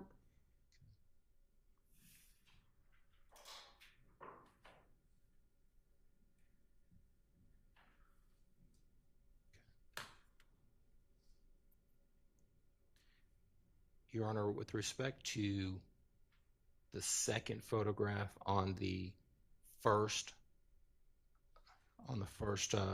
category, on the first line of photographs at the top, the second photograph to the right.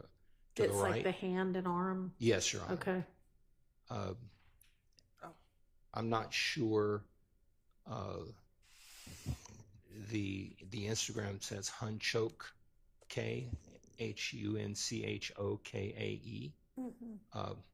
Maybe the state can talk to us about foundation for that. Yes, Your Honor. That is the picture of the victim in his hand. That's the picture that the victim provided to us to show that those are his items that were stolen from him during the armed robbery. Okay.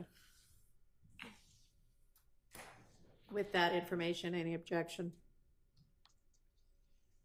So, just so that I'm clear, my understanding, Your Honor, is that this is not the alleged victim's Instagram account, so I guess they'll have to deal with that if they call them. I mean, not really, because what they're offering it for is to show that these were the victim's items that got stolen. Yeah.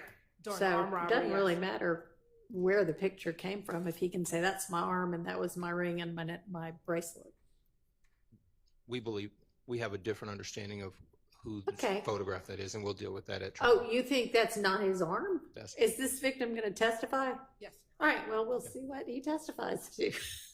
But it doesn't matter whose Instagram it came from if he's is going to testify that those are his items, I assume, on his arm. I don't know. We'll see. Okay.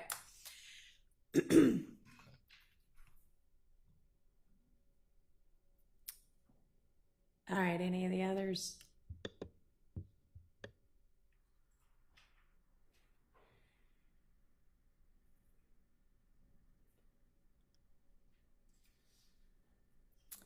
We have lots of pictures of, I guess a lot of jewelry got stolen, maybe? Yeah. Your Honor, I don't know. Obviously, the state has to present their case as they see fit with respect to all of these photographs. However, I do think a proper foundation would need to be laid for several of these photographs. So there may be some real-time objections as it relates to them, Judge. Okay. Understood. Okay. All right, other than that, then I guess we can move to the next folder. Mr. Jenkins, that's also empty. Okay, Officer Suk. Yes.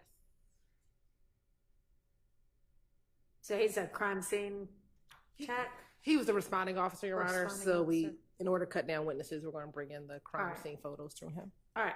Any objection on any of that? Subject to foundation. All right. Then we've got Officer Francis. And what have we got there? Any objection on any of that? It just appears to be more photographs of the same that were contained in another folder. Yes, Your Honor. We put the items in places where either of those witnesses could introduce the evidence. All right. And then we've got Officer Greer. Your Honor, I believe that this particular piece of evidence pertained to the motion in limine that we dealt with on yesterday that I believe was excluded, if I have that correct. No. No? So Mr. Huey was arrested in 2020 for this incident initially. And when he was arrested along with his girlfriend at the time, Miss Justice Woodard, and he gave a false name back when he was initially arrested on the armed robbery warrants. And so this folder deals with the officer who arrested him on those warrants in Fairburn, Georgia. 1 second, Judge. All right, sure.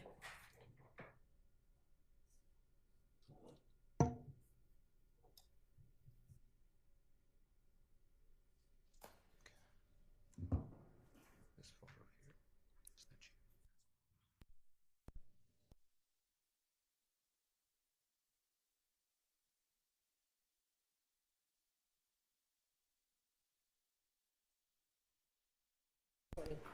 Mr. Huey has 2 armed robberies. This is the 2019 armed robbery. He was arrested in Fairburn and gave a false name on the 2019 armed robbery. I'm sorry. Judge, Yes. I do have a question for the state concerning the video that is in this particular folder. I don't believe this video pertains to Mr. Huey's arrest. All right. It says female search. There's 2 videos, Your Honor. I think. Go ahead. On the night of, they both were searched. So I think it's just the body cam for both of. Are you planning to show the search of the girlfriend? No, Your Honor. Okay. Is that the only one you had objection to? This is not the girlfriend of Mr. Huey, according to this particular piece of evidence. That, in other words, this person that's being arrested is not associated with the arrest of Mr. Huey. That's our position. The one that says female search or the other one? That is correct, Judge. Which one? Oh. The one that says one that says female search. All right. Well, they don't plan to use it anyway. Correct. Okay. Okay, so that's excluded. All right. Okay, thank you.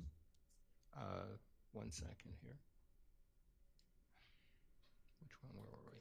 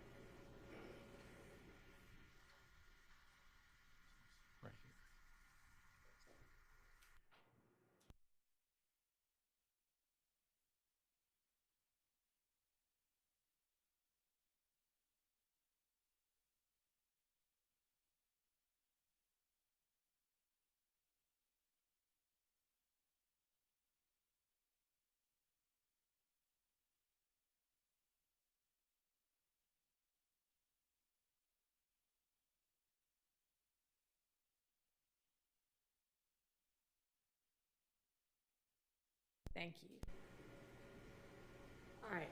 So then we've got the AT&T records custodian. There gonna be any issues for that witness? Just subject to the foundation, Judge. All right. And then we have Miss Latner's again, and within her folder, we've got, I guess these are new things that we didn't look at in that first time around earlier today. Yes, Your Honor. Okay. In order to try to reduce the amount of time Ms. Latner's comes back, when she comes up at this particular time, we're going to try to enter in a few different CADs. Okay. 911 calls. All right. And has everybody looked at those? So if you've got any kind of objections like we had this morning, you can raise them. Although I've got to say, pretty much all of those things we went over this morning are kind of evidence 101 that y'all ought to be able to agree to. Not saying you have to, but any chance y'all might take this next group and see if there are actually some legitimate objections to those? Because we know it's all hearsay, but if we also know it's clearly covered by an exception, maybe we should not make those objections. Your Honor, the state's more than happy to meet with any defense counsel, or we can talk after court, or they can email me and we can, before tomorrow, at least speak with one another and hopefully come to some agreement. I mean, that would be great if y'all could at least try. And certainly there were a couple where, okay, this is not sure. Is this something based on the CAD that an officer's saying, or is this what the caller's saying? Those are legitimate. But I mean, a caller calling 20 seconds after a shooting saying, here I am, and I just woke up to hear all these shots. That's coming in because there is a clear hearsay exception to that. So just see what y'all can do on that. And if you feel the need to go ahead and put forth the objection to each of them, then that's fine. We'll go through it. But, I know everybody's talking about how long this case has taken, and we could cut it a little bit shorter if we didn't do things like that. So I will let y'all talk about those over the evening. And we will circle back on Ms. Latner.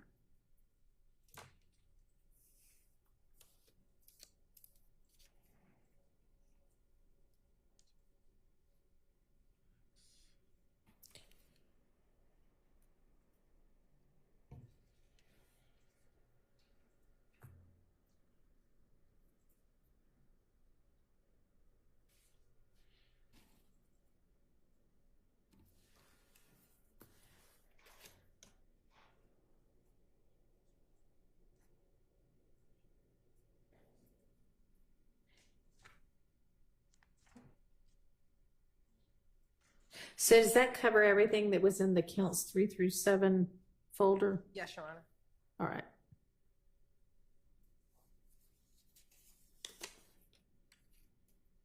All right, where should we move to next? We can go through counts 14 through 23. Okay. All right, does everybody have that one open? Okay, we'll just go in order. One second. Okay, no problem. Just waiting for it to it's Sure. buffering.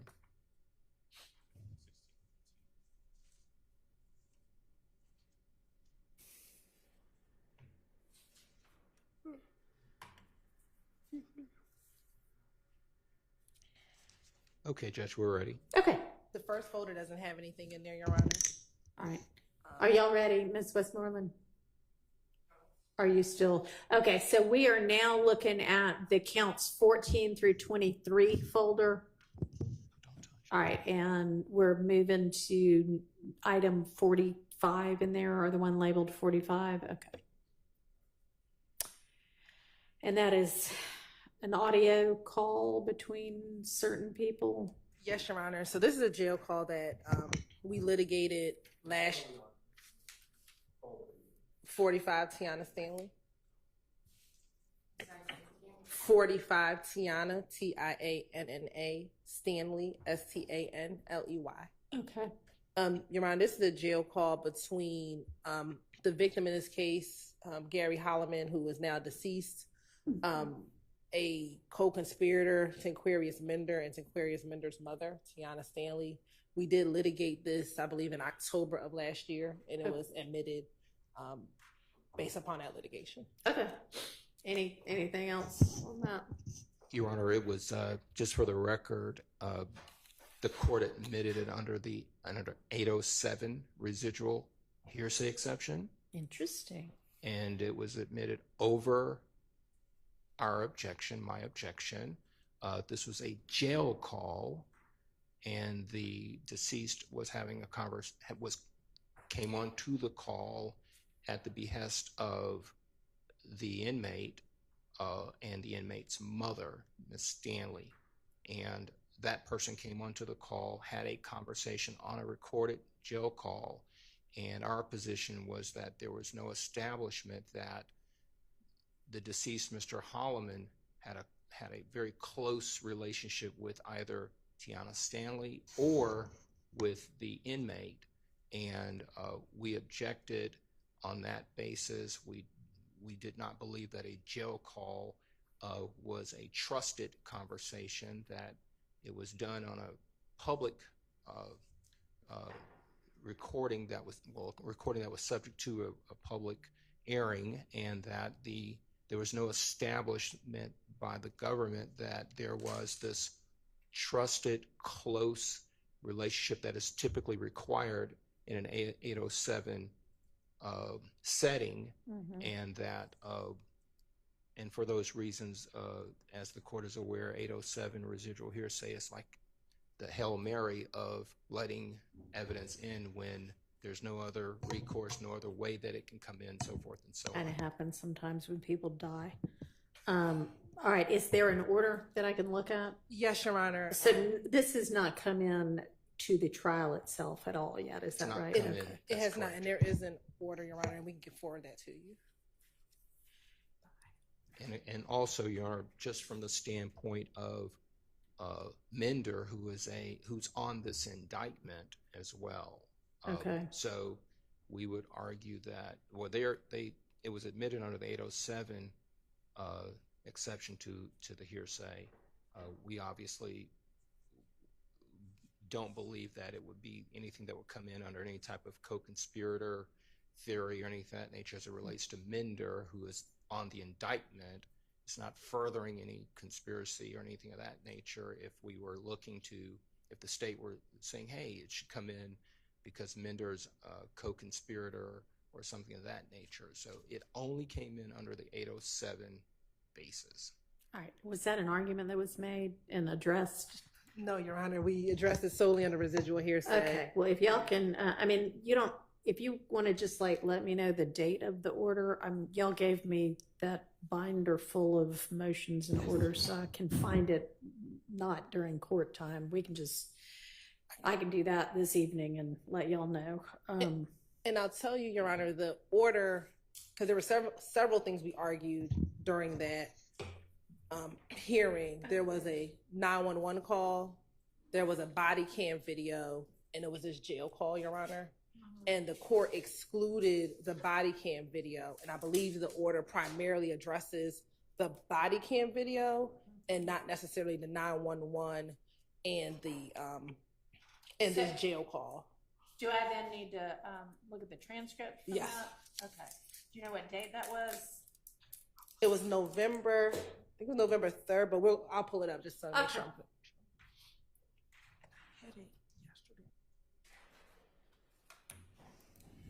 All right. Well, we'll come back to that one.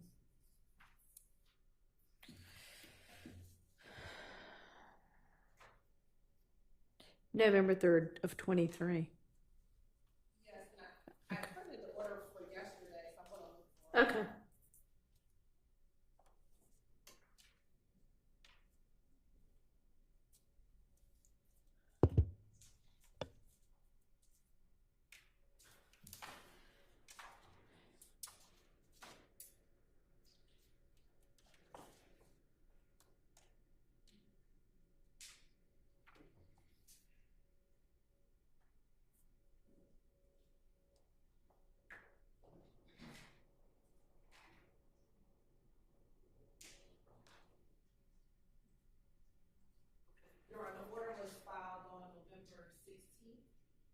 Okay. All right.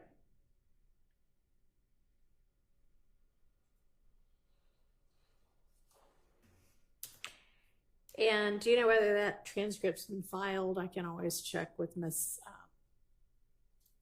I'm blanking on her last name, Christina Weaver. Okay, it's fine. I'll just check with her. All right, so let's just move to the next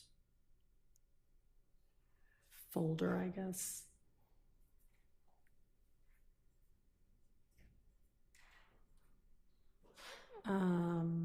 So Officer Kornbacher or Kornbacher? Yes, there's nothing. Nothing, okay. Sergeant Henderson? Your Honor, Sergeant Henderson was the detective on this particular case with respect to these acts, and the court has excluded his participation with respect. He had two primary roles with respect to these particular acts. One was to do the photographic lineup, and right, the other was to conduct the interviews. Yeah. So I think that subject to that ruling are in this particular folder basically photographs. All right, let me just ask the state, what all do you intend to use from this folder?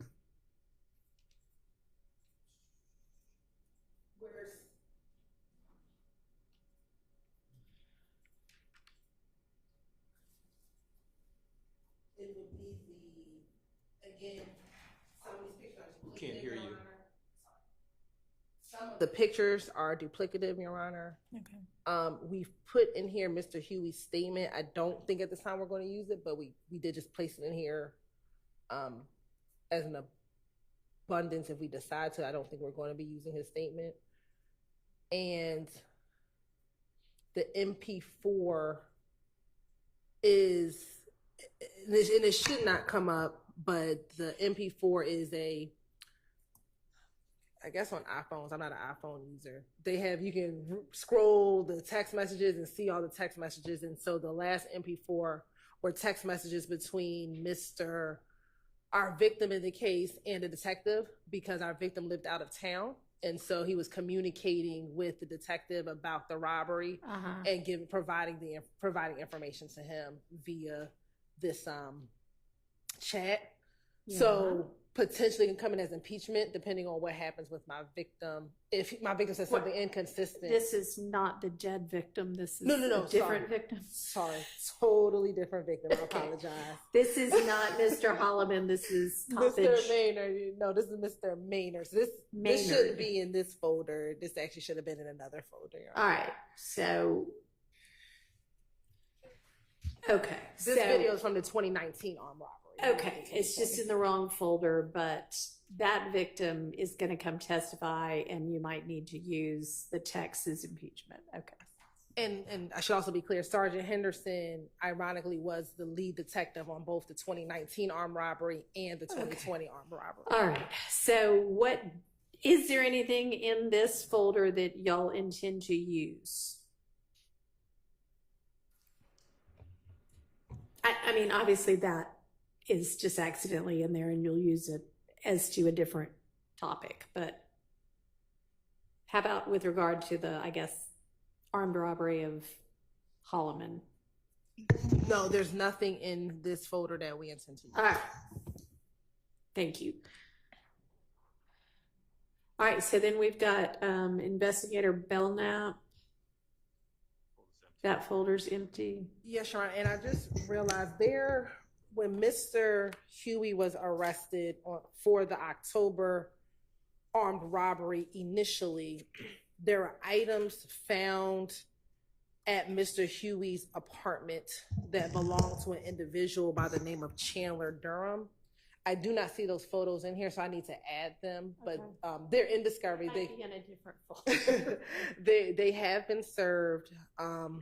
I see the videos in some other folders, but I'll make sure that what we intend to bring in through Investigator Belknap is placed in this folder. And that was a search that was not, I mean, that it was a search. Items can come in. Yes, and Your Honor, it becomes relevant because in one of our acts, which is act number 102, we have alleged as an overact a text message between Mr. Williams and Mr. Huey, where Mr. Williams demands Mr. Huey to take his shit back, and his that he is talking about is Chandler Durham, and so all of that becomes relevant. Okay. So we'll make I'm sure the court will anticipate certain objections at that time. Again, there are a lot of assumptions that are being made with respect to what it meant in the context of it, which I don't believe a detective is going to be able to, other than speculate, be able to know precisely. So we'll deal with it. Okay. And I don't believe Mr. Chandler Durham is on the state's witness list, I don't believe. He was on our original witness list, but in an effort to cut down on witnesses, he's not on the reduced witness list. He is not. Okay. So I assume there'll be something that establishes that these were his items? Yes, Your Honor. Yes, we have pictures of items similar to what was found. We have pictures of Chandler Durham with items that were found. Yes, and we also have the 911 call from the Chandler Durham armed robbery. Where he says, these are the items that just got stolen from me.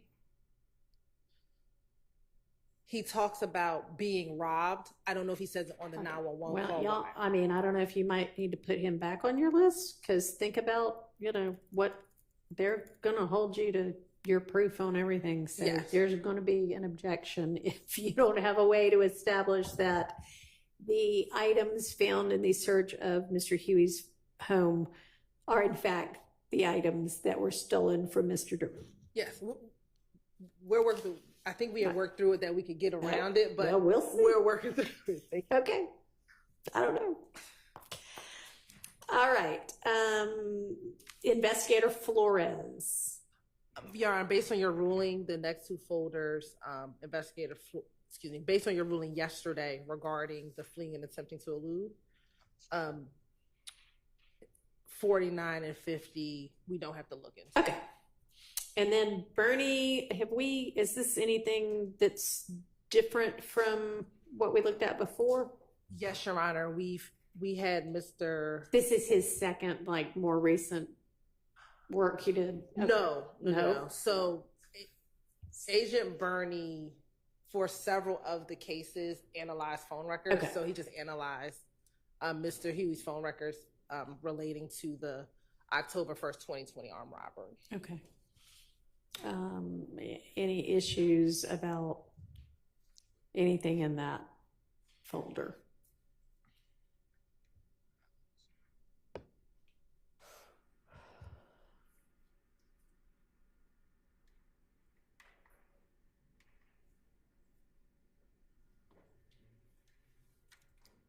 Mr. Matthews?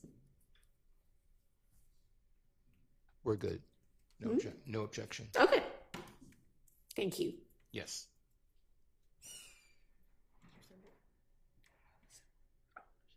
All right, so that takes us to the end of the 31 through 60 folder. No, I think. No, I'm sorry. Looking at the wrong thing. What was that? So the next one we have, Your Honor, is counts 27 through 29. Right, that was within the 31 through 60. That was 14 through 23. Okay. So now counts, what'd you say was? 27 through 29. Okay.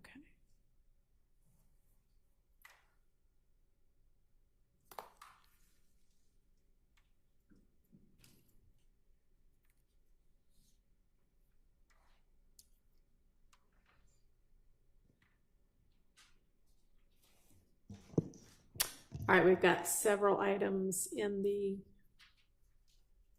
Smith folder.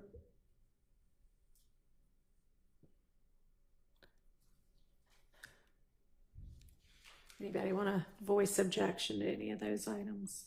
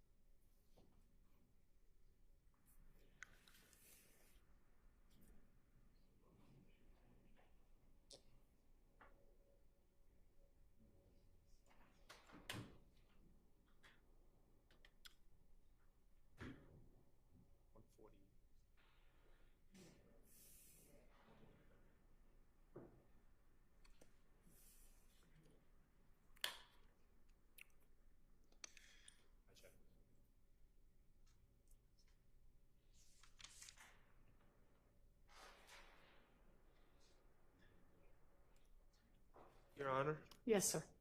I'm having a tough time seeing which video I'm talking about, but I do know from my review of the discovery regarding this act, there is a FaceTime live or some sort of live stream of Mr. Beebe smoking marijuana, talking, saying absurd things, and I don't believe Mr. Beebe's going to testify. So I would object to I don't know what the relevance is of that. I know what the relevance is if he was on trial. He's wearing a chain that allegedly belonged to quote unquote trap commander, whose government name escapes me for the moment, but he was the alleged victim of this armed robbery, and he was the person with the chain. But I think a still shot from that live stream could serve the state's needs in that respect. All right.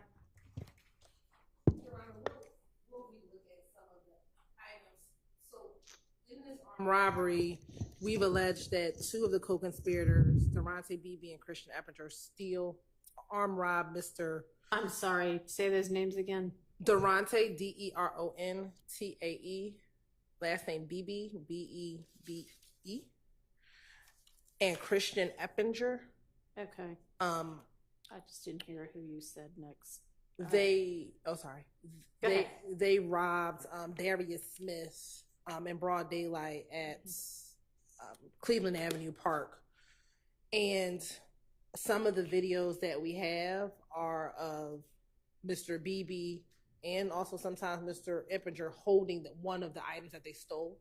And so these are some of the videos. We will go through and narrow down which of the videos that we will intend to use for that. All right. Well, let's if y'all can do that tonight, and then we'll circle back on that tomorrow.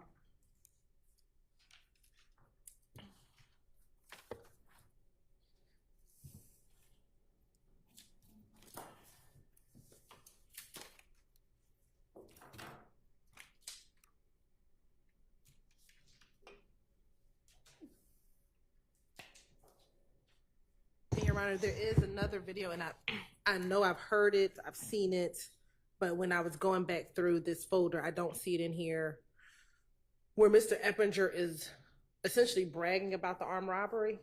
I'm going to look for it again, and then I will make sure everyone gets that video as well. All right, and then next in this folder is the folder that is Adrian Ansart. He's the custodian records for Instagram, and so it's just the Instagram return to his folder. And then we've got Sergeant Pierre or Jean-Pierre. Yes, Your Honor, he is the lead detective. Okay, assume that. So there, I see photographs. Would those be like crime scene-ish things? Yes, Your Honor. And then social media, is there anything we need to look at within that? Anything objectionable? That will be some of the stuff we're going to reduce down tonight. Okay. All right. We'll come back to that also.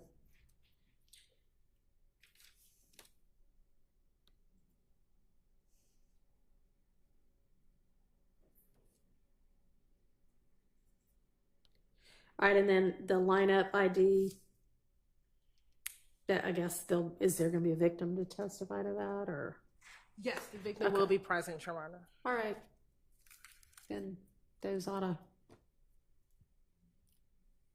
have already been dealt with if there were objections to them. Okay. So that's 27 through 29. Which should we move to next? We can go in order, Your Honor, to 44 through 46. Okay. Which is the last set. All right, we've got Deputy Timothy Brown. And Your Honor, this is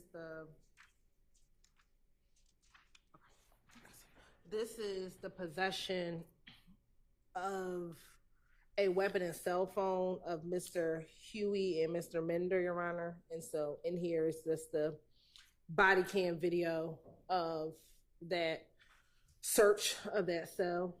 And then we also have the jail records showing that both Mr. Huey and Mr. Mender were in the same cell together. Who's the second name again? Mender. Mender. Mender, all right.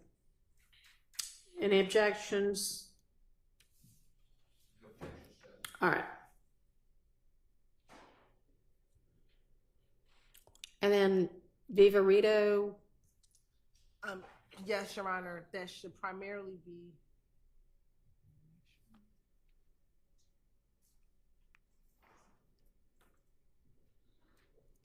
the phone dumps or cell phone extractions for Mr. Huey.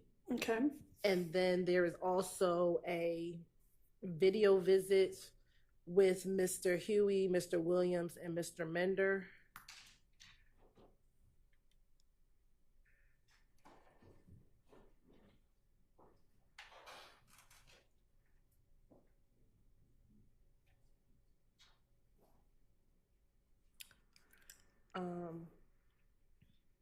And I just want to make sure that there are three. There should be 3 cell phone extractions. Yeah. So I just want to make sure there are 3. I see 2 of them, Your Honor, so I want to make sure there is a third one that was. No, I think all 3 are there. So there's the 1 of Looks 2, like it. 2 of 2, and then there's the third one. Okay. And then we have some screenshots, but there might be more screenshots that we'll provide. All right, and then there appears to be another PowerPoint. Y'all don't intend to use that, do you?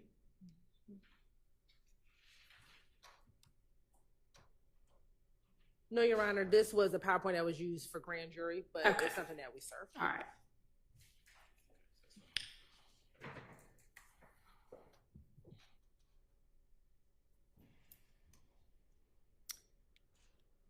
And then I don't know what that last thing is in there. It's not a folder. It says iPhone 11 Pro Max. I believe, Your Honor, that is the cell phone dump just in 2 places. Okay. I just want to confirm that. All right. So does that carry us through that whole, through witness number 60, or do I need to go back and? It does, Your Honor. Some of our numbers are a little off just because we have a few different lists, but this is all the 60. Okay. And then we intend to provide the last group of individuals to the end, the last witnesses to the end on Monday, Your Honor. Was that the deadline I gave you? Or did I give you a deadline? I don't know if you gave us a deadline for the last group, but we were doing it on Monday, so we just figured it's time for another Monday. All right, so that'll be 61-ish through the end of your witness list. Yes, Your Honor. All right, so then that would leave us tomorrow looking at these couple of things we set aside for today. And then, I mean, at some point we need to get to the wiretap stuff. So tomorrow then would be the day to do that because we have a free day tomorrow. We need to utilize it. Okay? So we'll break early today but with the understanding that everybody needs to be ready to tackle the whatever is within the wiretap evidence tomorrow, as well as we'll circle back on the CAD reports after y'all have gotten a chance to get together, and then on the couple of things from that we just discussed that you might be able to narrow down. All right, anything anybody needs to bring up, put on the record before we adjourn for the day? I can't think of anything from the state, Your Honor. Okay. Nothing on behalf of Mr. Williams. All right. Yes, there is. And I don't know if Mr. Adams can do this or we need to wait for Mr. Steele.